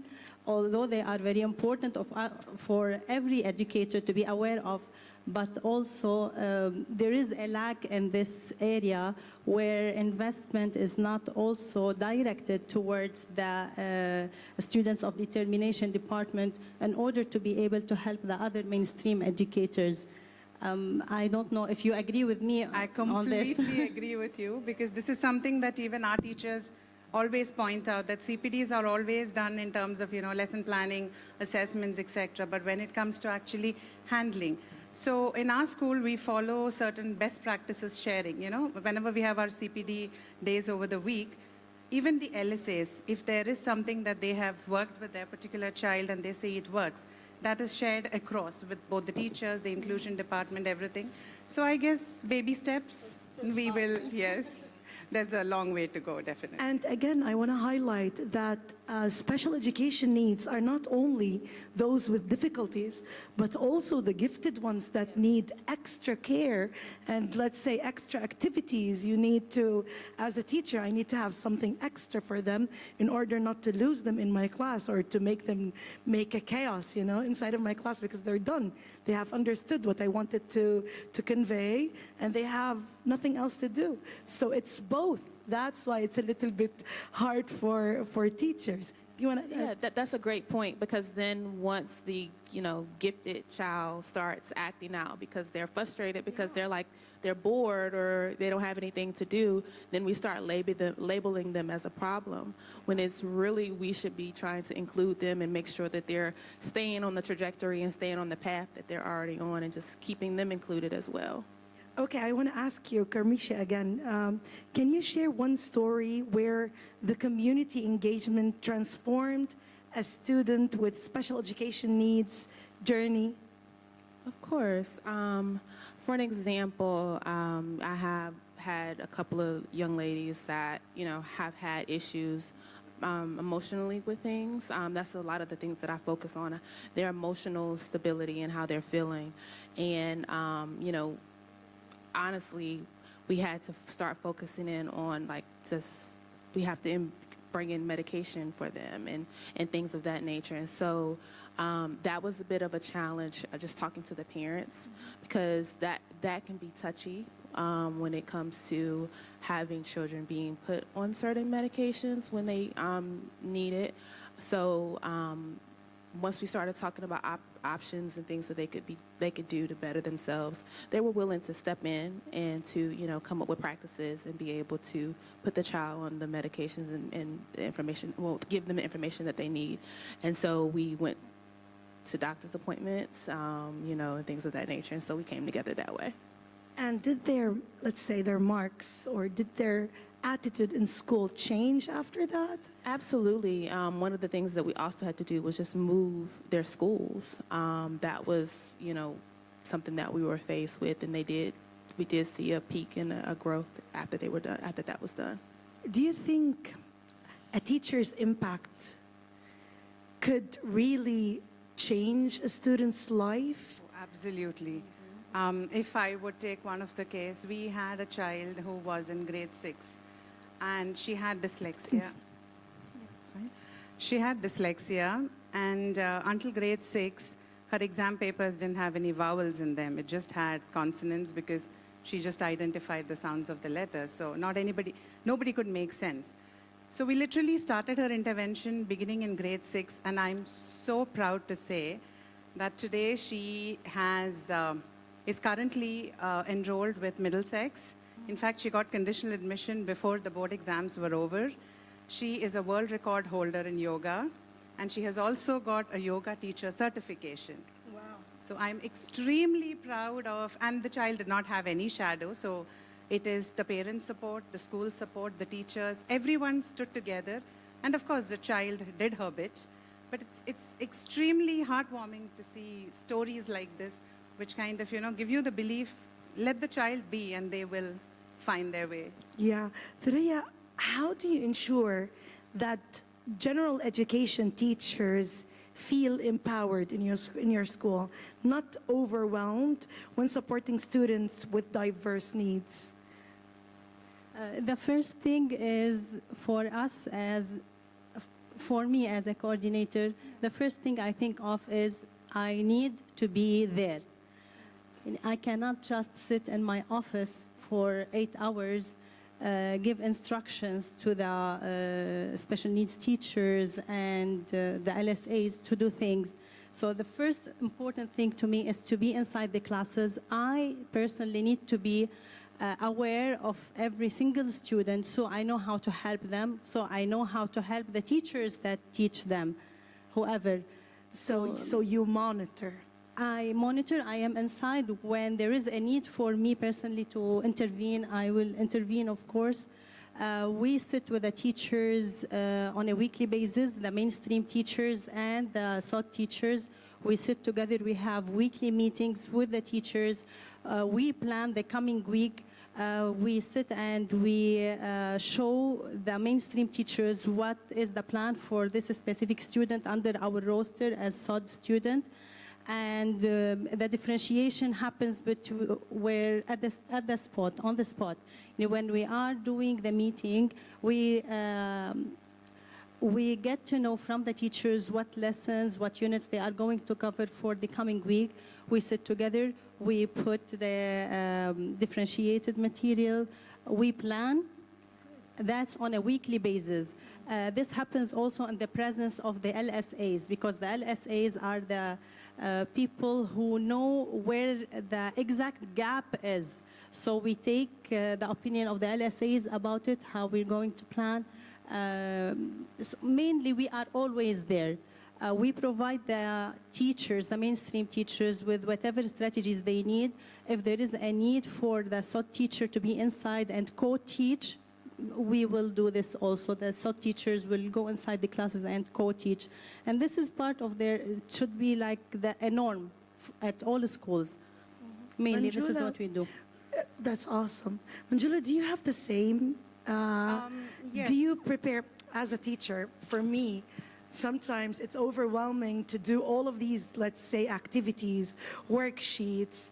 It's overwhelming for me as a teacher to, yes, exactly, as a mainstream teacher, to go into the classroom with all of these papers. Sometimes I really get lost. Do you have that? Do you prepare stuff for just to support your teachers? So what we have is weekly, when the departments meet for their lesson plans for the coming week, we ensure that the SPED who is handling the child, as well as if they have an LSA, is going to be present in the meeting. And then once the basic meeting is over, then we have a one-on-one with the teacher and then chart out what is required for the child. And at this time is when we suggest what all resources are required. And if it is any kind of teaching aid, sometimes the LSA says, okay, this particular video is something that I can get, or this is something that I can print out, we can laminate and use it as a prompting. Or the teacher says, okay, this particular assessment sheet that I'm going to be using, I will differentiate it for the student. So it's collaborative work at the end of the day. And like you said, it does take some time to plan, but I feel if we give that half an hour or 1 hour that is required the previous week, the week becomes smooth for the teacher, the student, and the LSA. Karmisha, do you encourage taking out these students out of the class for special classes, let's say, if they have a difficulty, let's say, in decoding or in writing or in reading? Do you encourage to remove these students for special classes? I would say yes in certain circumstances because everyone is not cookie cutter, and so we can't address every student the same. And so if they need that special attention or special requirements, absolutely. Yes, I think it's something that's vital so we can make sure that we hone in on the things that that specific student needs, whether it's them just needing a reset, like if they're just frustrated within the classroom and they just need to get out for a moment, help them reset, give them ways to give breathing exercises to make sure that they can get back on track, and then they may be able to re-enter the environment and be better. That's awesome. Are there any indications that the schools are missing when identifying that there is a student with special education needs? Do you think that some schools are missing some indications? I think the missing out comes because maybe they don't have enough people to support. So what happens is, especially in the lower grades when we talk about it, it comes as, well, they don't speak the language at home, which is why the child is slow. Or it's okay, I mean, let the child just enjoy it the first few years. Don't put the pressure of academics. But what we often tell the parents also is that the earlier you start, the easier it is going to be to help the child get adjusted with the accommodations.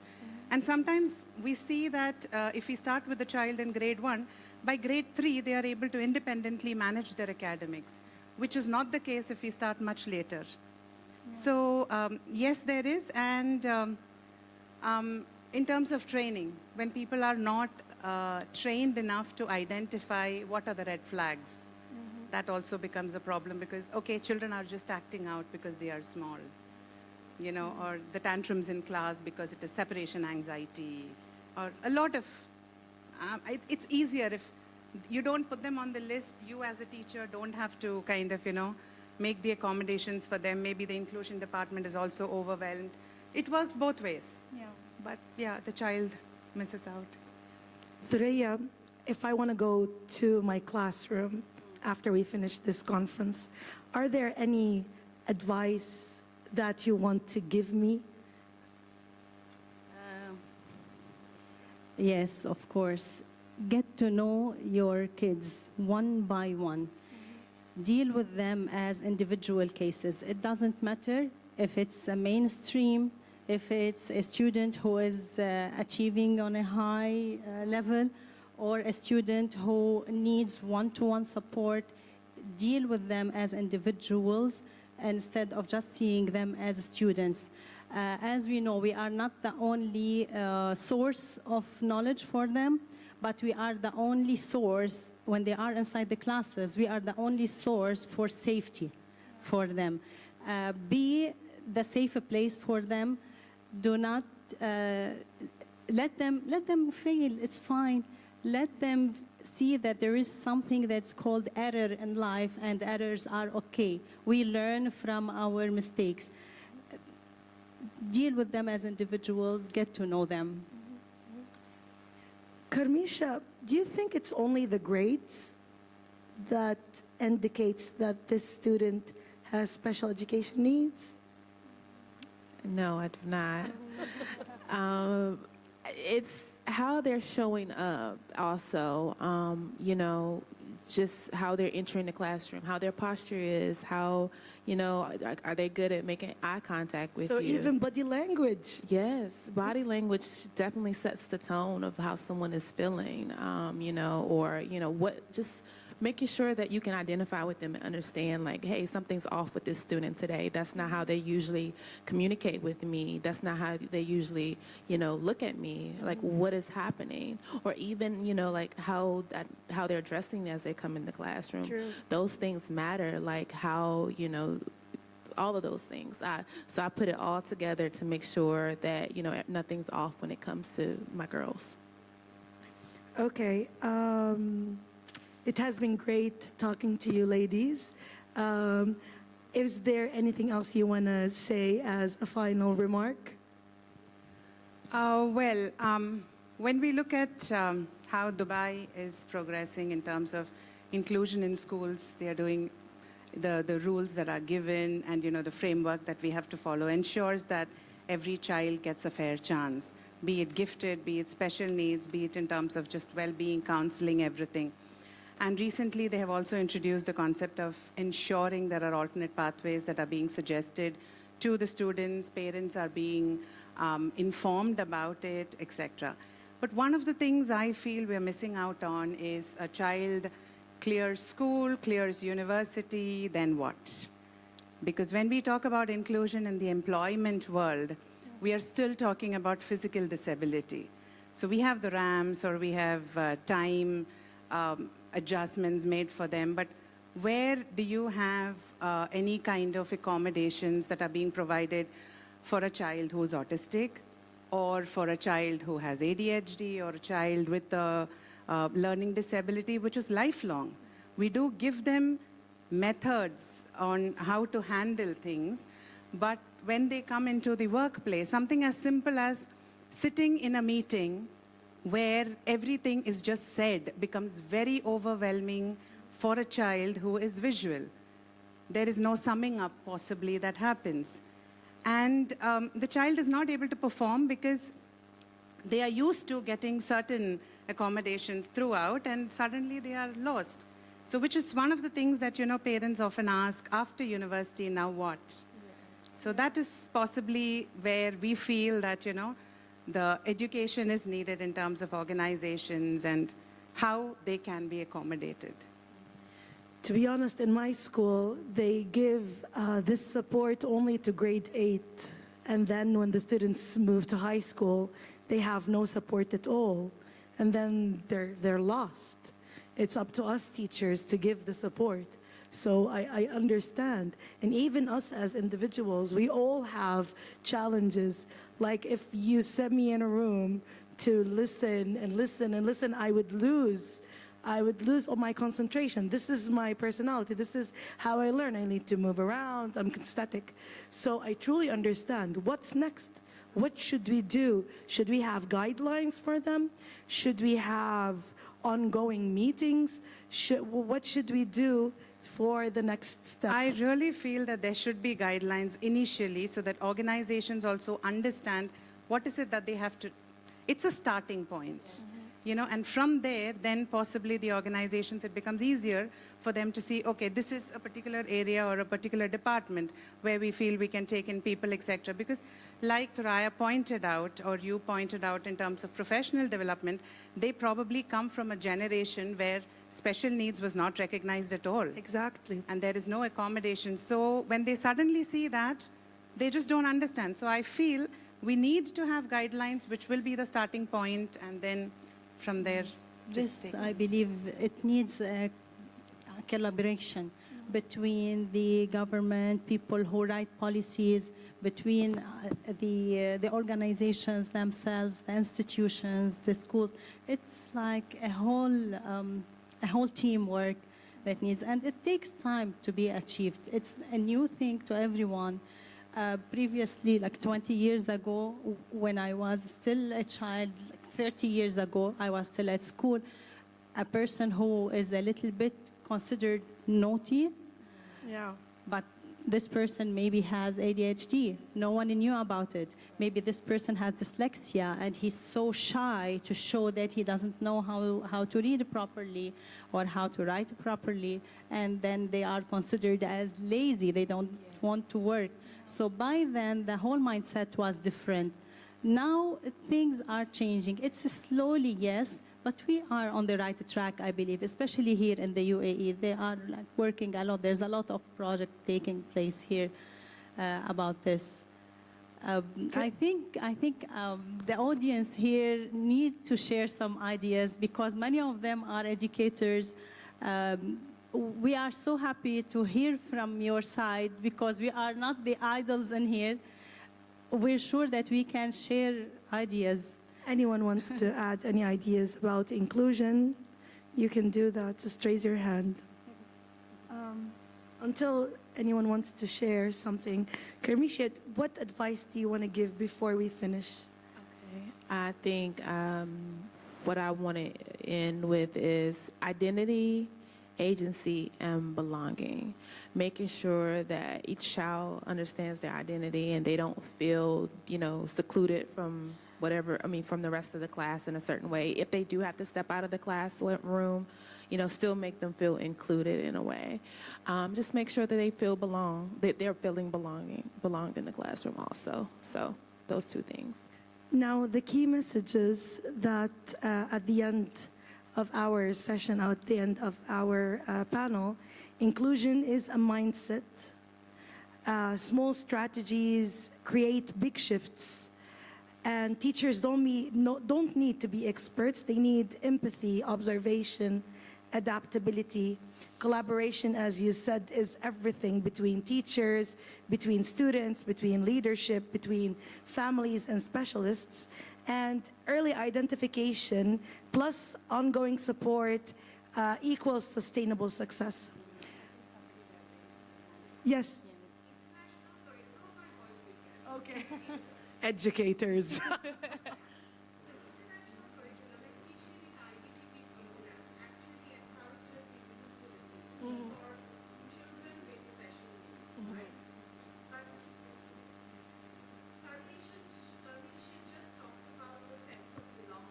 Yeah. I have seen these students actually, there is no sense of belonging, they struggle. What's your advice? How should the school or curriculum go about it? Again, I'm going to emphasize on this. It's not only those with difficulties, even the gifted ones, the really smart ones, they both feel out of the group. Yes. I want to hone in on the gifted kids a lot as well, because like I said, I've seen that firsthand. They are getting in trouble because they finished the assignment long ago, and now their chair is sitting outside of the classroom. And I'm speaking, from my perspective from years ago being in school, but then also things that I see now.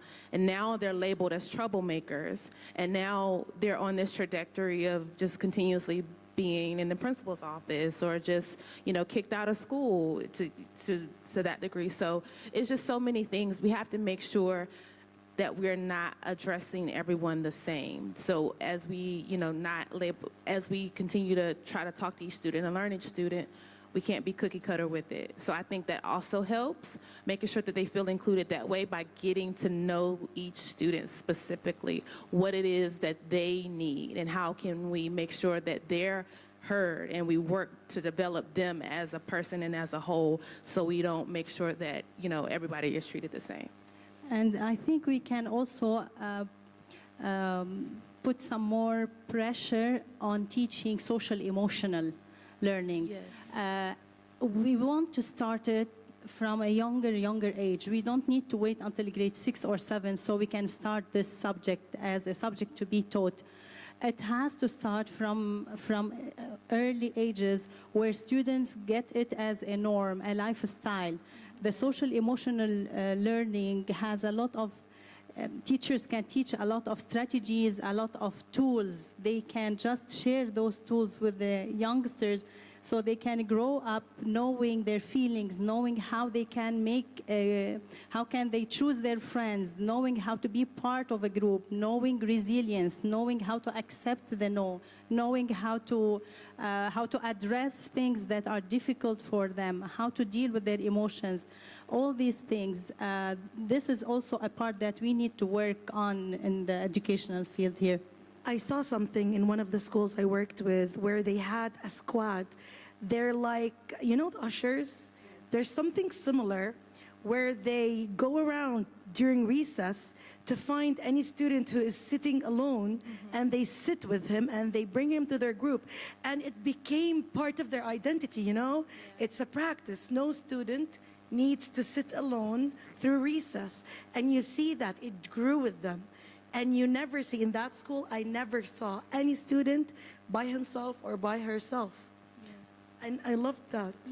I think one of the points that I would like to add here is, along with the socio-emotional learning, it becomes extremely important to teach basic functional skills to these children, like time management, planning, because once we move from the protected environment of school into a college environment, you are expected to do a lot of things independently. And sadly, the systems with all the accommodations and modifications we provide give them the crutches without teaching them what they are ready for. So what happens is suddenly you just throw them out into the world and they just get lost. So maybe a part of the belonging is because they feel that they are not able to do it in comparison to the others. So it is quite a lot. I mean, there is a lot of, in spite of what we have been doing, I think it's just 20% maximum. There's still the 80% that's untapped and we haven't even seen.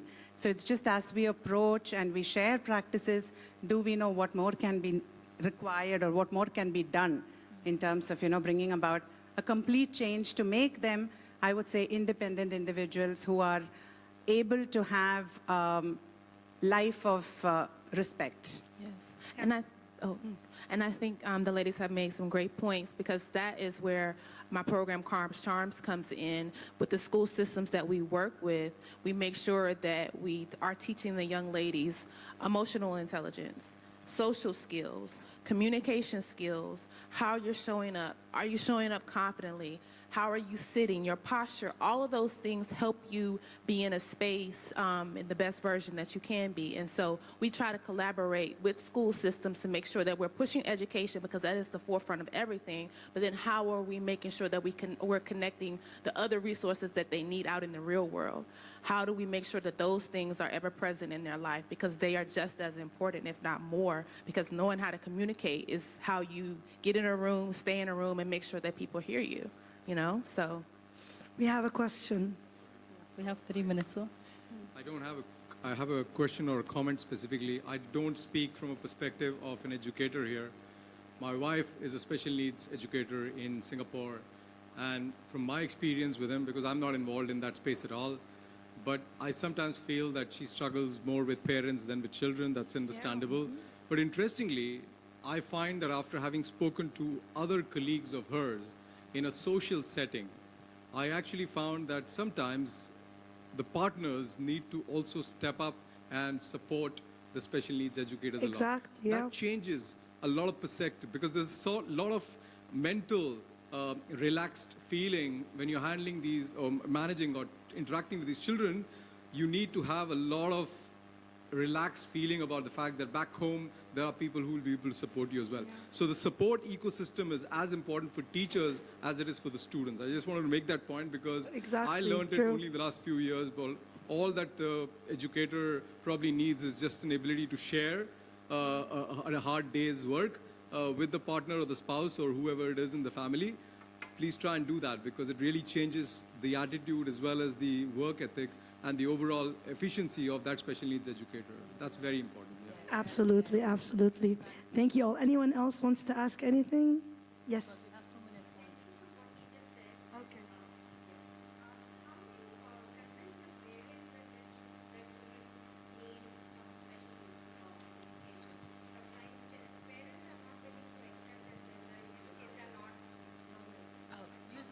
Go ahead. Yes, absolutely. Like she pointed out, use your data, because we, when we call our parents in for the first meeting, there is always a resistance. I mean, they have a lot of excuses, because what happens is they see the child's performance as a clear reflection of parenting. And we keep telling them that is not the case. So in spite of them saying a complete no to maybe giving us consent, or there are small steps that we take in order to support the child within the class without pulling them out separately. And regular periodic intervals, we inform the parent, this is what is done, and we call them for a meeting. Have you seen any improvement? And that's when they are like, oh, okay, so things are working. I think until and unless we show them the results, they just don't agree. And then getting them to go in for an assessment is a very different battle. Sometimes we lose that throughout their years in school, but, well, we still try. Yes. First of all, thank you. This is very special and dear to my heart. When I went through school in undergrad, I realized as a general education teacher that I still had skills that I was lacking to really support through my student teaching students with disabilities. So I decided to go get my master's in special education. And through that work, it allowed me to be able to differentiate, right? Because that was one thing that I really learned. The reality is, in a lot of programs, for educator programs, you may have one class. So when I became a school principal, one of the things that I realized is that teachers were not equipped because they weren't knowledgeable. So the first thing I had to do was first equip and empower my teachers to understand the different types of disabilities. Another problem that we had was over-identification of African American boys. Well, because they didn't know, it's okay, how do you provide those interventions prior to having to, not all students have to go through special education. There's some interventions you can put into place. But the missing piece was the parents, like you said. But we have to remember, some parents have trauma from school themselves. True. They were either identified themselves, or maybe they were, and they went through a program, and it was very different because I don't know about you guys, but when I went through school, I don't remember seeing students in the classroom with me in wheelchairs or that had a disability. They were typically in a different room, they were pulled out, or they were getting something totally different. And when I became a principal, not that it wasn't nominally, but we looked at those individual education plans. We made sure that was the least restrictive environment. In other words, can they still get the instruction in the general education tier 1 classroom? That was a mindset shift. A lot of it has to do with mindset shifts, especially those who've gone through schooling in other eras, right? Because you are thinking that this is one area that all special education students, which I'm glad you brought up, gifted is an exceptionality. Let's remember that too, right? Because you can have both ends of the spectrum. But it was really about knowledge, it was about educating my teachers, and it was also about educating the parents. Because what I identified is once we got over their stigma, their hesitancy, then we were able to help their child. But we had to be very transparent. It shouldn't be something that's new. Like, how do you educate a parent, walking them through the process? So those are a couple things that we use to kind of destigmify special education, because we all, to be honest, have special needs. It's just how we look at it. And it's about how we're providing those services to students. So I think to your question, I think she asked earlier about that sense of belonging, is one, making sure that we're inclusion, that we're including those students in not just the classroom, in activities. That was a big thing. Whatever field trips that general education students, all students go on. It doesn't matter what disability you have, because the reality is that we're showing up. We have teachers who have disabilities, right? So it's no longer just children with disabilities. You now also have to, the leaders, accommodate teachers and adults in your building with disabilities. So it really goes back to the mindset, and I will challenge, if you are a leader in this room and that work is not happening, it really starts with you. And if you're not knowledgeable, it first starts with you being knowledgeable about how to support not only your teachers, your students, your parents, and your community. And so that would be my challenge. So for me, it started with me as a leader, making sure that I understood. Now, I had that background, but not all leaders who came, my assistant principals or teachers, I had to be very specific and provide them some training. That's all I'm saying. Thanks a lot. Thank you very much. That was the end of our panel. We hope you liked it and enjoyed it. Thanks a lot. Thank you, guys. Thank you very much, ladies. A very insightful panel indeed. Fantastic. Come and have your photo in front of the table there. Excellent. Now moving on to our next panel.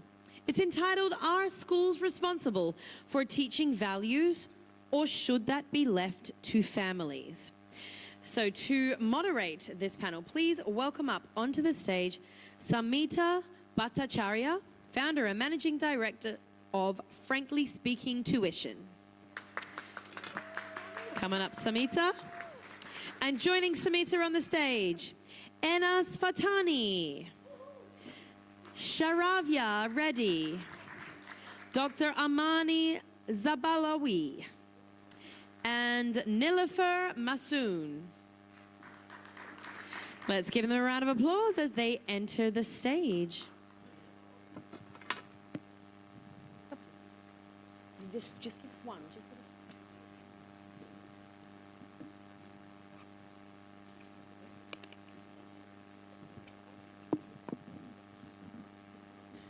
Okay, over to you, Samita.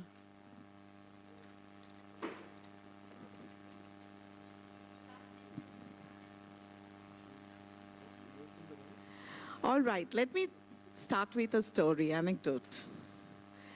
Year 1999, my son is about 2 years old. He was here, that handsome, not so young fella, yesterday.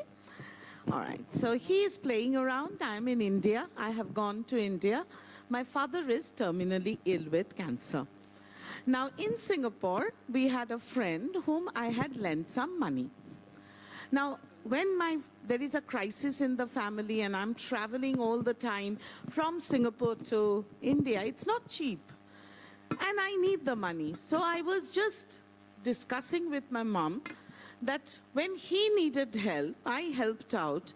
Now I need some financial aid. He should return the money. But he is not.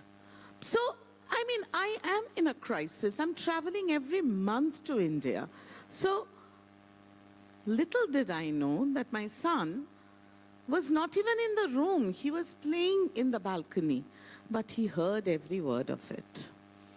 And as soon as my friend came that evening, my 3-year-old goes to the top of the stairs and asks him, "Did you get my mom's money?" I wanted to crawl under the table. I wanted to die at that moment. And I learned a huge lesson.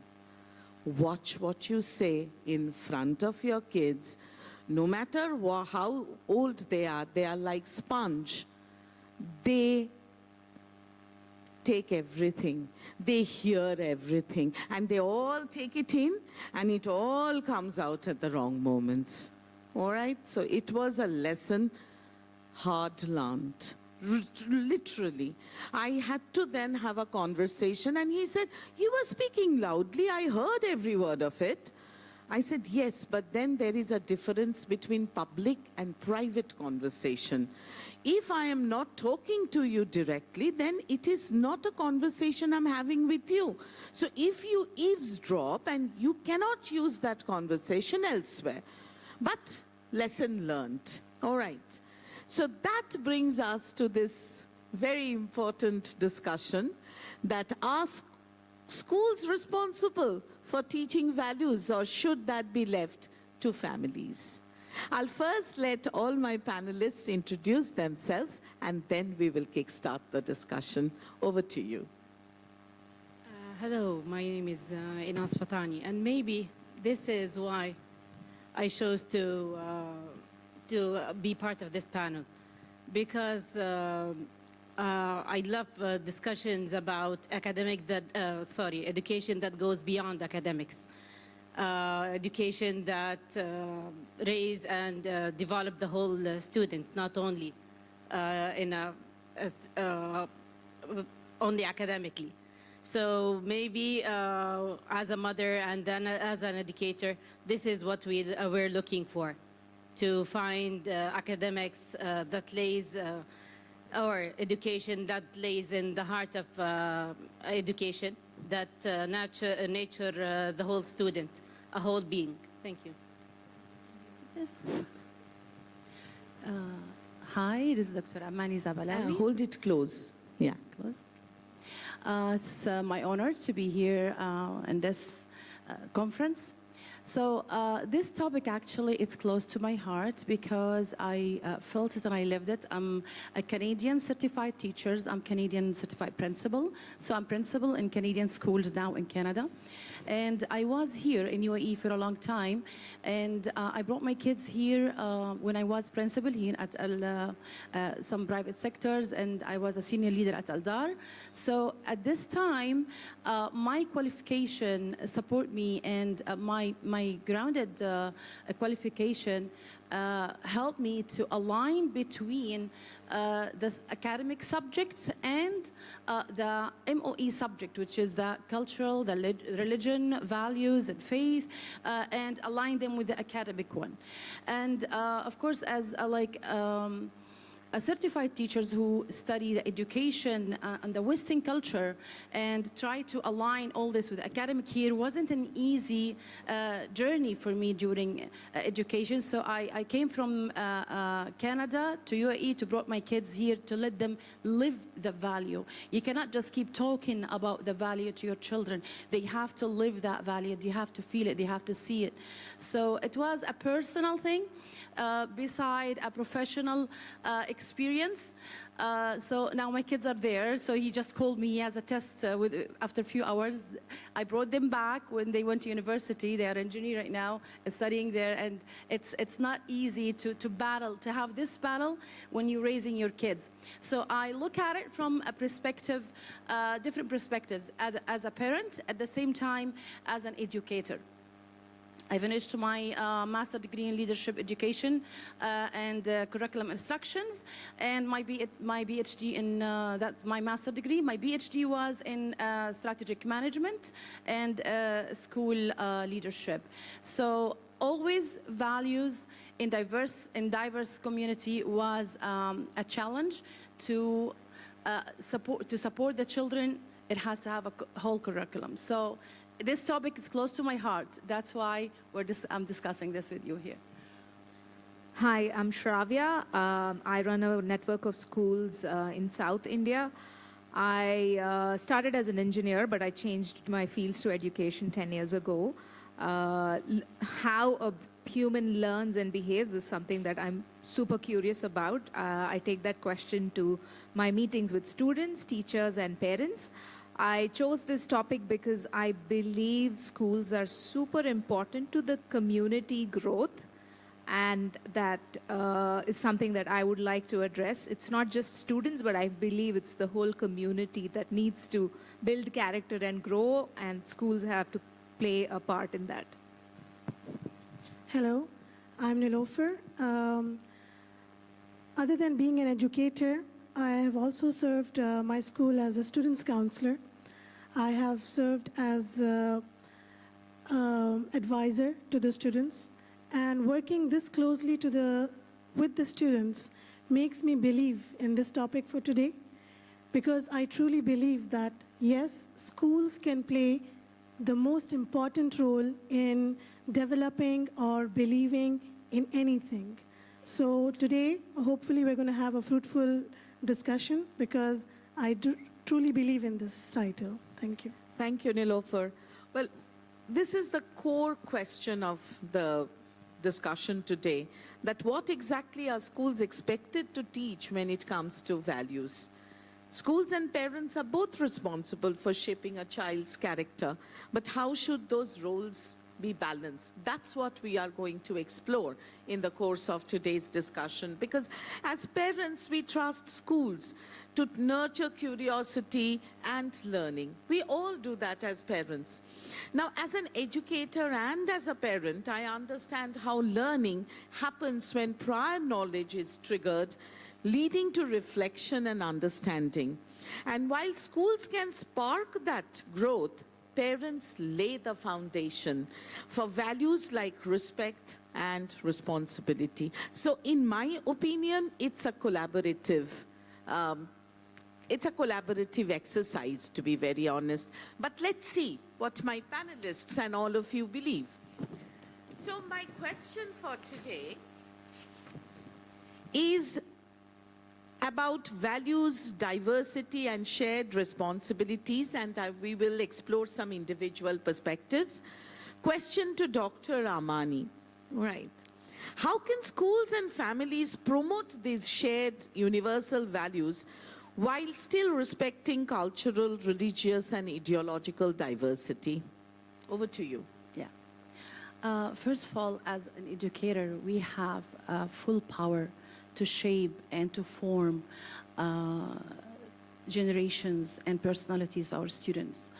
But at the same time, without the family support, we cannot do it by ourselves. Or if the family's role disappear, there will be confusion and unbalanced students.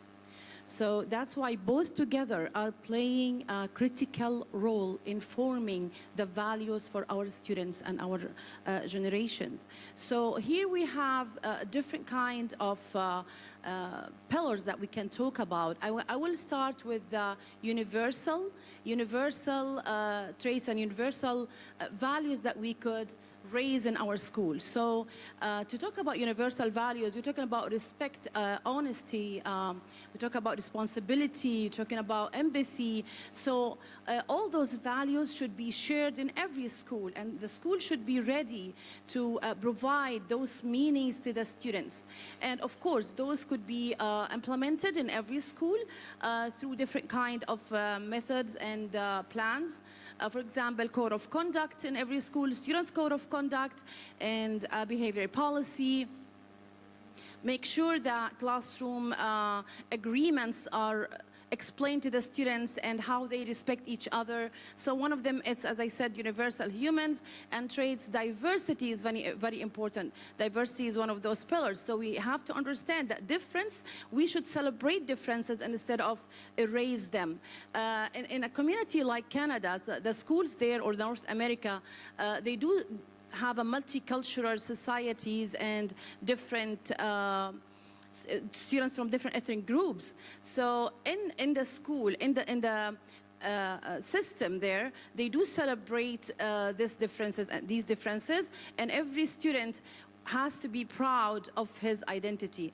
Here in UAE, it's also done through the curriculum, the social studies curriculum, and I was really proud of the students here when I was in UAE, when they are proud of their identity, the national identity and the national day, celebrating those, the faith, the religion, the language. It's very important to emphasize and align them with the American and the British and other kind of curriculums. So if the students really have balanced their proudness of their identity, they can build confidence, they can build resilience, they can build their personality in a really healthy growth and emotional growth.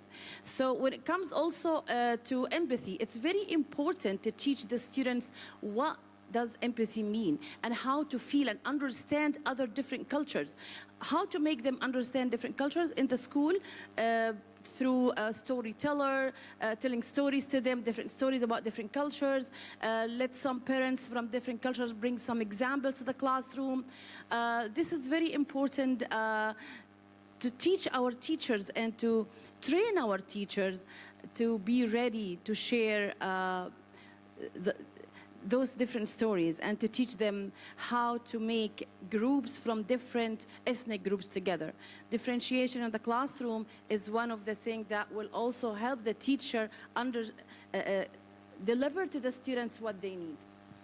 Thank you so much. Yeah. You want to? No, I'll give chance to others. We come back. Okay, all right. Enas, from an educator's perspective, why is it considered essential for schools to play an active role in values education, and what principles or educational frameworks typically guide this approach? Let's start with why values. Because values are the fundamental of human behavior. They shape your identity, your beliefs, and your practices and emotions. So when we find students with very high values that are recognized by society, you will shape a very good start.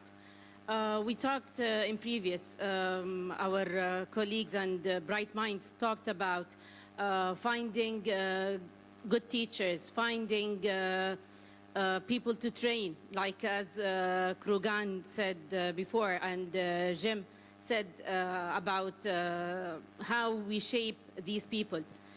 Really, finding people, we have to work on preparing people and students and children with these values first. So this is why values. And as educators, values are the essential part of our building characters, because schools are the primary social environment that kids can practice emotional intelligence, teamwork, collaboration, and empathy. So this is why we have to, as educators, focus on values. And we are educators, we are grounded by theoretical theories and best practices and child development. So we know exactly what it means to raise a very well-rounded student. So we always are guided by what is the most important things. Our theories about, say, learning development and social development and holistic development goes back to how we model the values, how we implement these values and be role models. This is how kids learn, like you said, by modeling. So they modeled, they are sponges. They know and act upon what they learned and see. So, thank you. Shravya,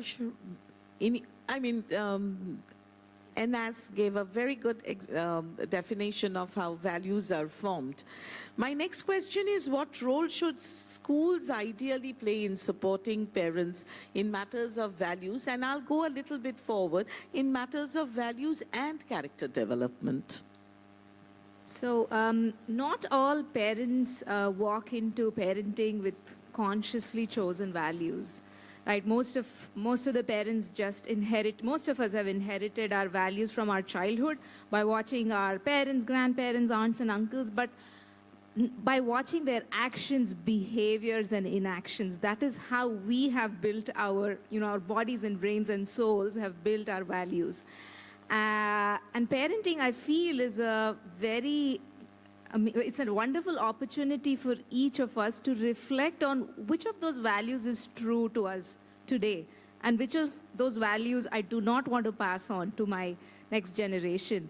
This is where schools come in. I think schools can nudge and gently support parents to reflect. But not by correcting them or judging them, but by creating opportunities to reflect.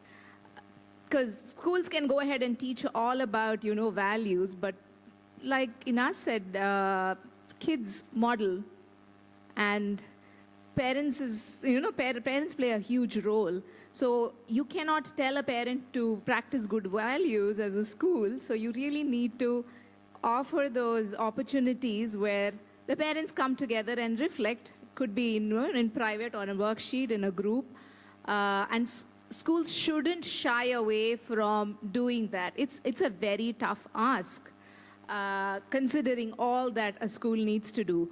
But without, character building and value education, there is no education. And if schools are in the, in a mission to provide and deliver good education, they need to create and toughen up to play that role, because parents are everyone's, parents are both of them working, very little time to pursue personal growth. They're all caught up in professional and leadership growth, but their personal growth is directly, it impacts a child's character building and values. So that is where I think schools should come in. I agree that it's a very tough ask. But can you share some examples and strategies that will work with parents? Because it's a sensitive thing, after all. So it doesn't have to be, schools can focus on the universal values of respect and empathy and so on.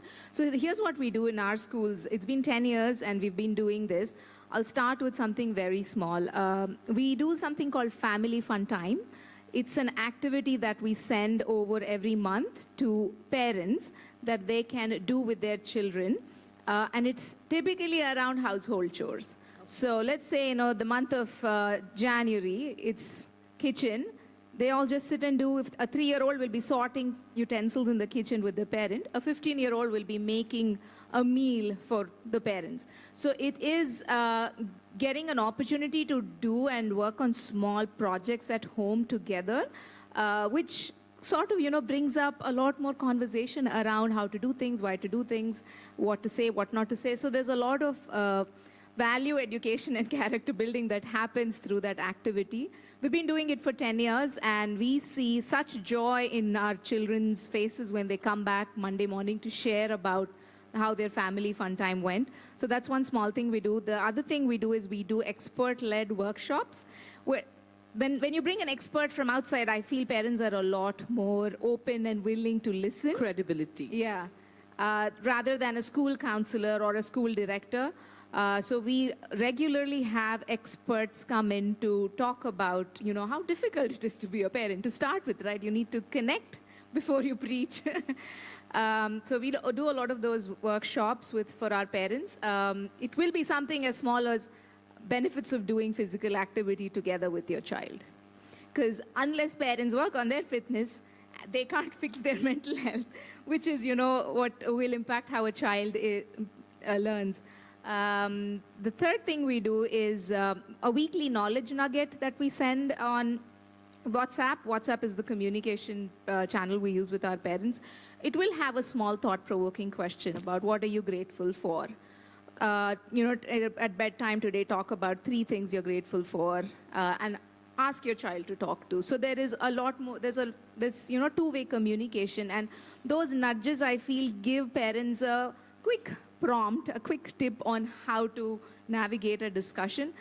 So those are some things which have been working really well for us. All right, those examples gives me the next question that, Nilofer, what key benefits emerge when schools and families work in partnership to support student values and character development? Well, first I would like to comment a little bit on Shravya. The methods which you're using is really helpful because in this fast time, when parents are busy with their own jobs, they really don't know whether they are struggling or they cannot do it.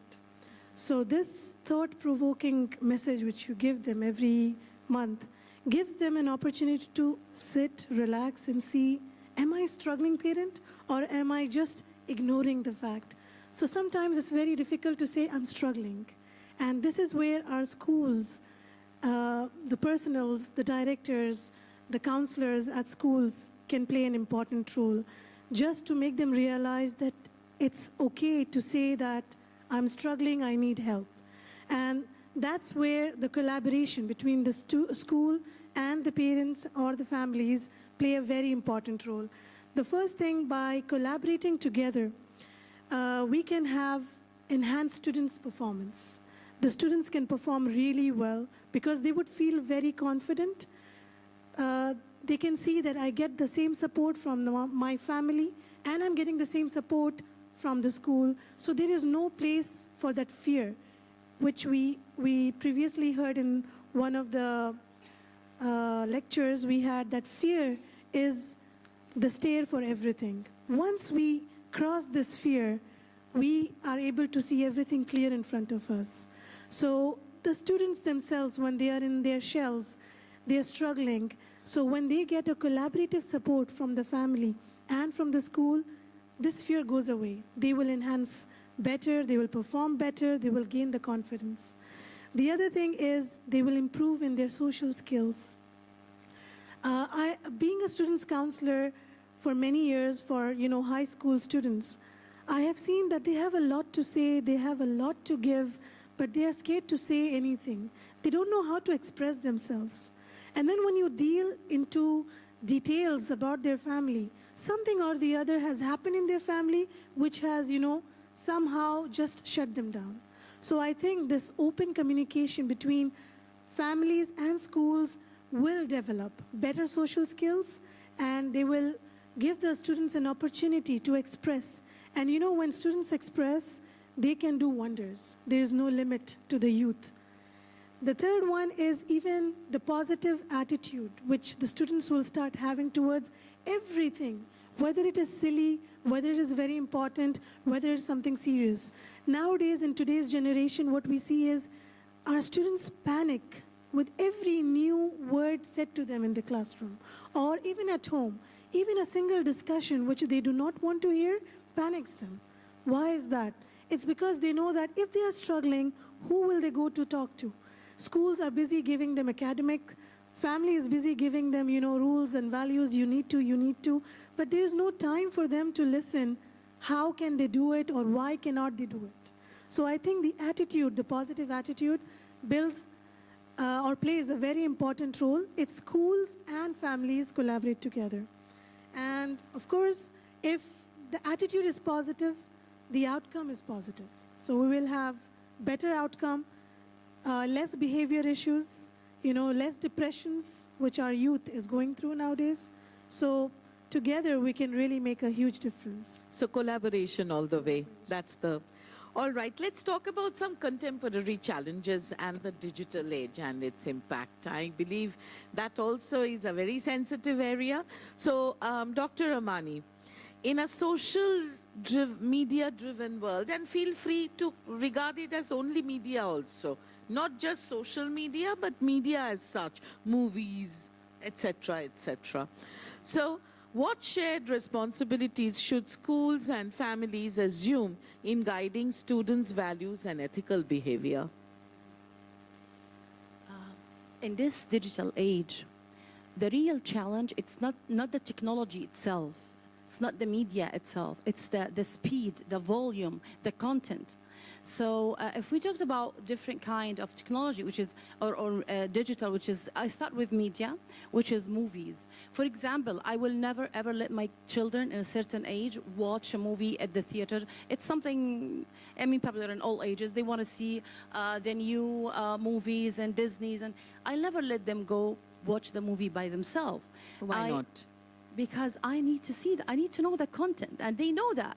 After that, we have to sit. They know every time they go to the movie, we have to go outside directly after the movie, because they will grab the idea and the hidden message in the movie and they will leave. They will go, okay, and they will forget after that is this aligned with their values or not. So at the same time, the same day, we go after the movie, we have a meeting, have a conversation, tell me what did you learn? What was the moral of this movie? Sometimes they told me, Mama, it's just fun. We're here just to see, to enjoy the time. I told them, oh, I know you enjoyed your time, but did you learn something? What happened in that scene? Do you believe that this is right or wrong?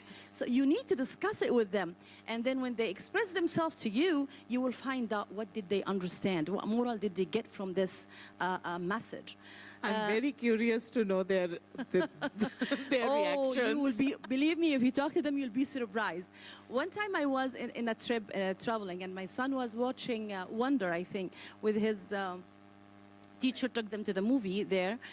It was a novel study and media literacy at the same time. So they connected the media literacy with the novel study. And then when I came, he told me, I watched the movie, but I want you to come back again with me. I cannot wait. I want you to come to see it with me. Because after that, we sit and discuss it together and see what was wrong, what was right. Does this part align with our values or not? They need to learn how to evaluate the social content. We need to teach them how to evaluate social content, what to choose online.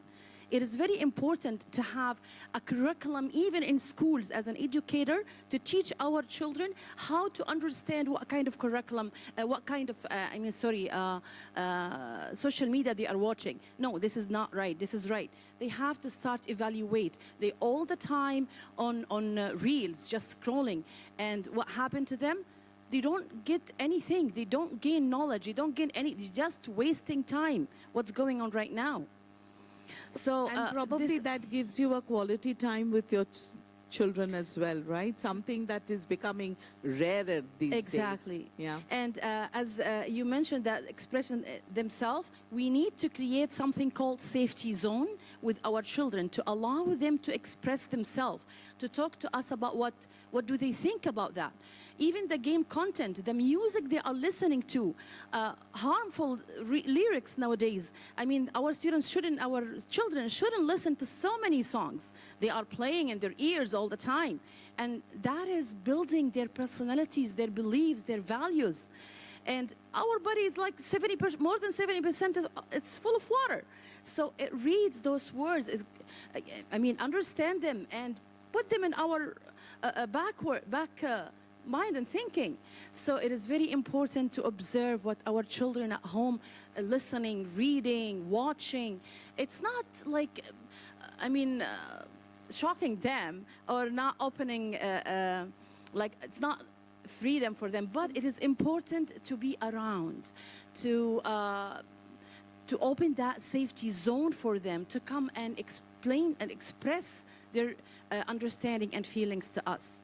One more thing, it's in social media now, the AI, the ChatGPT, and everything is there. I just want to mention a study, a recent study that has an alarming result to us. Now, we know that every student here, our adults and children are using ChatGPT, but we need to understand that this also has to be regulated, and we need a curriculum. We need clear curriculum to support our children to use it. A study showed that 45 to 50% of the students who are using ChatGPT when they are doing their homeworks, they have what we call activity, 45 of their brains not active. They are using only 50% of their brains. So 45 to 50% of their brains are not active. 33% of them are start having learning difficulties. 87 of them are not able to recall the information again. So no vocabulary, no ideas, no critical thinking. And this is a very serious alarm to us and serious result. Should we stop using ChatGPT and AI and all this? Of course, no, we will not stop, and they will not stop. So what should we do? We should teach them how to think, how to put their own ideas, how to put the input from their own way of thinking, their own ideas, and then get the edit, get the proofreading, but not allow ChatGPT to think instead of them. They stop thinking. They depend on the social media. And this is another thing. They're also building different values now. So we have to have a curriculum, and we have to watch and advise our children what are they doing. That brings me to value-based education. Nilofer, how does that translate into improved academic performance? I couldn't agree less with you. It is true.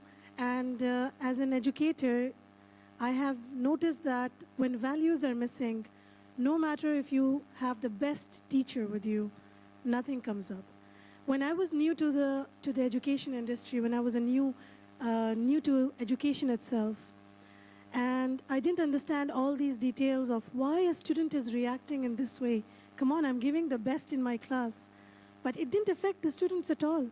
Why? Because their values were missing. They didn't know what is the importance of a teacher. Nowadays, in today's world, like she said, the Gen Z has one concept. I can get it through the ChatGPT. I can use AI. I don't need a teacher. True, you don't need a teacher. But if you have those values of how important that teacher is, you might get knowledge from everywhere. But the teacher is the one who can show you the right path. So I feel the value-based education gives you more academic success. It also strengthens the social skills, which I mentioned earlier.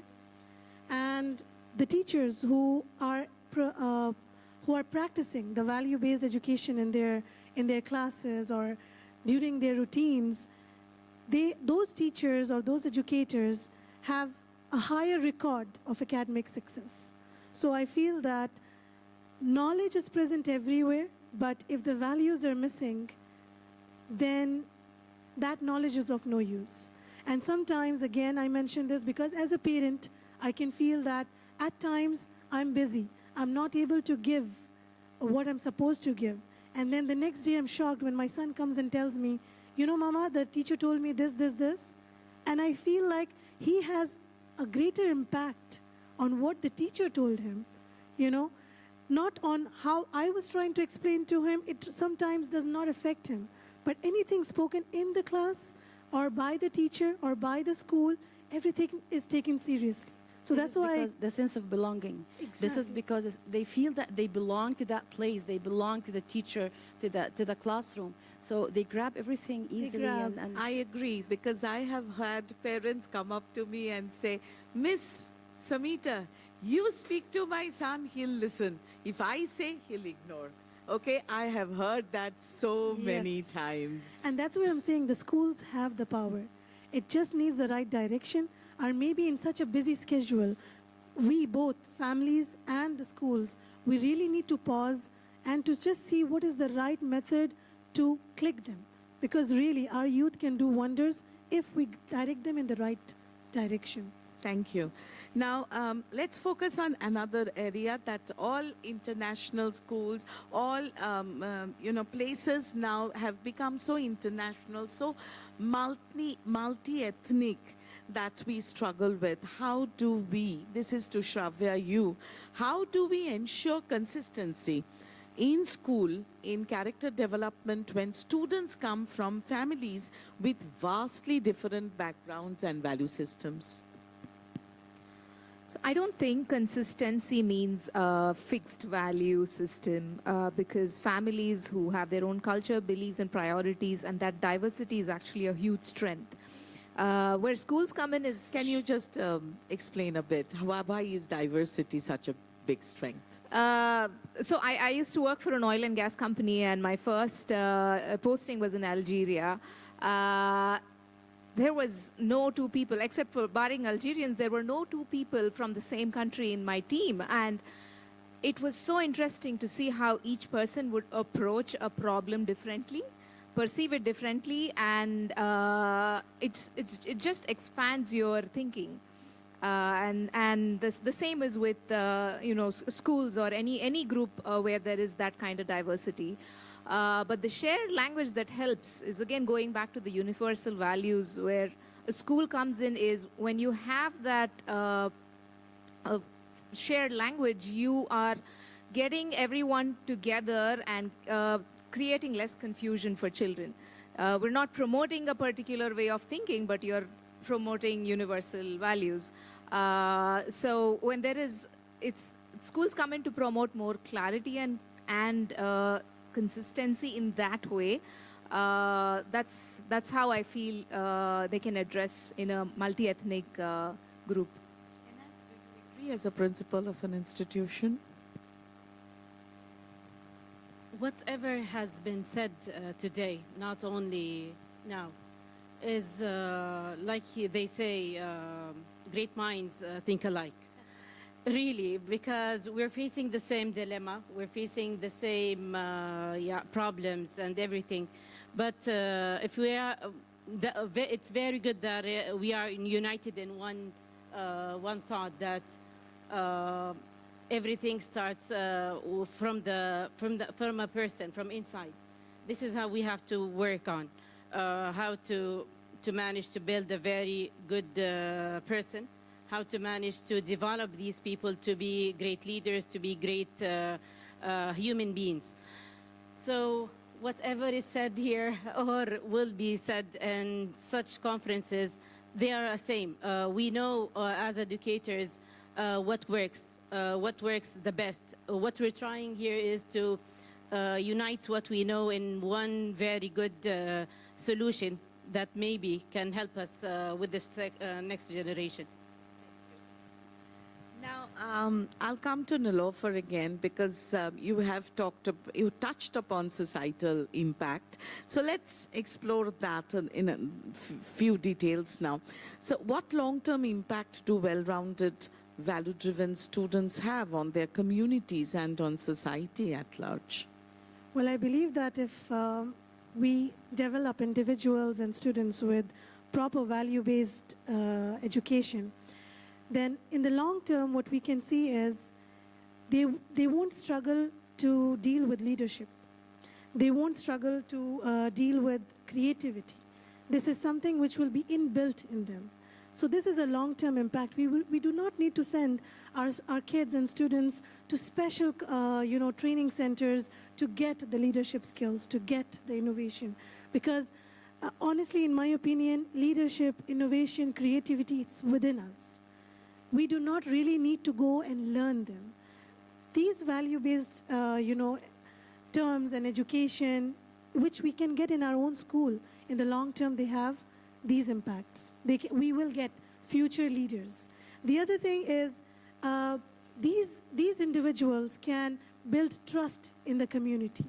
They can display as role models, and their values can impress others, and in this way our society can have more and more value-based educators. So in the long term, if one school succeeds to do this, or the collaboration between family and the school succeed in developing individuals with proper value-based individuals, I think we will not face issues which we always see nowadays, like bullying or feeling low, or like Inas said about belonging. You know, these are the things which we will avoid in the long term. All right. So, since we are drawing close to the end of our discussion, some key takeaways. What about Nilofer? Can you sum up the shared responsibilities of schools and families? Because it's obvious that collaboration is the way we have to work together. I think the key takeaway would be we should have more open communications. We should, the school and the families should make a point that once in a month there should be an open and transparent communication to see where is the lacking, not criticizing, not saying that your kid is this and this and this, because we are taking this role collaboratively. So I think open communication, transparent communication, maybe we can, give some roles to the parents to hold some workshops, Our own teachers, like we mentioned in the previous discussions, our teachers are also scared to take this step. So I think if we can have some training workshops for the teachers, which will ultimately help the students and it will ultimately help the families. So I think collaboratively we have to work. We do make mistakes, we're not perfect, but we will learn from each other. Wonderful. And what about areas of alignment and tension and practical solutions moving forward, Inas? Alignment, there are a lot of things we can align on, that we have universal values like empathy, like respect, teamwork, and collaboration. But sometimes when the message is not clear enough, this is when misunderstanding happen. This is when sometimes we don't have a solid ground to stand on. So maybe areas of alignment can be have the message very clear from the beginning of the academic year. You set your message clear about who you are and what you want to help the student gains. Small nudges, as you said, small nudges that, yes, will help open this line of communication with parents. Be very clear, involve more parents in your school life. Give them some guidance. Let them feel that they are, we are partners. Not everyone is working alone. So mainly these are the things that all of us know as educators that will help schools be stronger, be aligned with most of the parents. Because at the end of the day, we are all raising their kids, our kids. It's raising very well, yes. Yeah, it's a mutual understanding. It's our future, because our kids are the future. So this is, I think, what should happen and always will happen. So what we understand from the panel discussion is that schools play a key role in fostering critical thinking, creativity, collaboration, and they can also reinforce values through teamwork and service. But parents need to teach respect, integrity, and resilience at home. Any last words? I just want to add about empathy. If we need to balance. We need to balance between those meanings. Like if I raise identity without empathy, that will cause isolation, and students will only see themselves. If I raise empathy without identity, that will cause confusion. Students will not understand where do they belong to. More alienation. Exactly. And at the end, we have to first protect identity and protect human values, humanity, promote humanity, protect identity, and celebrate diversity. Shravya, any last words? I have an anecdote to share. So my son is 6 years old now. So when he was 4.5, he would bring back lunch almost every day untouched from school. I waited for a few months and then I wrote to the teacher. She said, I will make sure a child finishes his lunch, and she would send me a picture every day. And immediately as a parent, I felt super happy. I moved him to a different school for another reason. I had the same problem there. His lunch would come back untouched. When I wrote to this teacher, she said, a 5-year-old should know and feel their own hunger. So we will nudge him, but make sure he packs his own lunch and he cuts some salad or fruit and packs his lunch. So that is what the teacher in the other school wrote, which I really liked, though it was hard for me as a parent to do it. But I felt like that school taught me something and is going to make my child something, though in the short run it's a bit difficult. So I feel, schools should be rooted in their philosophy of making kids independent and not be lost in trying to make parents happy. I think when we are rooted in our philosophy, children will learn values from their parents and at school. Well, ladies and gentlemen, this panel has spoken. Now it's your turn. Questions? Come on, one question at least. We weren't that bad. We were clear, I think. Yes, please.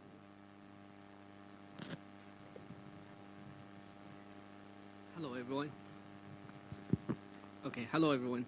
So right now, social media competes with schools and parents to teach our kids some values that we don't agree with, or maybe agree with, depends. Social media teaches them a lot of things, and kids kind of choosing their own values from social media.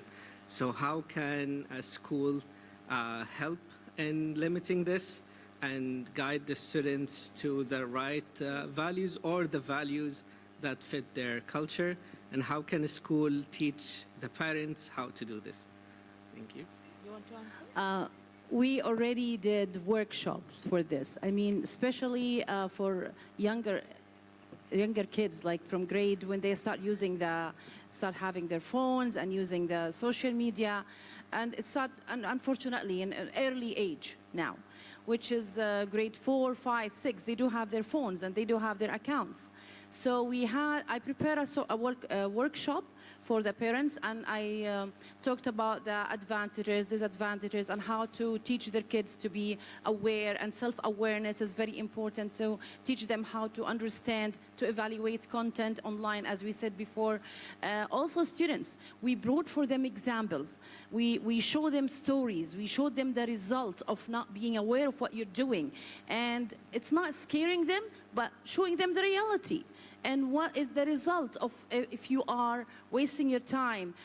What will happen to your learning, to bring growth, to cognitive development?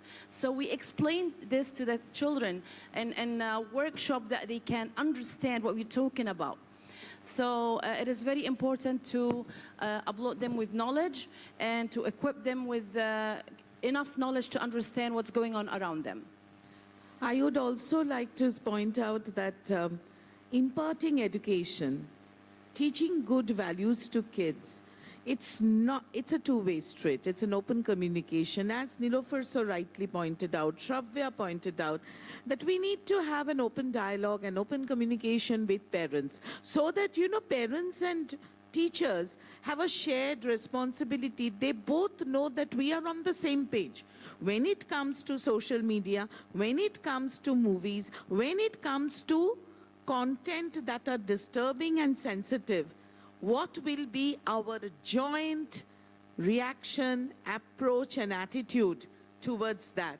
If the students know that, they are on the same page, they will also make a note of that.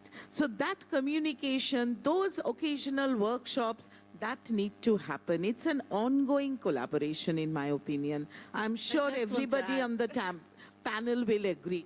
Please go ahead. I just want to add, if the schools and families have the same direction, we will act like the values will be the the moral campus that will guide students, even without further explanation or anything else. So their inner campus will guide them toward what's wrong and what's right. So this is the main, our discussion is how to value education, how it will benefit the students.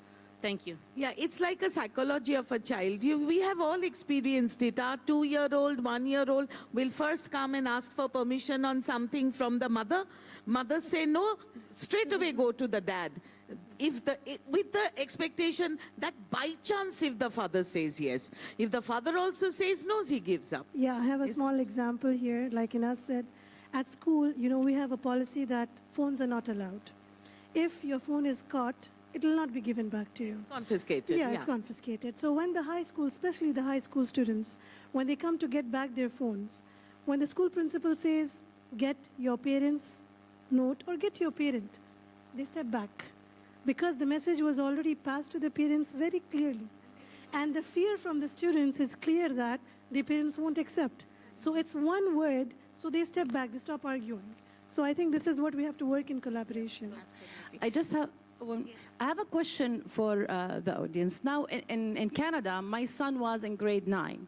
And every time he's late, the first time he got a verbal warning. The second time he got an email. The third time, the teacher will make him do a community service. What is a community service? He will read an orange overall, and he will go around the school with a black bag and gloves and clean the school in front of everyone with this orange overall. Would you allow your kids to do this? Would you happy to is this applied here in our culture, in our schools?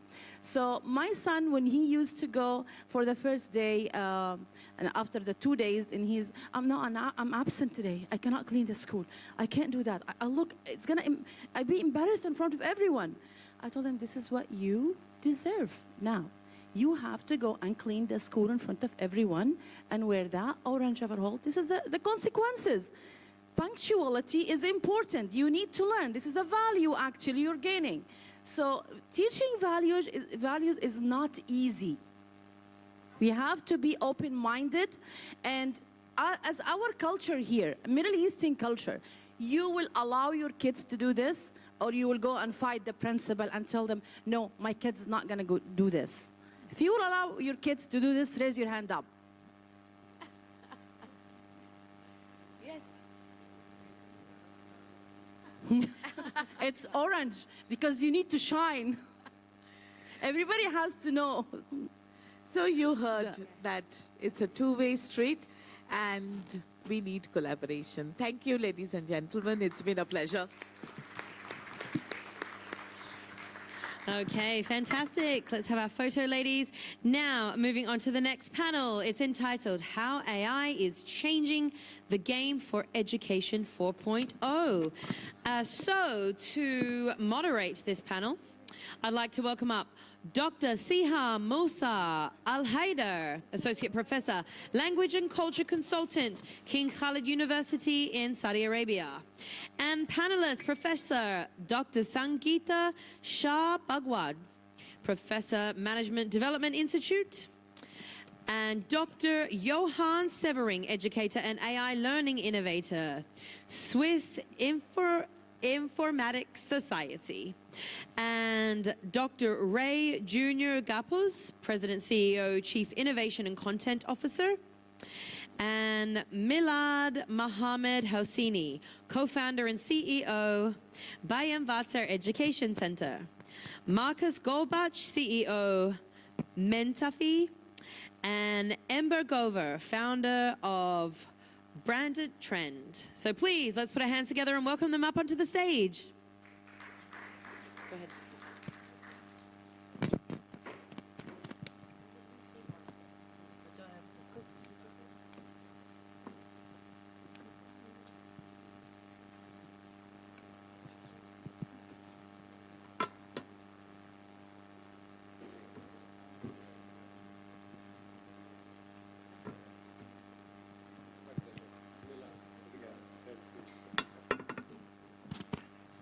Ladies and gentlemen, distinguished guests, panelists, and colleagues, Today we stand at a historic intersection where education meets intelligence and where learning becomes predictive, adaptive, and deeply human-centered. Artificial intelligence is no longer a distant future. It's the engine accelerating education 4.0, reshaping how we teach, learn, assess, and imagine the future of human capability. Education 4.0 demands new models based on personalization instead of standardization, skills instead of memorization, and innovation instead of repetition. AI is enabling all of this. It is giving every learner a private tutor, every teacher a digital assistant, and every institution a data-driven campus. The world is shifting, jobs are evolving, and our role as educators and leaders is not only to keep pace, but to shape direction. In Saudi Arabia, this transition is deeply aligned with Vision 2030 and Human Capability Development Program.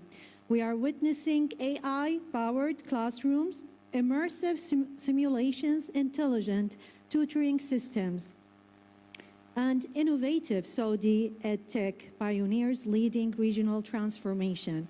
But with this opportunity comes responsibility. We must ask the right questions. How do we ensure fairness, ethics, and cultural relevance? How do we prepare teachers for this new landscape? How do we democratize access to AI, not deepen divides? These are the questions our esteemed panelists will help us unpack today. Together, we will explore not just technology, but the human future it serves. Welcome to our conversation on how AI is changing the game for Education 4.0.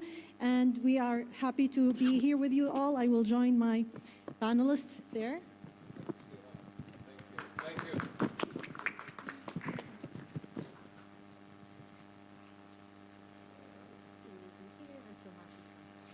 So we will start our conversation with Dr. Sangeeta. Dr. Sangeeta here is professor in information management area in MDI, Gurgen. She's a former first female acting director in 52. Hi, Marcus. No, it's okay. Okay. So she's the first female acting director in 52 years history. And she has more than 3 decades of experience in teaching, research, and administration. She has done a lot of research, more than 50 publications, and she has this research entitled, Can Work from Home Policy Hurt Employee Morale?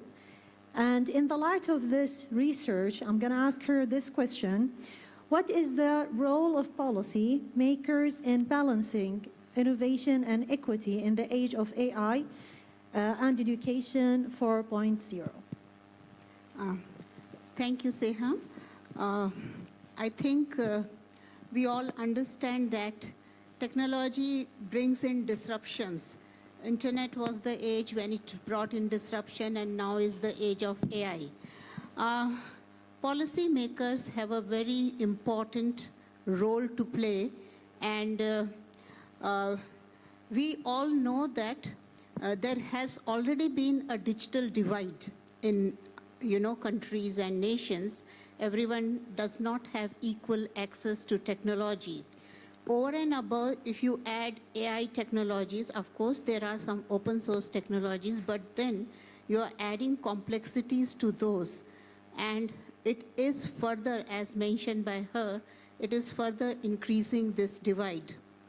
So what do policy? See, it is not only the digital divide, but are our teachers, are our professors ready to, are they ready with the curriculum, with the new age technologies? Are they able to teach their students this is also very important that we have to understand. Have the countries and policymakers designed and developed programs for capability building? That is important. The third point is ever-changing technology and adapting the curriculum to that ever-changing technology. And you know that we can introduce a couple of courses related to AI or so in our curriculum, but that is not everything. It is, we have to understand how this curriculum should evolve. And before 2022, we were talking of machine learning, predictive analytics. Suddenly this ChatGPT comes and we have started talking of generative AI. And generative AI, teaching that to students, and they're using it as a tool for their own, assignments and all that is what is changing the game of Education 2.0. My fourth point is, which would be that AI, we are talking of personalization, but it should not lead to dehumanization, we will make our students sit in front. We are saying that you can learn at your own pace, you can be your own, flexibility is there. That connect with the peer, the connect with the professors, the connect with the teachers should be there. So we have to be very careful when we are having a curriculum, when the policymakers are designing, helping schools and universities design a curriculum, that it has to be a blended curriculum. It has to be adaptive because technology is changing very fast. Thank you. Okay, thank you so much. That was informative. Our second panelist, Mr. Marcus, here next to me, Mr. Marcus Goldbach.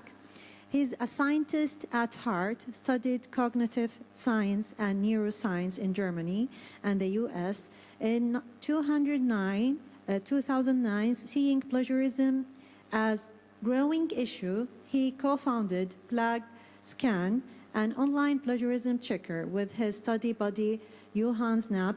After a decade defending academic integrity and successful exit, Marcus turned to business angel investing, focusing on young, innovative companies that advance education and sustainability.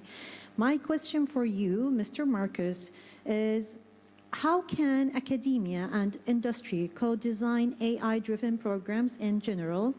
And if we focus on graduates, which specific skills are becoming non-negotiable for graduates? Hello, everyone. Great conference. That's why I got so excited and caught up, and now I'm here. I'm very glad to speak to you.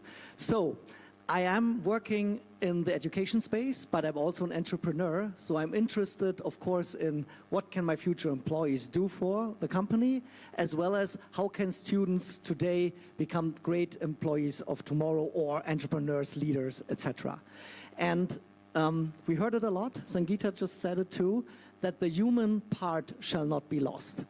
How can we make sure in education that what humanity makes best is also coming to the work life, and graduates bring that along when they become researchers or whatnot. And I came to the conclusion personally that you still want to put and see the effort. Mr. Borrelia earlier quoted Pelé, right? Pelé saying, if you want to have success, you need to be tenacious, you have to learn a lot, and blood, sweat, and tears, and all that.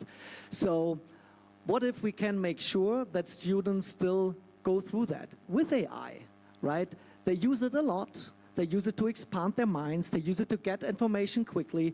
But at the same time, we make sure that the students have done research work. They have done some of the writing at least. They learn how to formulate an idea, think creatively, and have original text in front of them. And that you as a teacher can also say, if you are teachers, well, I can identify this is the personal contribution from the student, and this is actually what he got from sometime else. And maybe it's because of smart usage of tools. Maybe it's because he's relying on great minds from the past. which the traditional quoting and research work, and that's what I think is most important.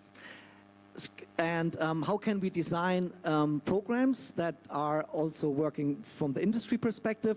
That's not necessarily so much a new question. I mean, these programs have been around. It's generally a good idea, and AI is just a new version of it to ask what exactly do you need from a worker today, and how can we test this?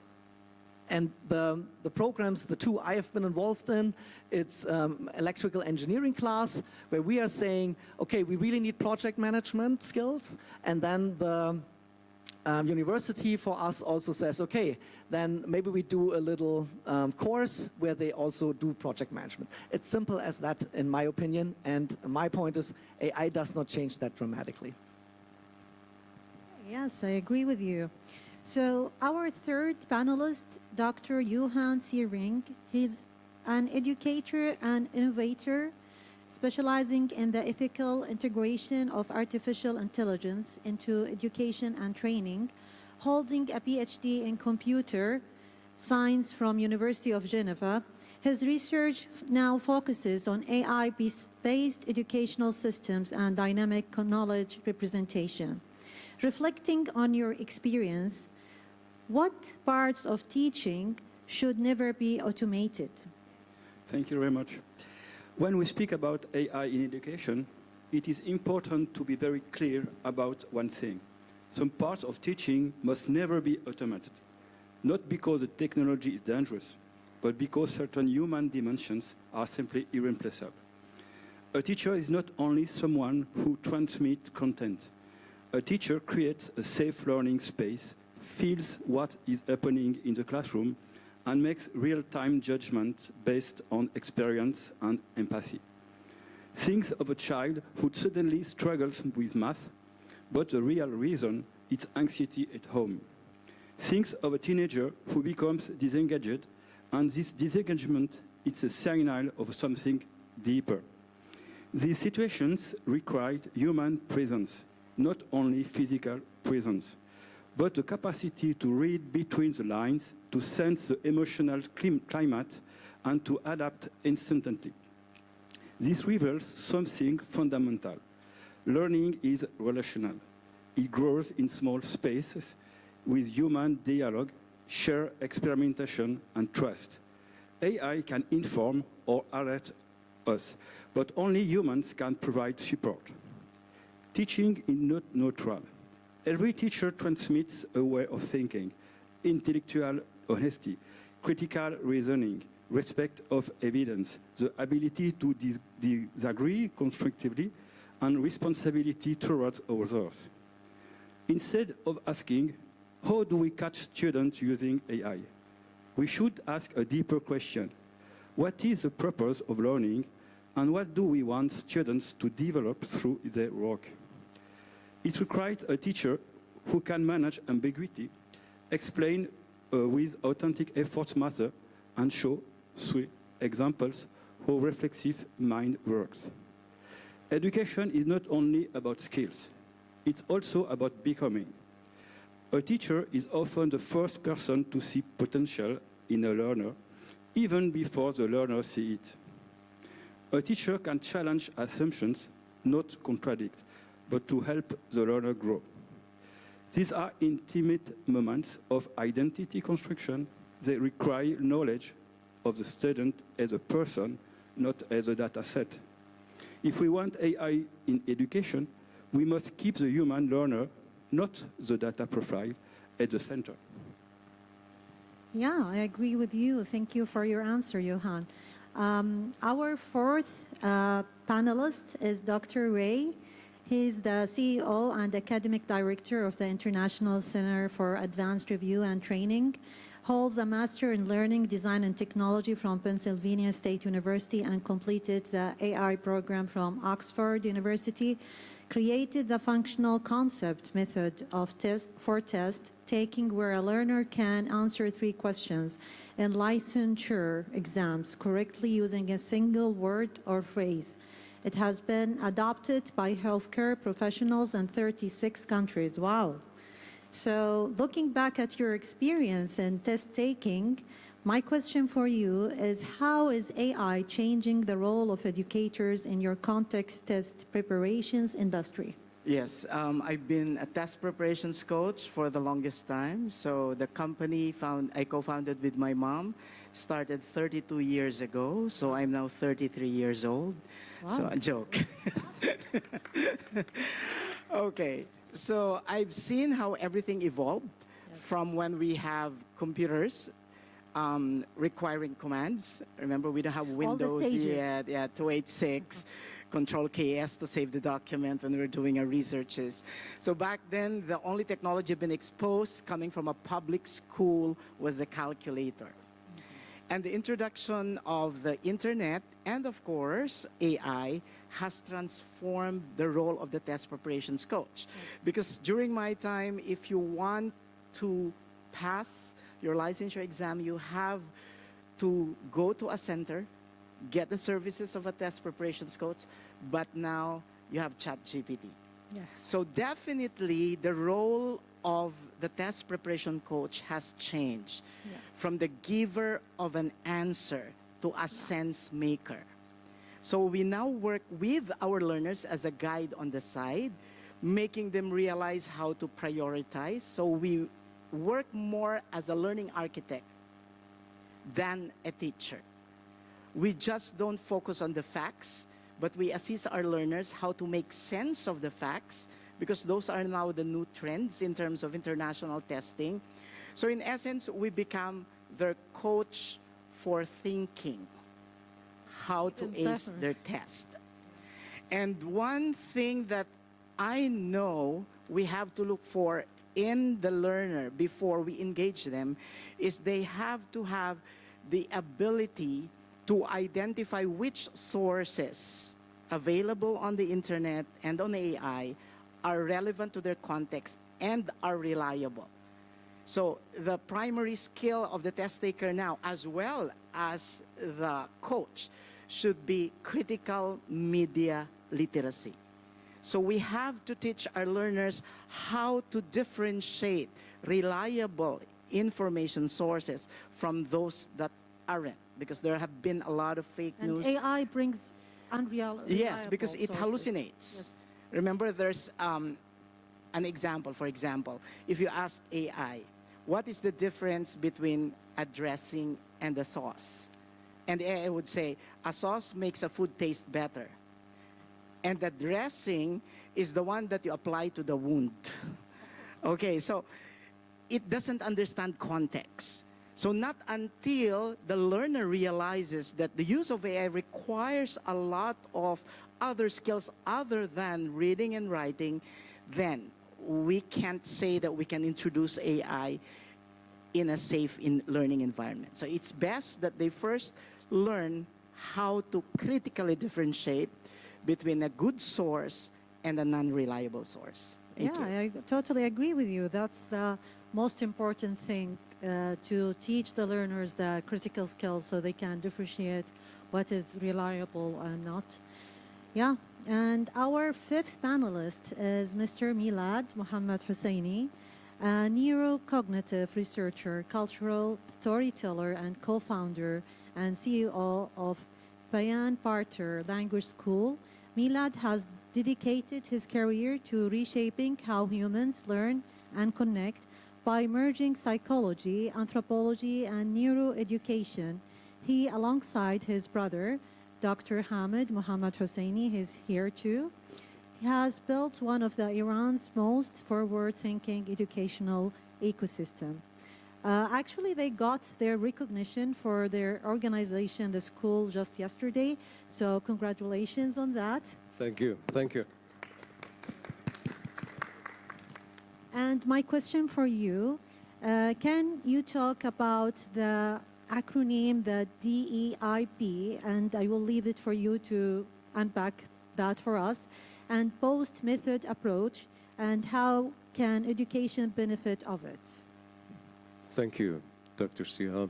Good afternoon, everyone. Okay, so I'm Milad, and more than 16 years Me and my brother have had a privilege of leading a language school in my country, Iran, which welcomes more than 12,000 active students. We have always had a vision and a spectacular view of doing something to empower and to enhance the motivation for learners. And the one thing that we have always found somehow powerful was, people, learning a language is not just based on just learning. Learning a language is not just the language. It is the philosophy of life. This is a growth. This is transformation. And this transformation doesn't really happen alone in classroom. It happens when people feel that they do belong and they are included. Learners should be seen, learners should be valued, learners should be, they have to say to themselves that I matter here. So, DABE comes first. Diversity, equity, inclusion, and belonging. So they have to feel the sense of belonging. And welcome to the world of Education 4.0 and the arrival of AI. Please do not inflate AI as the only tool in the world, but it is a kind of tool, I think. But yeah, exactly. But when AI steps in, and it would be a great way to recognize learners' demands and their needs, to find and to design a tailor-made journey for them. This is our responsibility, and the thing that we have always thought about that, and we do our best to do it. We have to track their patterns, we have to find out their demands, and what should be done, to make them somehow in a way that they can have an experience the tailor-made journey. Okay, the other thing is AI would allow us to collect meaningful data for those learners, not to control them, but to support them, but to include them. This is the thing that I've been looking for exactly. DABE comes first. That's I agree. it. Learners comes first. Thank you. Thank you. Great answer. Thank you. Our sixth panelist is Mr. Amar Goover.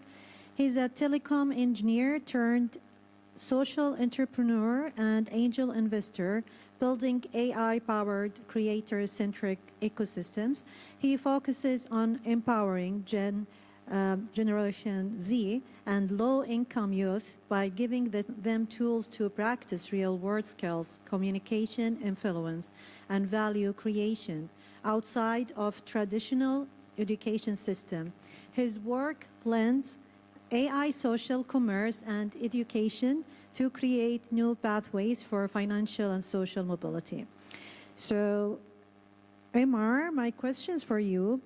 Are current education systems structurally ready for AI disruption? And will AI close global learning gaps or widen them? What do you think? Thank you for the speech. For the first question is, no, actually, I don't believe that AI system is ready for it. To put it this way, the Education 4.0 isn't about textbooks or digital textbooks or online courses. It's about transforming teaching information. It was. Now it's becoming transforming the skills. Because currently all the schools are able to teach any kind of job, but they're not able to give one concept very important for them, how to sell an idea. It's been told only on the streets, on practice. And for as well as sales, it's not a push way of applying the persuasion. We're talking about a ability to communicate the values of an idea, how to persuade people to apply the same concept. And our education system is actually built on a world that does not exist anymore. It's optimized for mainly routine tasks, memorization, and also standardized outputs, I can say. Meanwhile, the AI can do everything by itself in a flash. And right now, we're in a funny situation where all the students are using AI every day, while teachers are trying to catch up with it.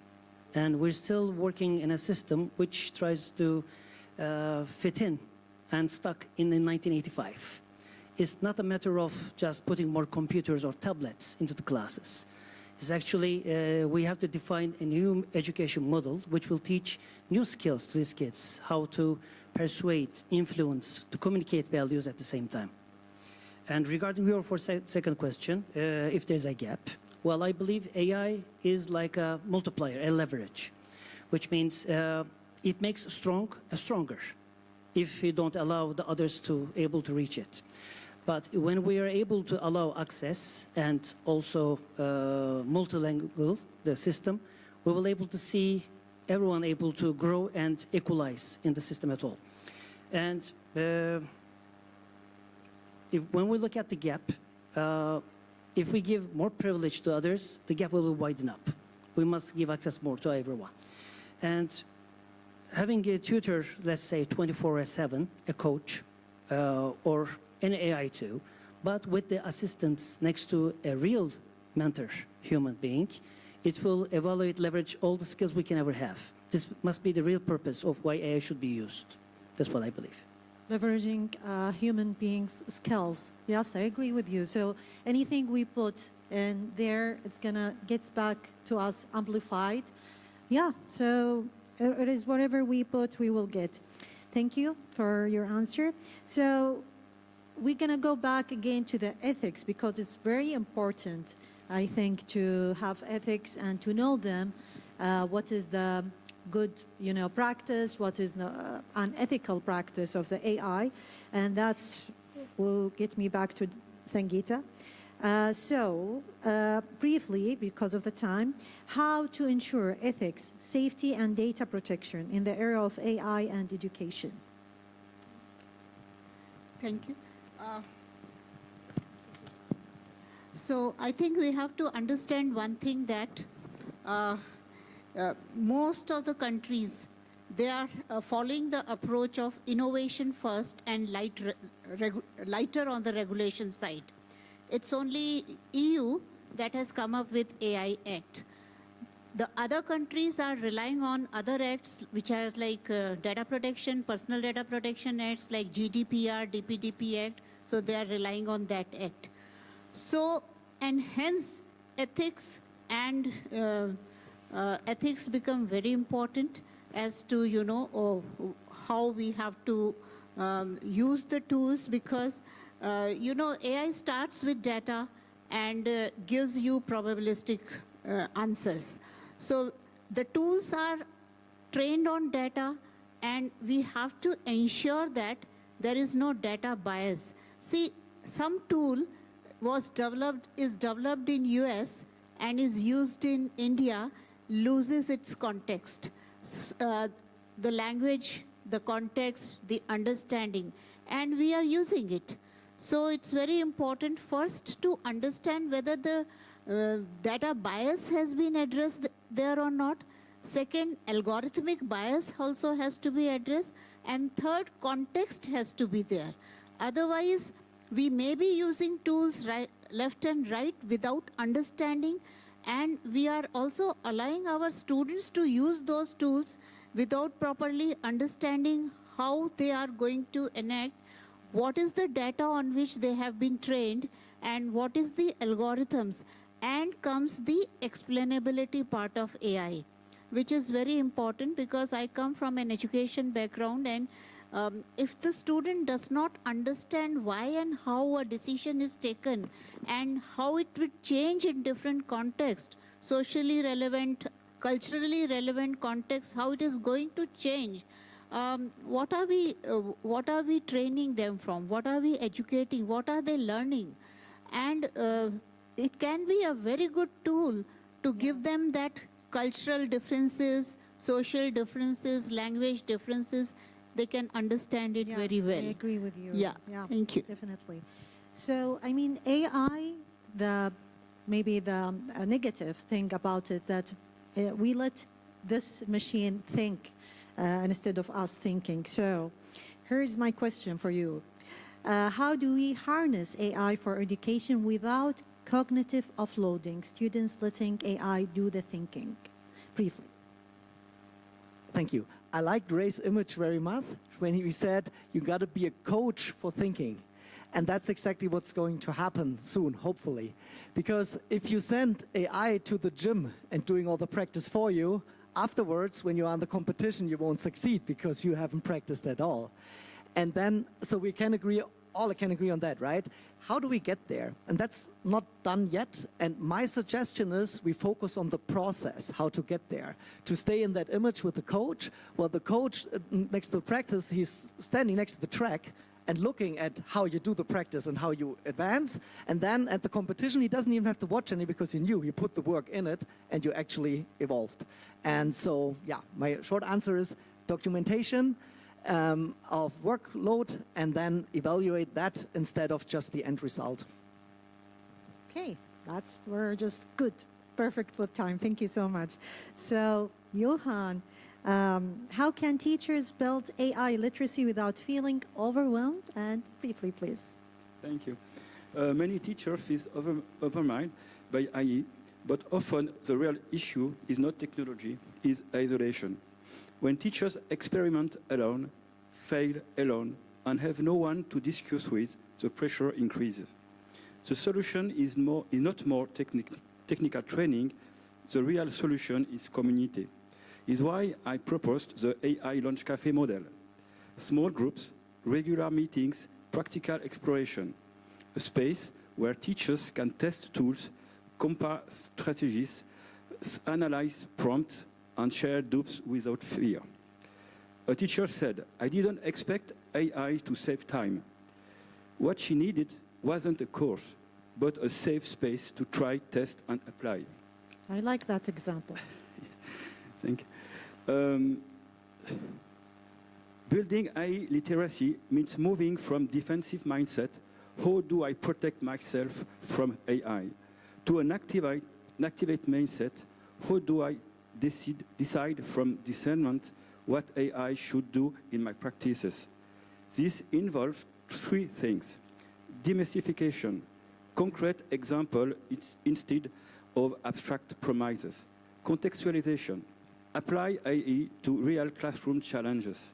Critical reflection, asking not only what AI can do, but what it should do. This transforms AI from a personal burden into a collective intelligence. Teachers do not need to know everything. Yes. They need to be connected to a network where knowledge circulates. If we want teachers to feel confident with AI, we must give them communities, not just tools. We must help them to move from fear to understanding, from isolation to collaboration, and from passive reaction to active choice. Okay, thank you.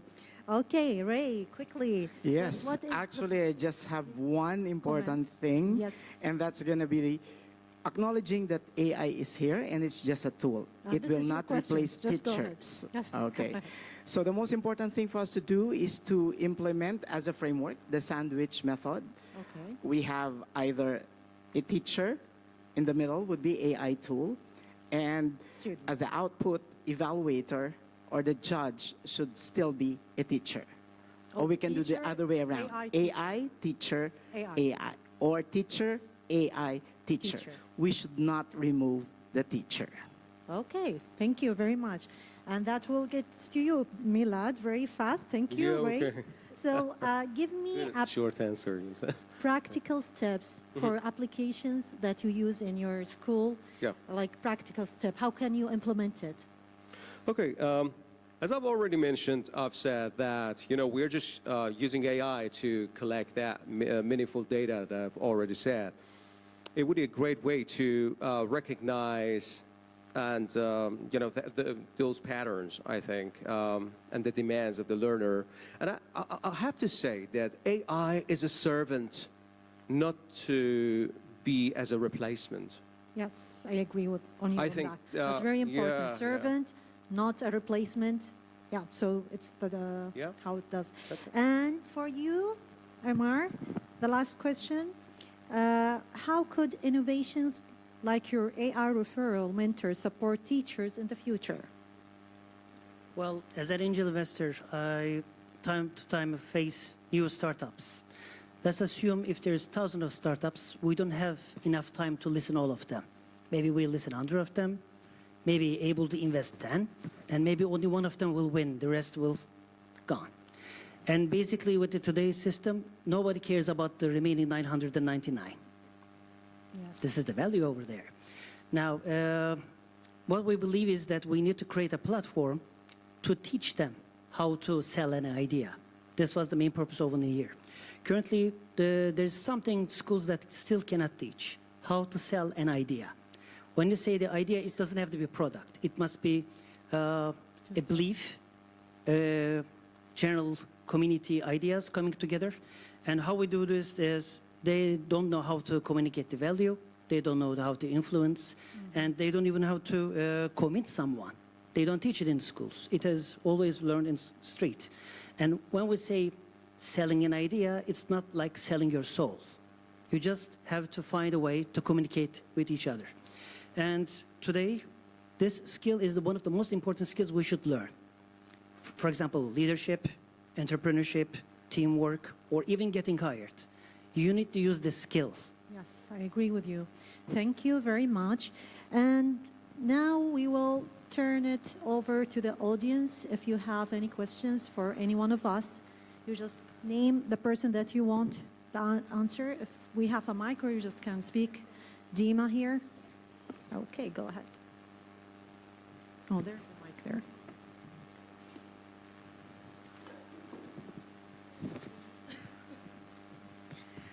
Hi, everyone. What a great panel.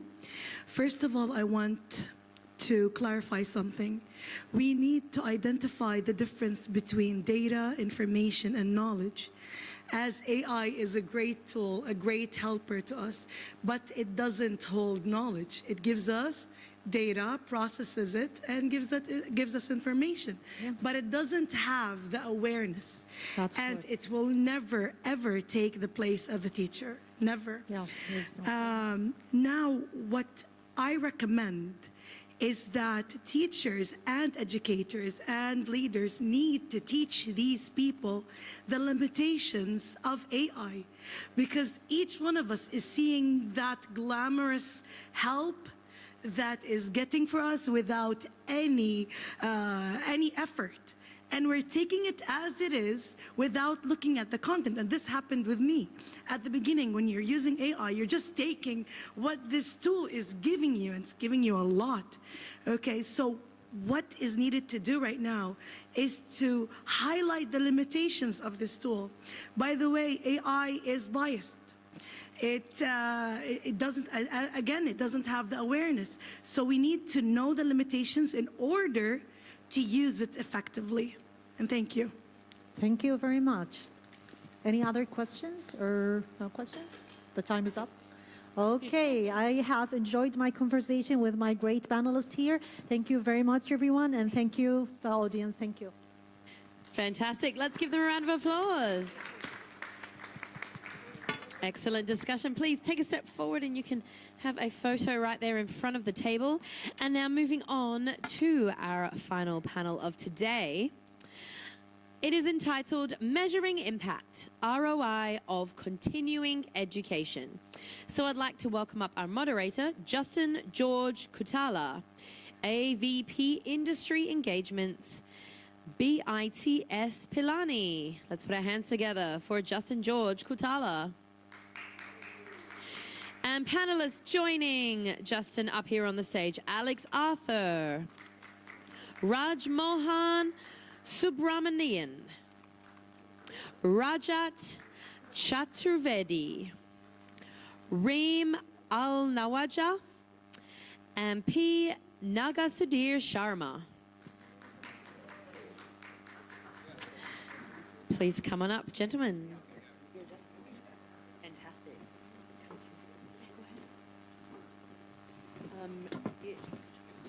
40 minutes. Yeah.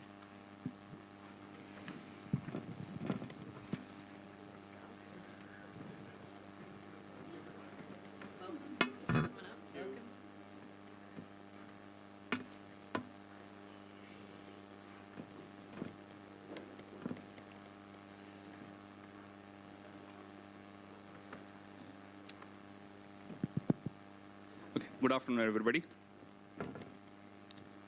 Okay, welcome to what I believe will be one of the most practical and an honest discussion in this conference. Let me start with a small correction. We are only 4 panelists. We have 2 of them who could not join, so that gives us some extra time as well for discussion. Okay. Let me start with some numbers to set in some context. It is estimated that in 2024, around $400 billion was spent across globe on continuous education. And this could be various forms of continuing education. Could be a behavioral change programs or a skill-based program or even a formal higher education program. And this figure, or the investment on education, is growing at a very rapid numbers in the Middle East. The number says that in Saudi Arabia and UAE put together, it's compounding around 20%. Yet, in last year, when McKinsey asked around 1,200 global leaders, global executives, about whether they would be able to prove a meaningful ROI on the learning investments, what they do, 8% said yes. Just 8%, right? So that brings us to today's topic of asking, how do you know the worth of the investments you make on continuing education, or in simple terms, the ROI part of it? And when I say the word worth, it is not just a feel-good worth I'm talking about.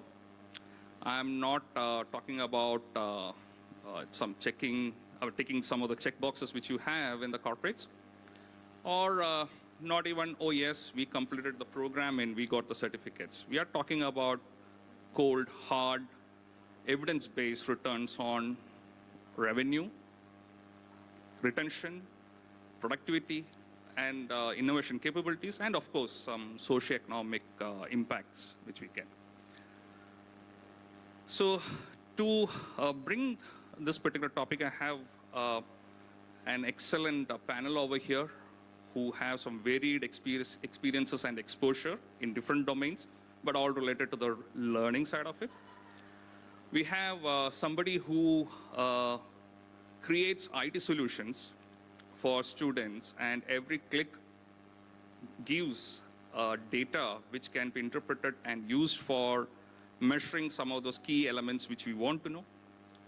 We have somebody who is on a mission, who uplifts students from rural and semi-urban parts of India, and ensuring their employment part of it, or getting an absorption part of it. We also have an instructional designer in the panel who ensures that the slides, what we prepare, are going to be not just addressing what just the training, but of course, keeping in mind the returns part of it.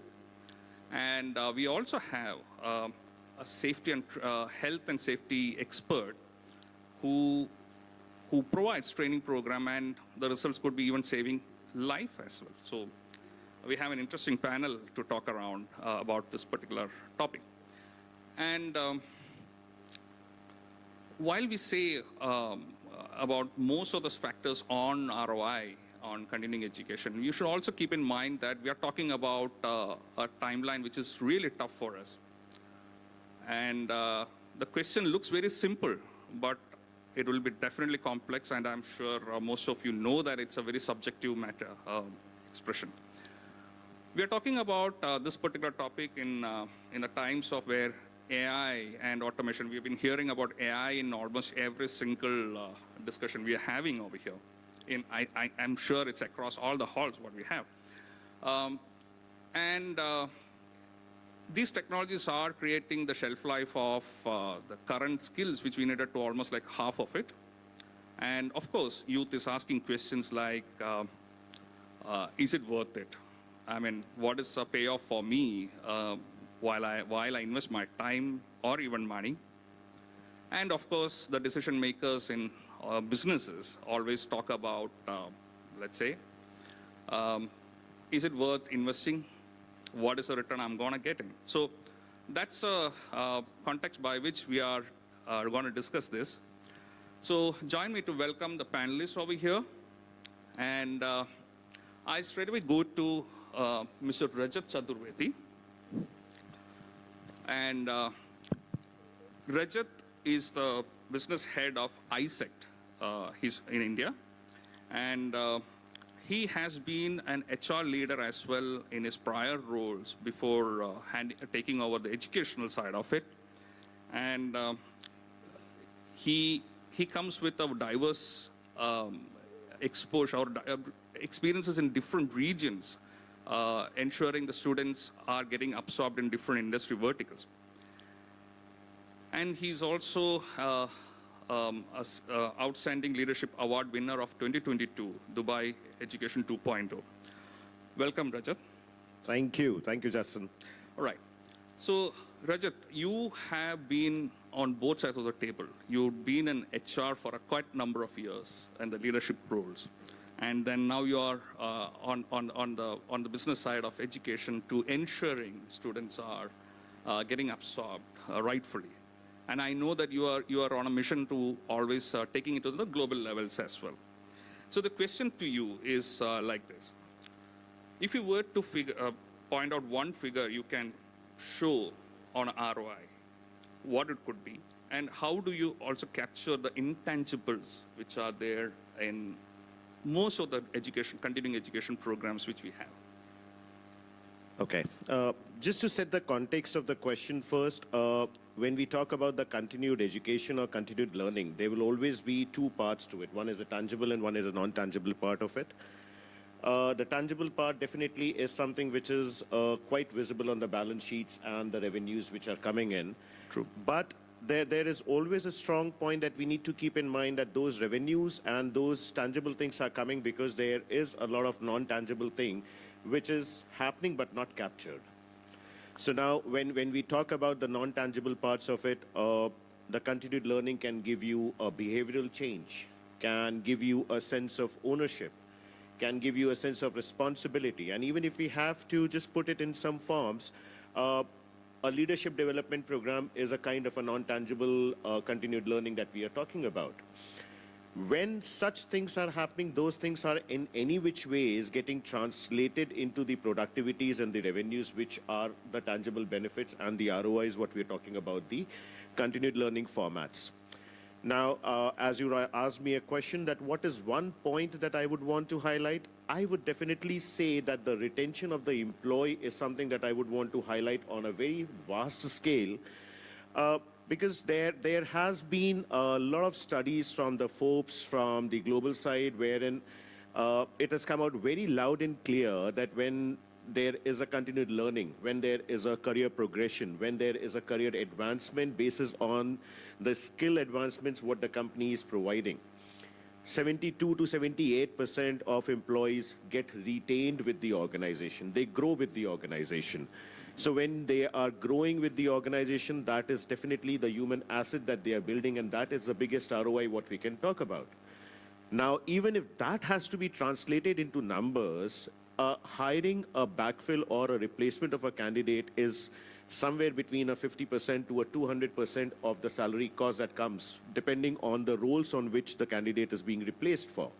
There is a replacement cost, there is a training cost, there is a time, energy, money, which any which ways gets translated into certain numbers. That is all that is going when you are not able to retain a candidate. And to highlight that one particular thing, I would say retention is the most important part that I would want to highlight as a part of the non-tangible ROIs that an organization or an institution can look at. Right, thanks.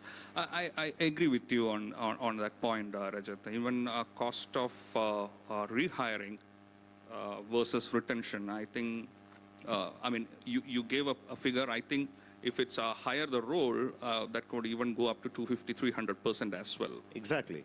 Right. Thanks, Rajat. Just one more thing to add to that is that when we are actually like this is one classic example that is being used everywhere when we talk about it is when we are actually doing a retention increase by 8%, your ROI increase in terms of revenue is somewhere around 1.2 million.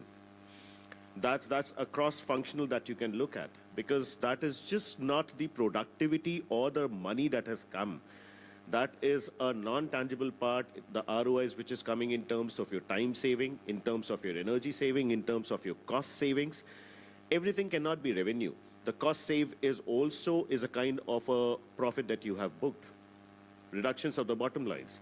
So when we say that from my HR experience for 17 long years, what I had, that's a classic example that we've always been using. An 8% of increase in the retention is somewhere around 1.2 million saved. So that in itself shows that how much important the non-tangible benefits of the continued educations are. Right. Excellent. So just to follow up on what you mentioned, how do you make sure those intangibles actually turn to measurable long-term behavioral changes? Okay, now this is something very tricky question. Why? Because we are trying to measure something which is a very qualitative thing, and we are trying to bring it on the balance sheet. So that's the most trickiest part of it. But when we are actually trying to do it, the most significant and the easiest way is a weighted scorecards. We can always look at the weighted scorecard measures, wherein the moment you start having the weighted scores for all these particular attributes which is coming in. Now, the attributes are definitely getting translated into revenues and the ROIs. But for an employee aspect, what is an amount of ownership that he takes? What is an involvement of, I would say, what is an innovative involvement that this candidate is bringing in, the employee is bringing in? What is a sense of ownership what he has? What is a skill domain enhancement that he has shown quarter on quarter? So that all are the attributes that can come in as a weighted scorecard for an employee, which eventually, when consolidated, is technically giving you the benefits which you are gaining out of the continued education. And that, for people from the accounts and the finance team, becomes much more easier to translate in terms of the revenue and the productivities. Thanks, Rajat. Now I'm moving to Alex Arthur.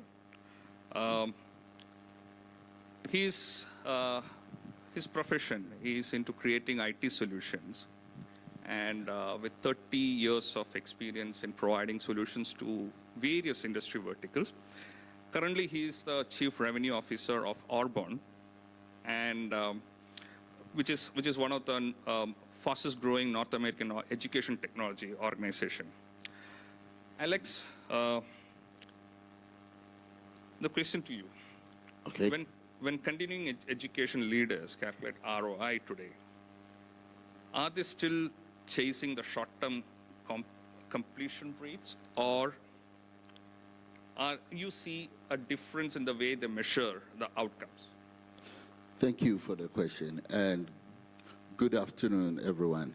So before I answer your question, yes, I'm with Arbonne, and we provide cloud-based solutions for career colleges as well as higher post-secondary education and continuing education institutions.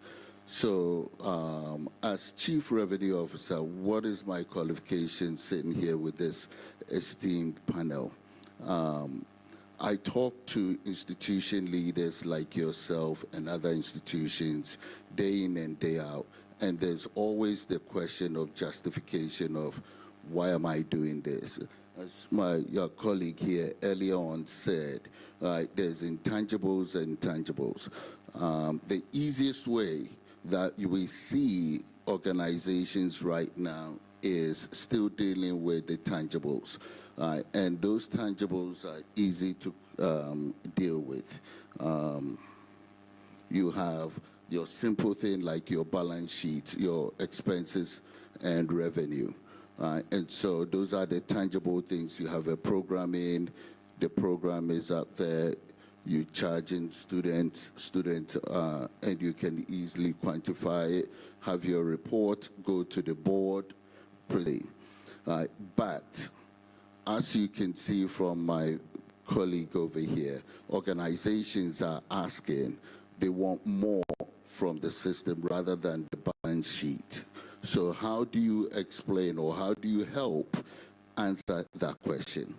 Before I start that, I want to try and really delve into a little bit about the tangibles so that we make it clear. There are a couple of key things in the tangibles that you have to take care of. Right. First one we talked about is your revenue and expenses. That's simple and straightforward. Right. The second one that typically gets measured is your completions and surveys. So a lot of you who have continuing education, you probably had 50 students start, you had 49 or 50 students complete. They all gave you a good survey.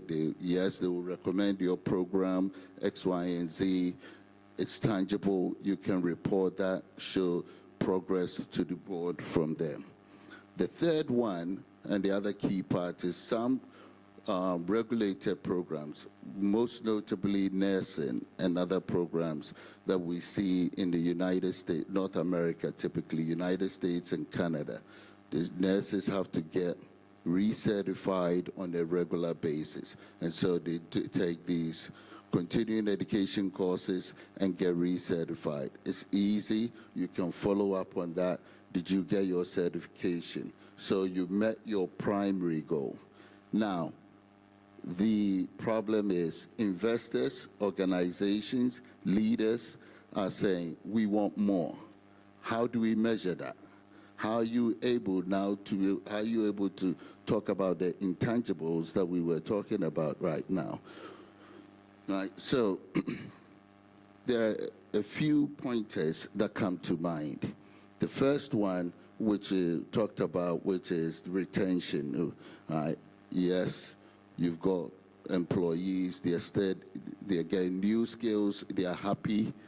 You guys, and the employer is happy, employee is happy, they're learning more from you and they stay from you.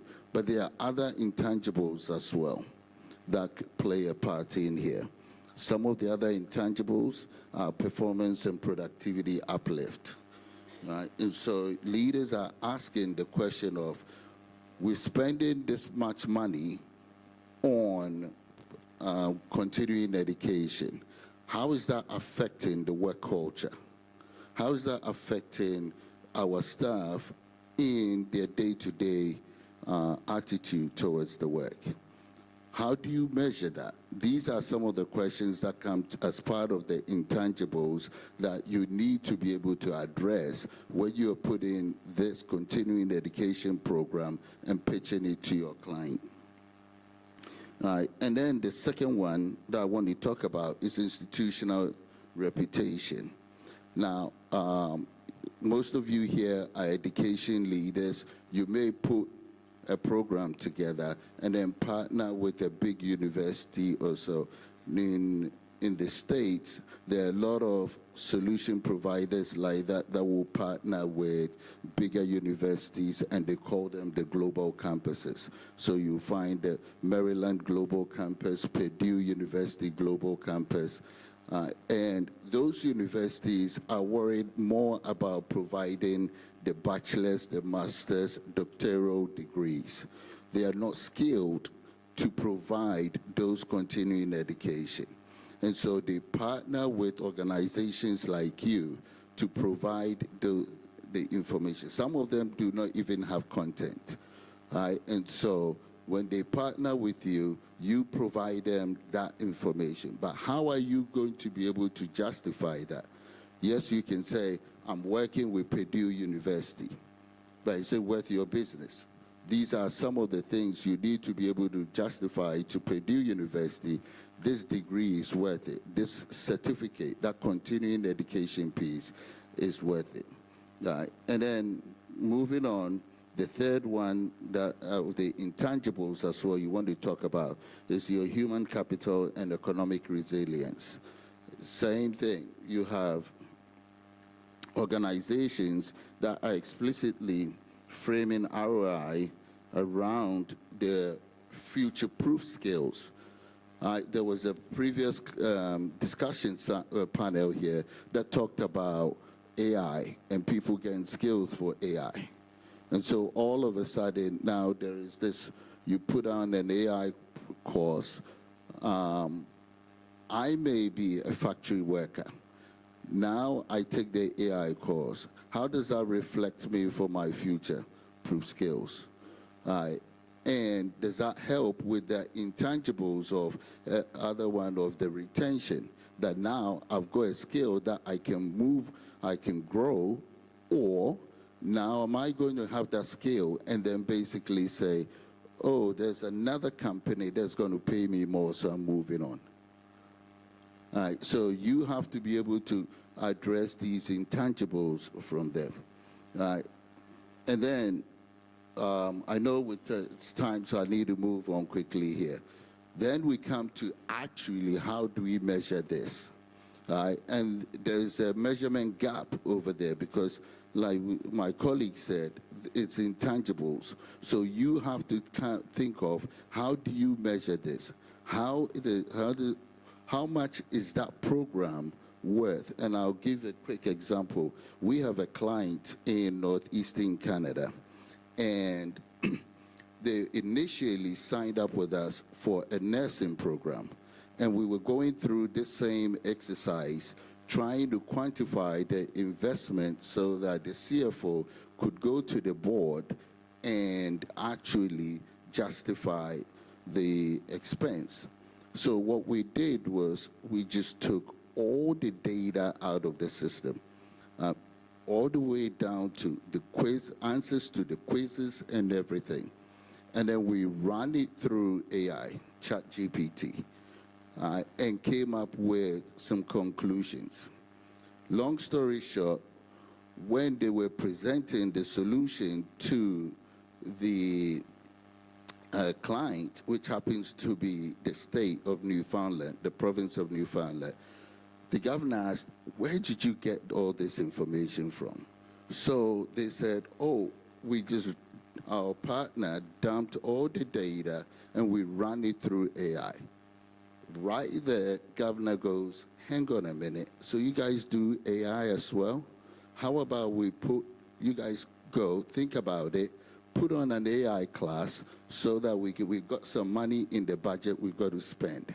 So now that client, based on that intangibles of at least starting from somewhere, now has an added business of providing AI class as well. So yes, there are intangibles, but you have to start somewhere and then build on from there. Thank you, Alex.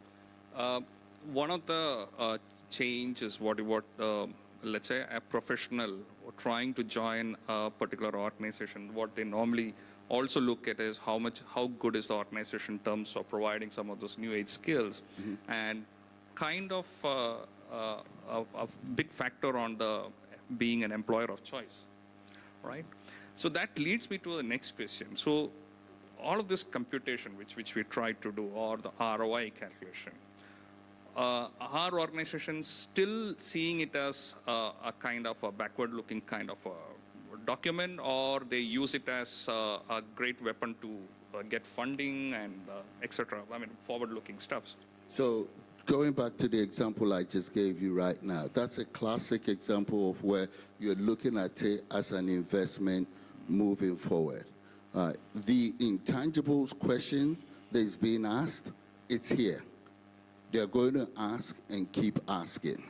So the leaders who are able to get on the bandwagon now and start answering those questions, you are the ones who are going to succeed in this continuing education business. Quite honestly, if you're still just based on revenue and expenses, your business, you will see your business is going to stay stagnant and start shrinking. Those that are able to answer the intangible questions, like our colleague here gave some numbers earlier on, those are the ones that are going to succeed in this business. So start somewhere, at least. If you don't have anything, have a system that can give you all the data. And then please, when you put it through ChatGPT, just don't write one-line sentence. Give it a whole paragraph or even a page. Give it your conclusions, what you think, and challenge the system to analyze the data and either agree with you or give you a new way of thinking with what you've got. The information is in your data. So you have to pull the data and then give the parameters to your AI module, be it ChatGPT, Microsoft Copilot, whatever, Gemini. Give it as much parameters as possible and let it tell you what it sees. Thank you, Alex. Moving quickly to Sudhir, different dimension. Sudhir is an instructional designer, a freelance instructional designer, and he is also a practitioner from the industry in the core engineering side of it. So he brings a different perspective. So Sudhir, as an instructional designer,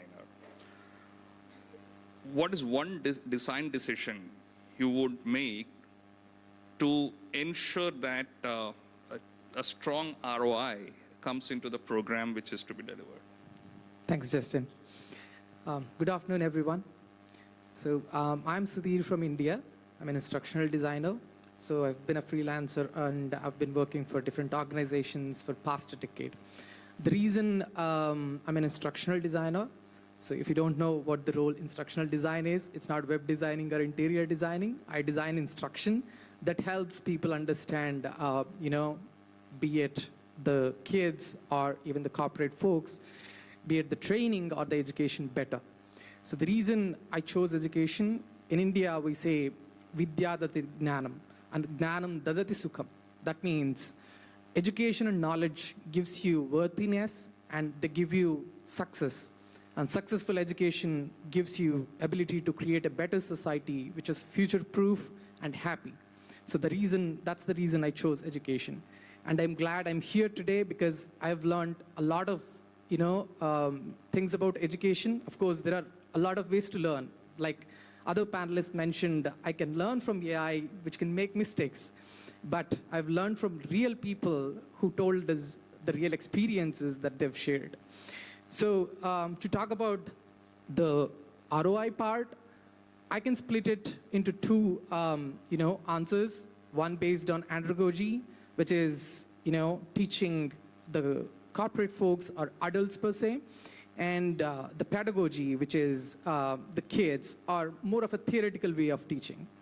So if you think about kids, we're teaching for the sake of teaching. So they just learn, they don't understand the application. But teaching kids has evolved a lot, let's say from past few generations. When I talk to my grandma, she would say, we have written on the sand.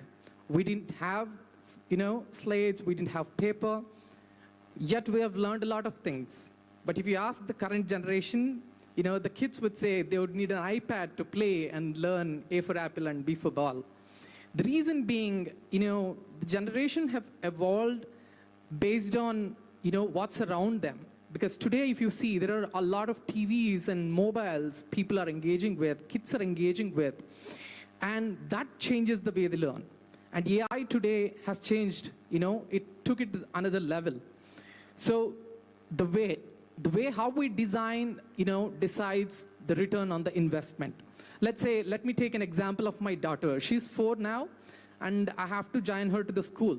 And I took her to the school, and there was an observation session, and they were asking her the questions. So she didn't learn anything. All she knew was ABC and 1, 2, 3, that's all. And I taught most of the things in my mother tongue, Telugu, one of the many languages in India.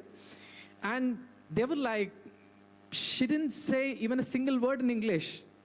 She just said ABC and 1, 2, 3, that's all. But she was very active.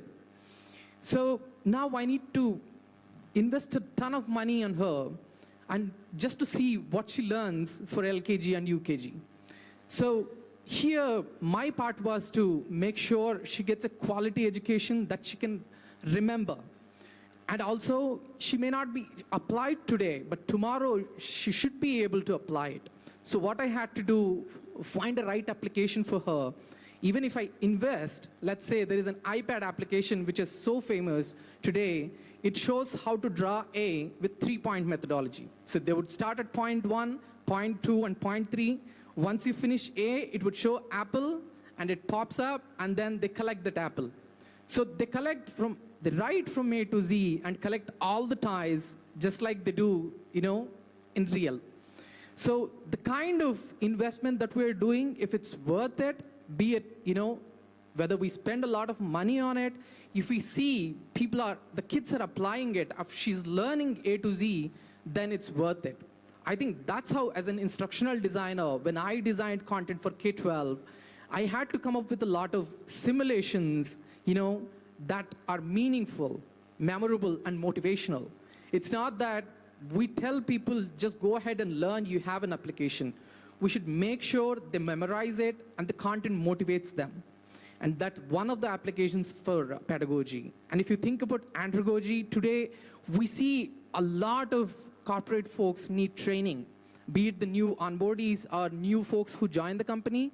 They wouldn't know anything about, the software within the company that they join. So we have to create a training that helps them, quickly adapt and get to the work. So how we do this? We may create simulations. We can create them a few PowerPoint slides, or we can just give them a video. So all of this, involves money. But what really helps them is what I, as an instructional designer, has to decide.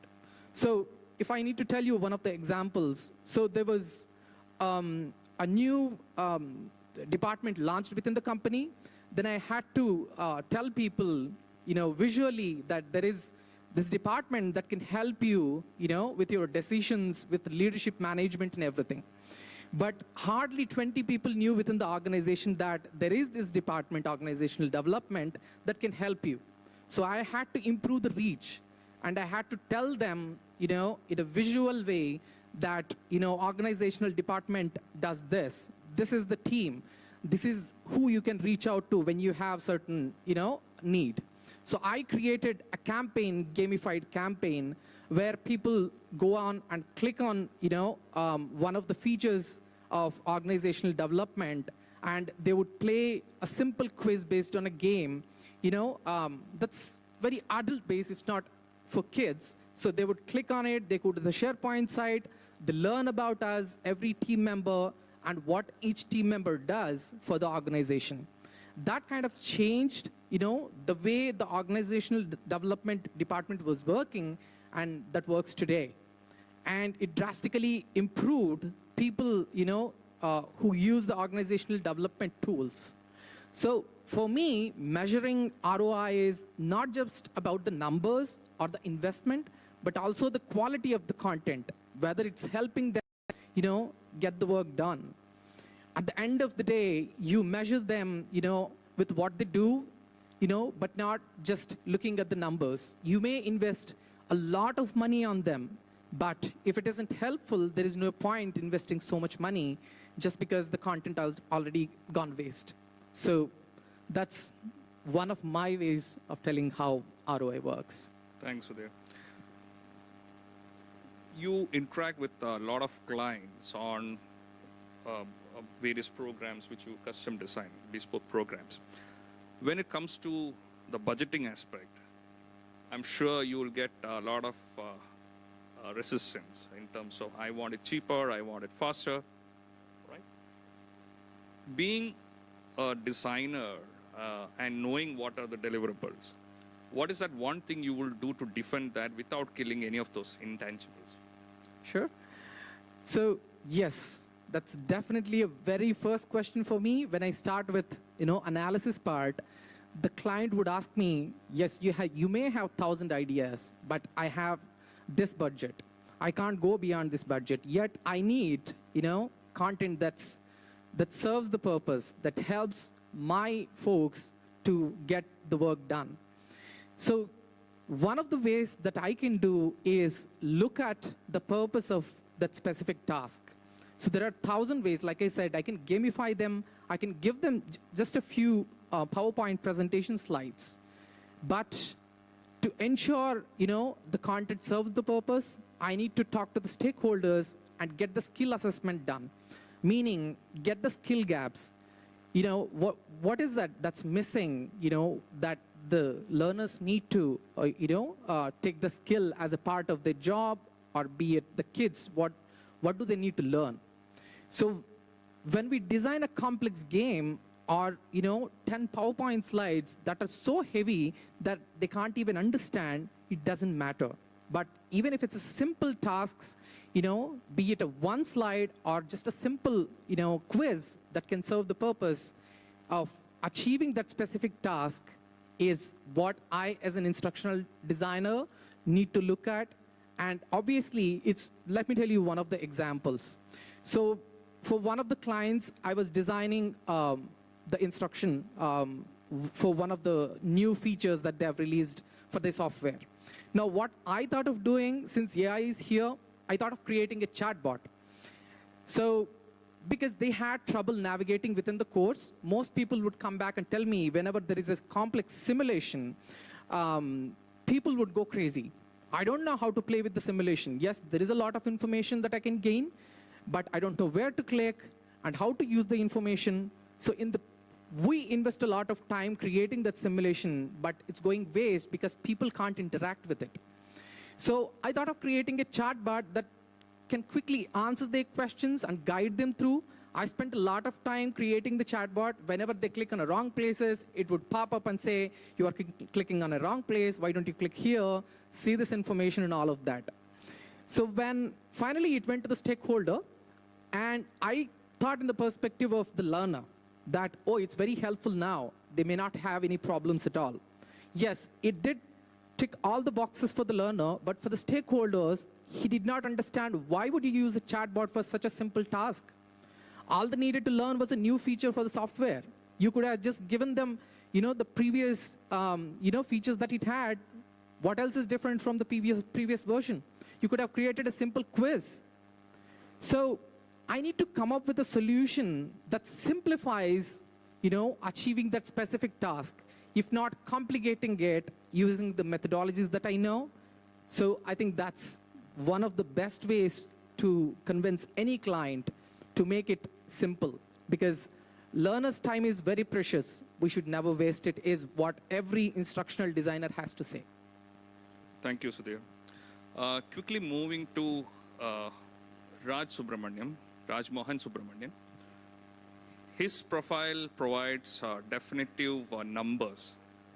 He's a 25 years experience veteran in the health and safety training. He is a founder of RNP Tech and director of EnsureSafe, based out of Singapore. He provides training programs for construction industry and petrochemical industry. So Mr. Subramanian, the question to you is, your set of training programs, which are around health and safety and ensuring the planned process safeties, you have a definitive method of showing the returns. Be it could be less injury time leading to lesser insurance claims, possibly. And while your interactions with the various clients, how do you showcase this? Okay, good afternoon to all. My name is Raj Mohan. Yeah, basically I'm Singapore. Basically I'm a safety officer and a fire safety manager. I'm an environmental control officer. I'm an auditor as well. I'm a course curriculum developer as well. So I got more than 25 years in different industries, even construction, petrochemical, manufacturing, semiconductors, chemical industries, various industry. I work in its various roles. Okay, when I look out for ROI for safety training, and future of learning impact. Okay, so let me give me a CEO level answers. Right, what is a CEO actually care about? Let's say you look out in, Mike, right? Yeah. So look out in the construction, always keep in the ROI story to one thing. The percentage reduction in the last time injury rate and dollar value of injury we prevented. Right, here what we do, we take a LTR, I mean the last time injury rate for 12 months. Let's say we conduct a course for workplace safety and control measures, even we have process plan for workers level, supervisors, managers as well. If we contact before implementation, then we compare it against after 12 months after the training is rolled out and actually embedded into the daily work. That the drop in LTIR tells us how many last time injury were avoided based on the man hours work. Then we attach real numbers. Let's say we look at medical bills and lost wages, overtimes, replacement of manpowers, and basic administration costs. The typical insurance claim and impact. So when you multiply the avoided cases by those cost components, you get a very concrete message for the senior leadership. After the training, you avoided roughly X last time injuries. What is dollars in a claims, penalties, and cost of disruption for a training investment of number of dollars. And that leads to the one sentence that every board understands. Every dollar you invested in training prevented about number of dollars in injuries and insurance costs. That's ROI story in the one line. Okay, second, what does ROI actually show up? The honest answers. Let me break in this to 3 phases. 0 to 3 months, leading indicators move first. The first signs of improvements are behavioral, not financial. So you will see the more hazard reports and more near-miss reporting and safe work procedures being followed and faster close of findings and better observation quality. These appears quickly in the dashboards, but the injury numbers may still look noisy at this stage. When you look at 6 to 12 months, the injury rates shows in a clear trend. This is where you start seeing a defensible downward trend in LTIR, last time injury rate, provided the site actually applies what was taught. By this point, we can credibly say your LTIR dropped from X to Y after the training and interventions. This is when organizations begin to feel the real financial impact. Let's say look out 12 to 18 months, the insurance premium catch up. The insurance premium reduction only show up the REX renewal cycle because the insurers need at least 1 full year of clean data. Avoiding fines immediate, but they are case specific. For example, no stop work orders and no repeat regulatory offenses. So in summary, I will say is behavior shifts within a quarter. Injury rate and cost reduction become solid in 6 to 12 months. The insurance premium benefits appear renewable. If let's say number 3, look out for let's say 2030 ROI matrix. Now will let me where I believe the industry going. By 2030, I think simple, most important ROI matrix for training will be outcome per learning hours. Not how many courses we run, how many people attended, and how many certificate we issue. Instead of that, the boards will ask for every learning hours we paid for, and how much did revenue go up, and how much did risk go down, and how much faster or safer did we deliver the project. Because in 2030, the data will integrated. We go for HR system, safety platform, productive tools, and CRM system and others. So we will be able to link specific training pathway to real-world outcomes like fewer injuries and fewer defects and lower turnover, higher close rates and fewer delays, right? More consistent productivities. So this is going to be in. So business impact there by learning time, everything else, feedback forms, completion rates and happy phases, those will serve as a diagnostic tools and no indicator of success. Yeah. So let me say a closing wise. So for the CEO today, ROI of a safety training is reduction in injury and cost, and ROI will be the measurable improvement in operation outcome per hours of learning. Yeah, that's all we have in my insight. Thank you. Thank you. I guess you have a clear before and after scenario to showcase to all your clients, and very well articulated figures to give. And you are brutally honest as well in terms of providing the timelines as well. So thank you. Thanks, Raj. Thank you. One quick question to common question to all the panel. We are almost we are exceeded the time. So very quickly, 2030. What will be the single most important way we measure ROI of continuing education? Very quickly means 30 seconds, starting with Rajat. Okay, when you talk about 2030, to answer that, you will still have to go back in the past for a while, because it has been a while wherein the organizations have stopped working with an old term of management by objectives, because this is more of a task-based things which happens now.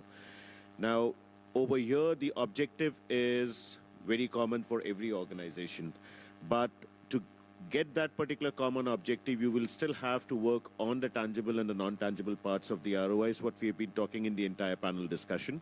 So as in fact Rajmohan also just confirmed, it's more of the behavioral changes and the attitudinal part that builds in, that eventually translates into your revenue gains that you're looking at.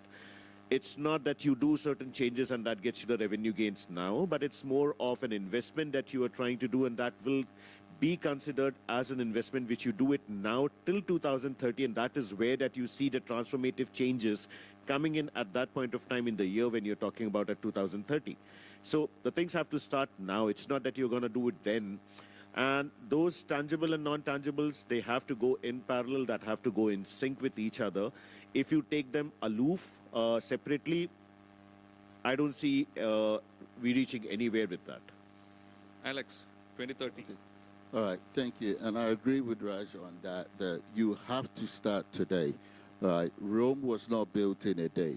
So you have to start today and start. And what I will encourage all of you to do is get your data, dump as much of your data as possible, get as much scenario, qualify as much of it as possible, and pass it through your AI module, and then gradually build on from there. It's not a light switch approach. You're not going to wait till 2030 and go to your board or whoever and say, voila, here's the new solution. It's not going to work. You fall flat on your face. I agree 100%. But those that start today, you start the conversation today, and then you take one intangibles, and then you try to explain it. It will not be perfect. You probably get some pushback from some board members, but you keep working at it. By 2030, you will have a good explanation, and will have data to try and explain your intangibles. So my advice to all of you is start today, get a system. If you need help, you can come by, reach out to me, I can give you some advice, and then start getting your data and then run it through and start getting some real tangible and intangible conclusions. Sudhir, 2030, one. So, yeah, I agree with Rajat. So, as he rightly mentioned, both tangible and intangible should go in sync, because the way we design intangibles, decides how the tangibles going to look like. For example, if we design the right content, the right way, and once they complete the training, at the end, if you run the skill assessment, if they've learned all the skills that they need, then that's going to earn, be it the software as a service, and they're serving the clients with those trainings that they build, and it gives them all the revenue back because it does serve the purpose of that specific tool or training.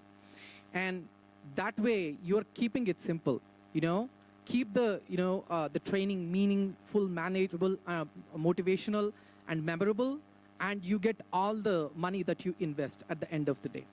Yeah. Raj Mohan.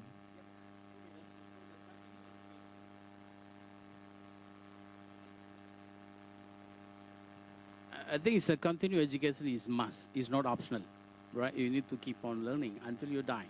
Because from children, you are adult, so end of the day, you know, so you need to learn. There's no choice, right? So by training, I mean, for continuing education, you're going to impact in good and bad as well, right? That's why what we discuss in construction and even all other industries. So beyond your profit and finance, of course, your life of a human, right?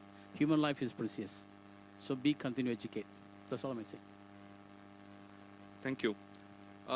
Before we wrap up, I just wanted to check with the audience. Any varied views anybody want to share? That would be great to know any different perspective, anything.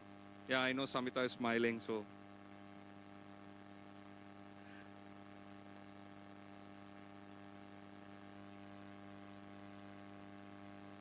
Okay, anybody, any views, anything which we can share with the entire floor?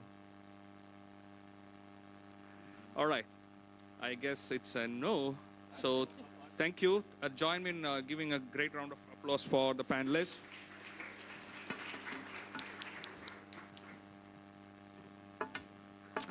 Thank you very much. Let's have our photo just stand in the front of the table there. And let's give them another round of applause. What a great way to end our day 2 of Education 2.0.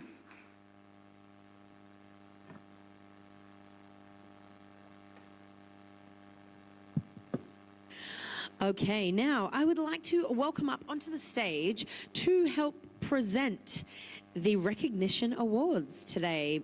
Mr. Alan L. Krishnan, President of Team Up Corp. Let's put our hands together for Alan L. Krishnan.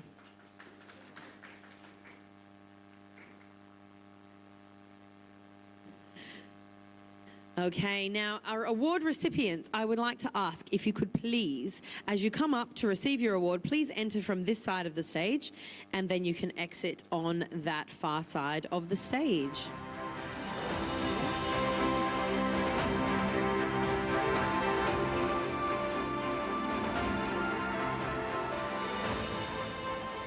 Welcome to, I guess, the last round of awards for today. And I'm so happy to be here with all distinguished members from the teaching, education, learning community. It's really an honor. And I hope we continue to value education, because once we stop doing that, the country is going down tubes, down the hill. Educations are being impacted, and it's very good for the country that all of you are here helping us keep the country where it should be, because the only thing that America really offers is education and knowledge. I was speaking especially to the United States, because that's where I live and that's where a lot of miserable things are happening. So thank you for your dedication to teaching and education. Thank you very much. Okay, now our very first award is an organization award. And it goes to Mind Your Power. And receiving that will be Mona Abdul Rahim Santal.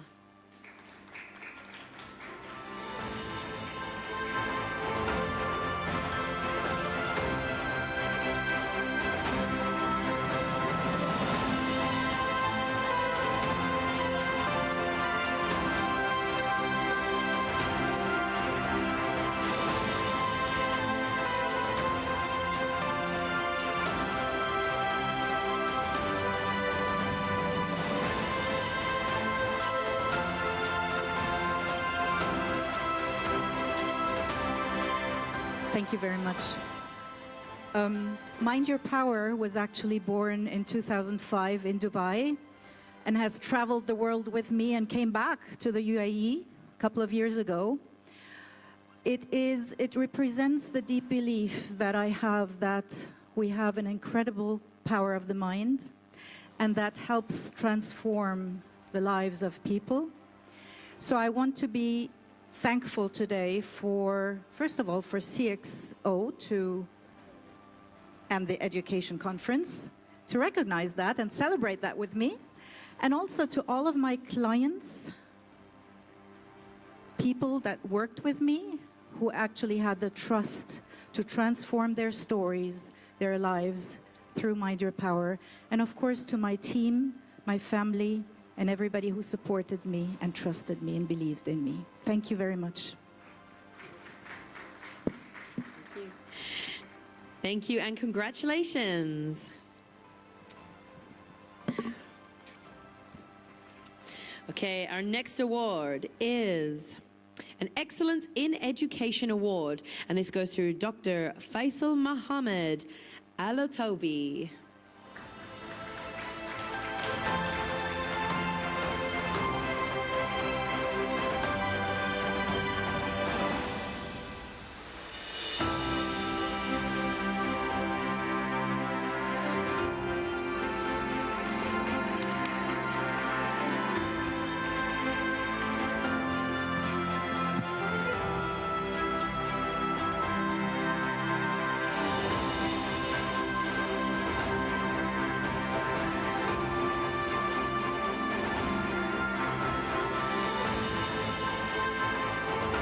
And our Excellence in Education Award, our next one goes to Dharmik Maggie.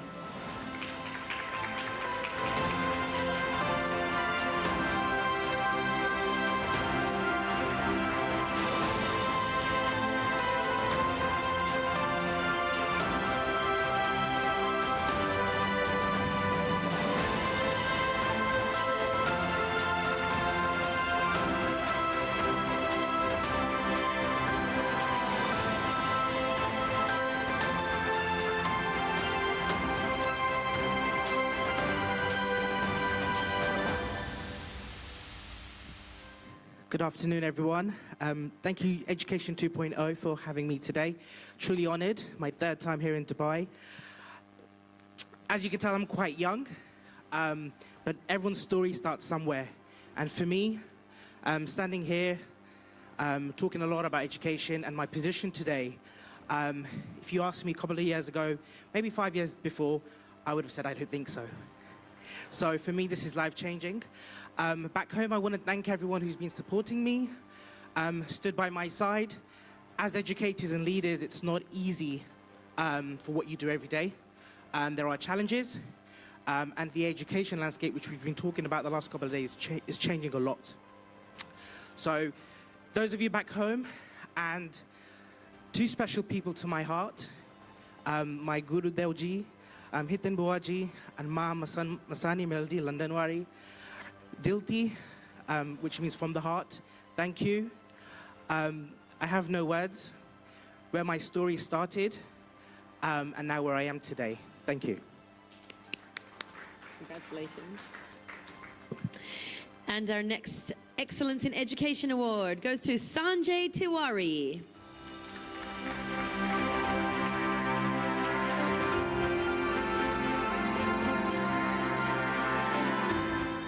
Okay, and our next Excellence in Education Award goes to P. Naga Sudhir Sharma.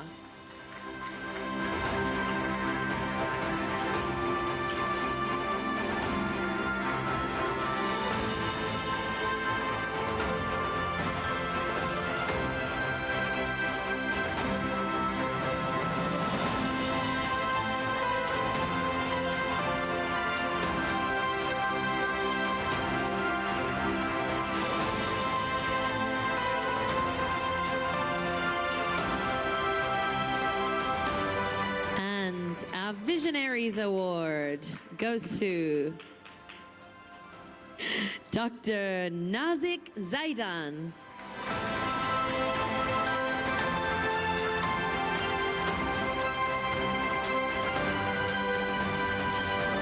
And another Visionaries Award goes to Dr. Amani Zabalawi.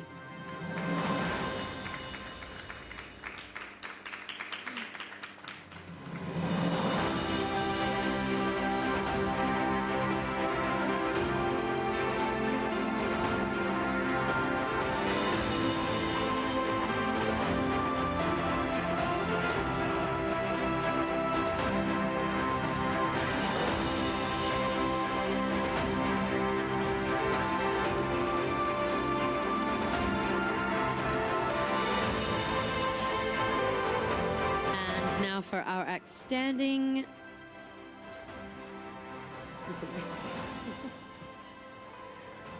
thank you for the organizers.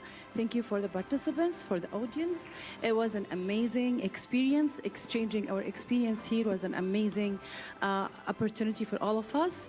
As leaders, we believe that we have the power to change our students' life to the best, inshallah. And I was in Las Vegas, experience last time. It was amazing. This time in Dubai. Looking forward to Singapore soon, inshallah. See you there. Fantastic. Congratulations. And our Outstanding Organization Award goes to Berlin School of Business and Innovation.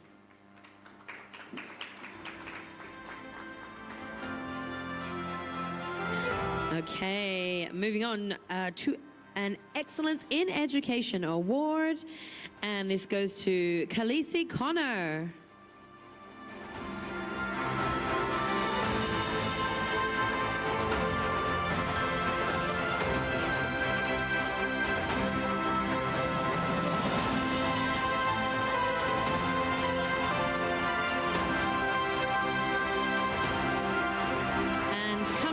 To join her on the stage is her mother, Nayetha Uran. Both award recipients, mother and daughter.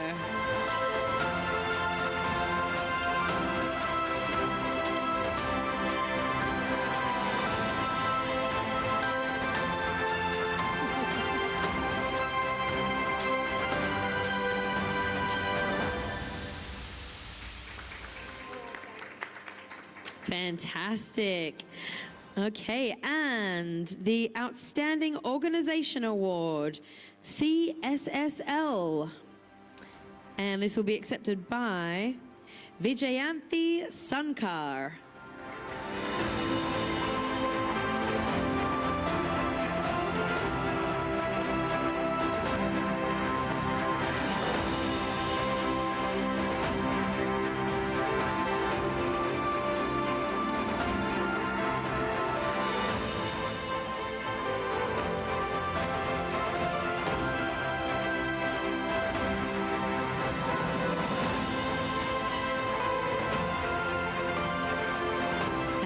Our Excellence in Education Award goes to Dima Naim Mohammed Abu Shark.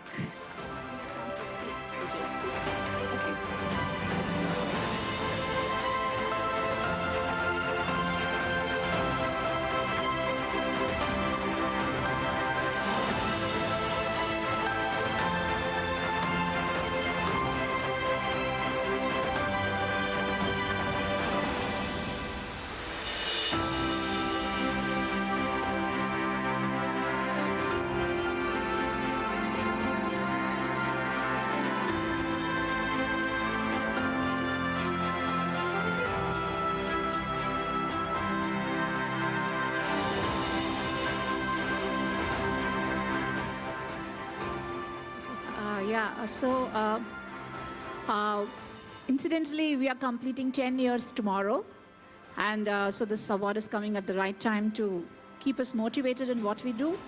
And my thanks to all the people who believed in us, who stayed with us, whether it be our stakeholders, clients, and most importantly, my team, which stayed with me and so on. So my thanks to all of them. And so education is one which has always helped us to, as human beings, to dream on and achieve the human potential. And in this world of AI, I still hope that we continue to ensure that the human potential is achieved. Thank you. I want to say thank you for this award. And I want to say that each one of us holds a story behind this award. So to all those small successes, the downfalls, and the experiences that got us where we are, I say thank you. Okay, and an Excellence in Education Award goes to Manjula Pillai.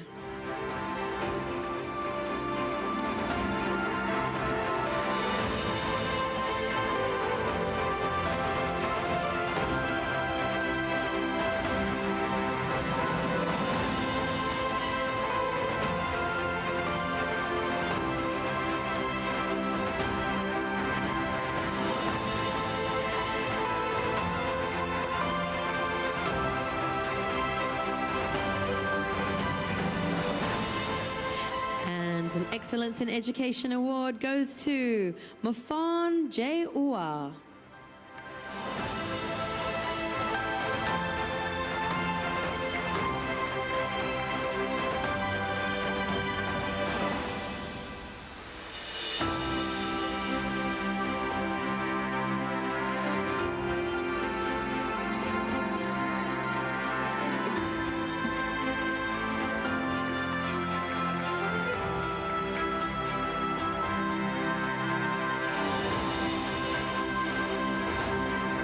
An Excellence in Education Award, Niti Singhal.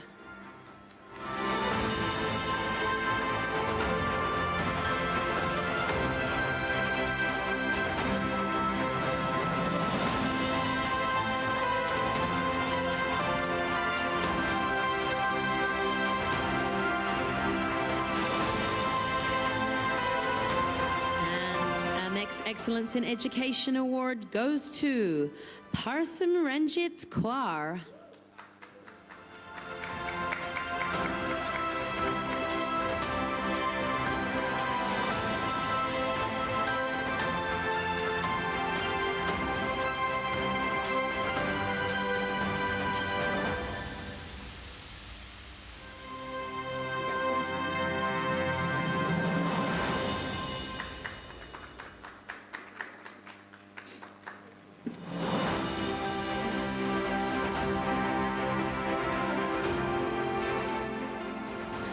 And our Visionaries Award goes to Rajat Chaturvedi.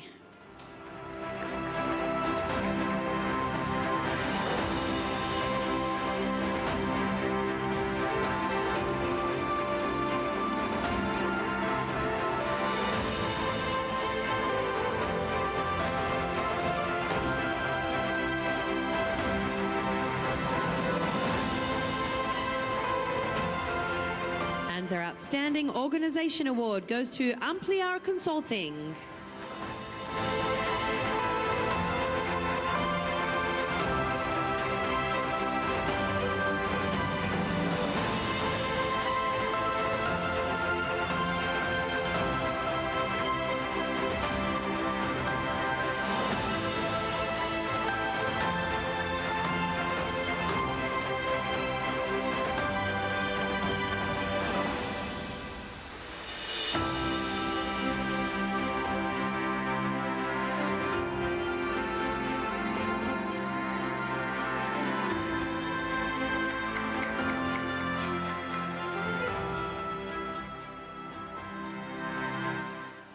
Thank you for staying so late.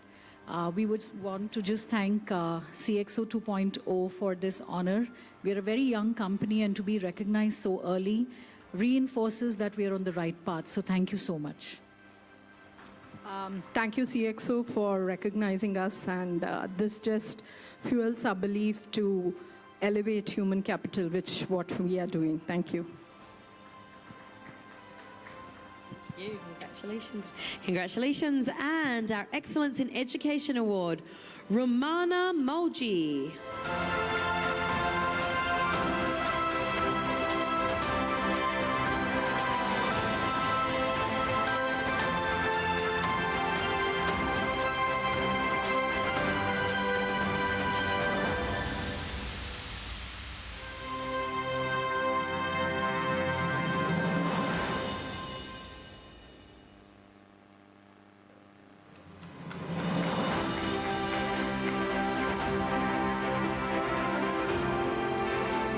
The Visionaries Award goes to Dr.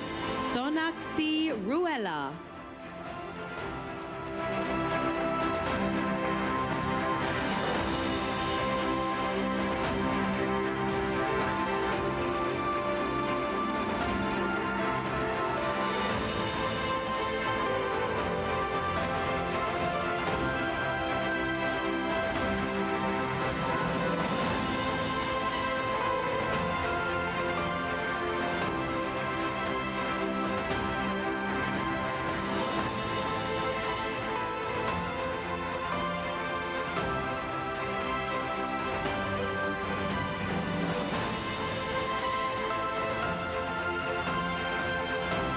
Congratulations, Dr. Sonakshi. And our next Excellence in Education Award goes to Dr. Sumira Shandok.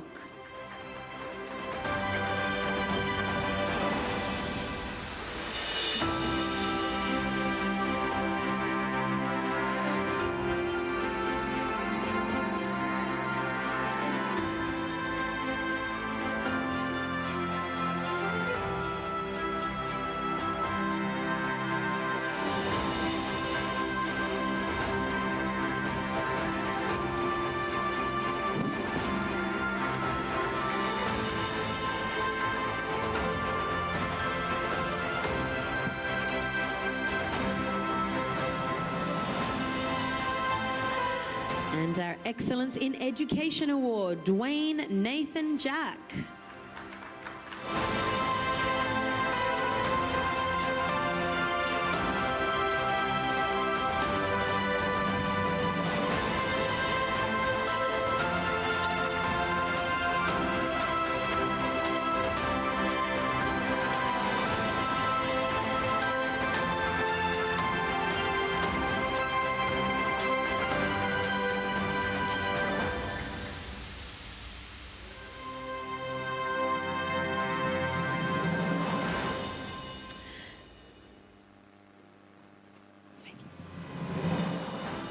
I'd just like to thank CXO Education for recognising the achievements of what we've been doing in the UK and connecting with like-minded people across the globe. It's been an amazing experience. We've got another day left, and just a pleasure to be here. Take care. Thank you very much. Congratulations, Dwayne. And our Excellence in Education Award, Kaukanwangun Chantamuni.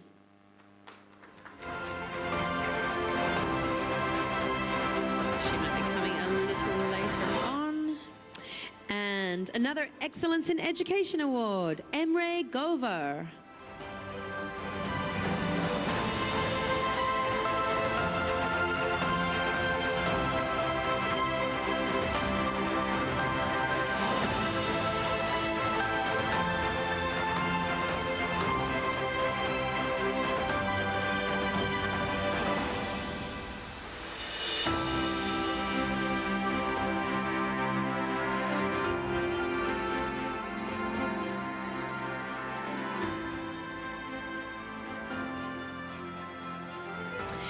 And an Excellence in Education Award, Dr. Mohammed Faiti.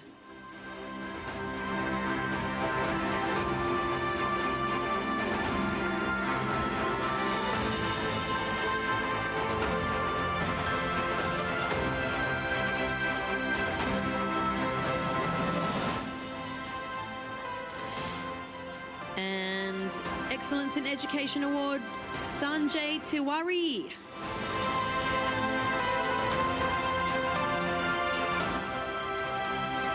Okay, now I would like to invite up all of our award recipients. Come on up and have a photo, and let's give them a round of applause as they make their way back up onto the stage. Come on, everybody, let's give them a round of applause. Come on up, award recipients.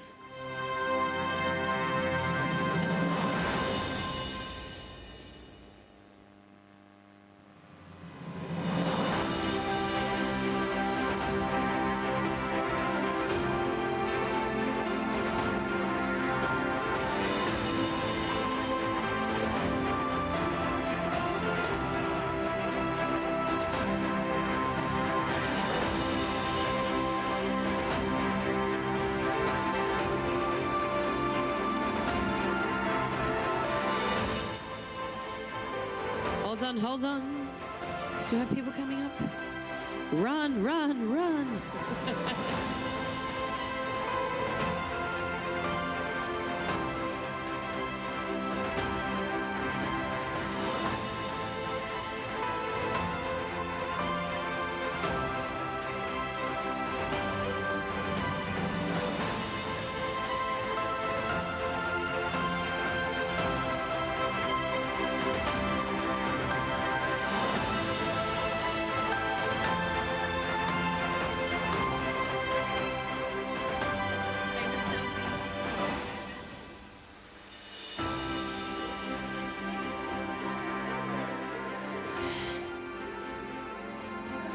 Fantastic. Let's hear it for all of our award recipients.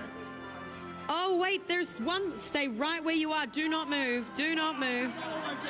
Get in there. Come on. Okay, do you want to take the selfie again? Okay, we have this, the regular one first, then the selfie again. Of course. Okay.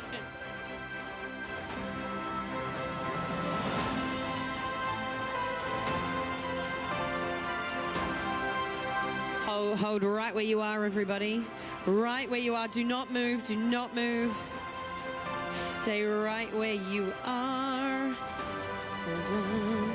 Okay, one more award recipient, and that is Kai Kamwangan Chansanumi for Excellence in Education Award. Come on up.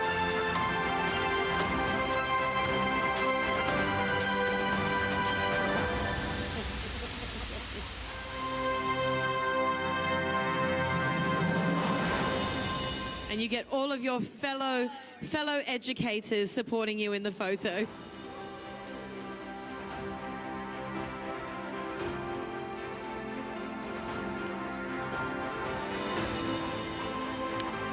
Fantastic, and one more group photo so that she's in it. There we go. One more group photo and one more selfie. I'll do the selfie.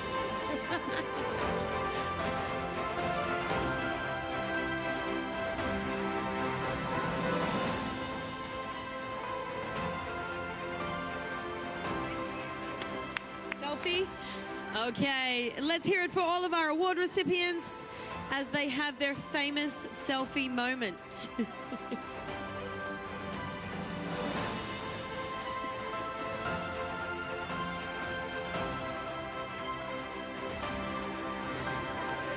Well done. Thank you so much for joining us here for day 2 of Education 2.0 Dubai 2025.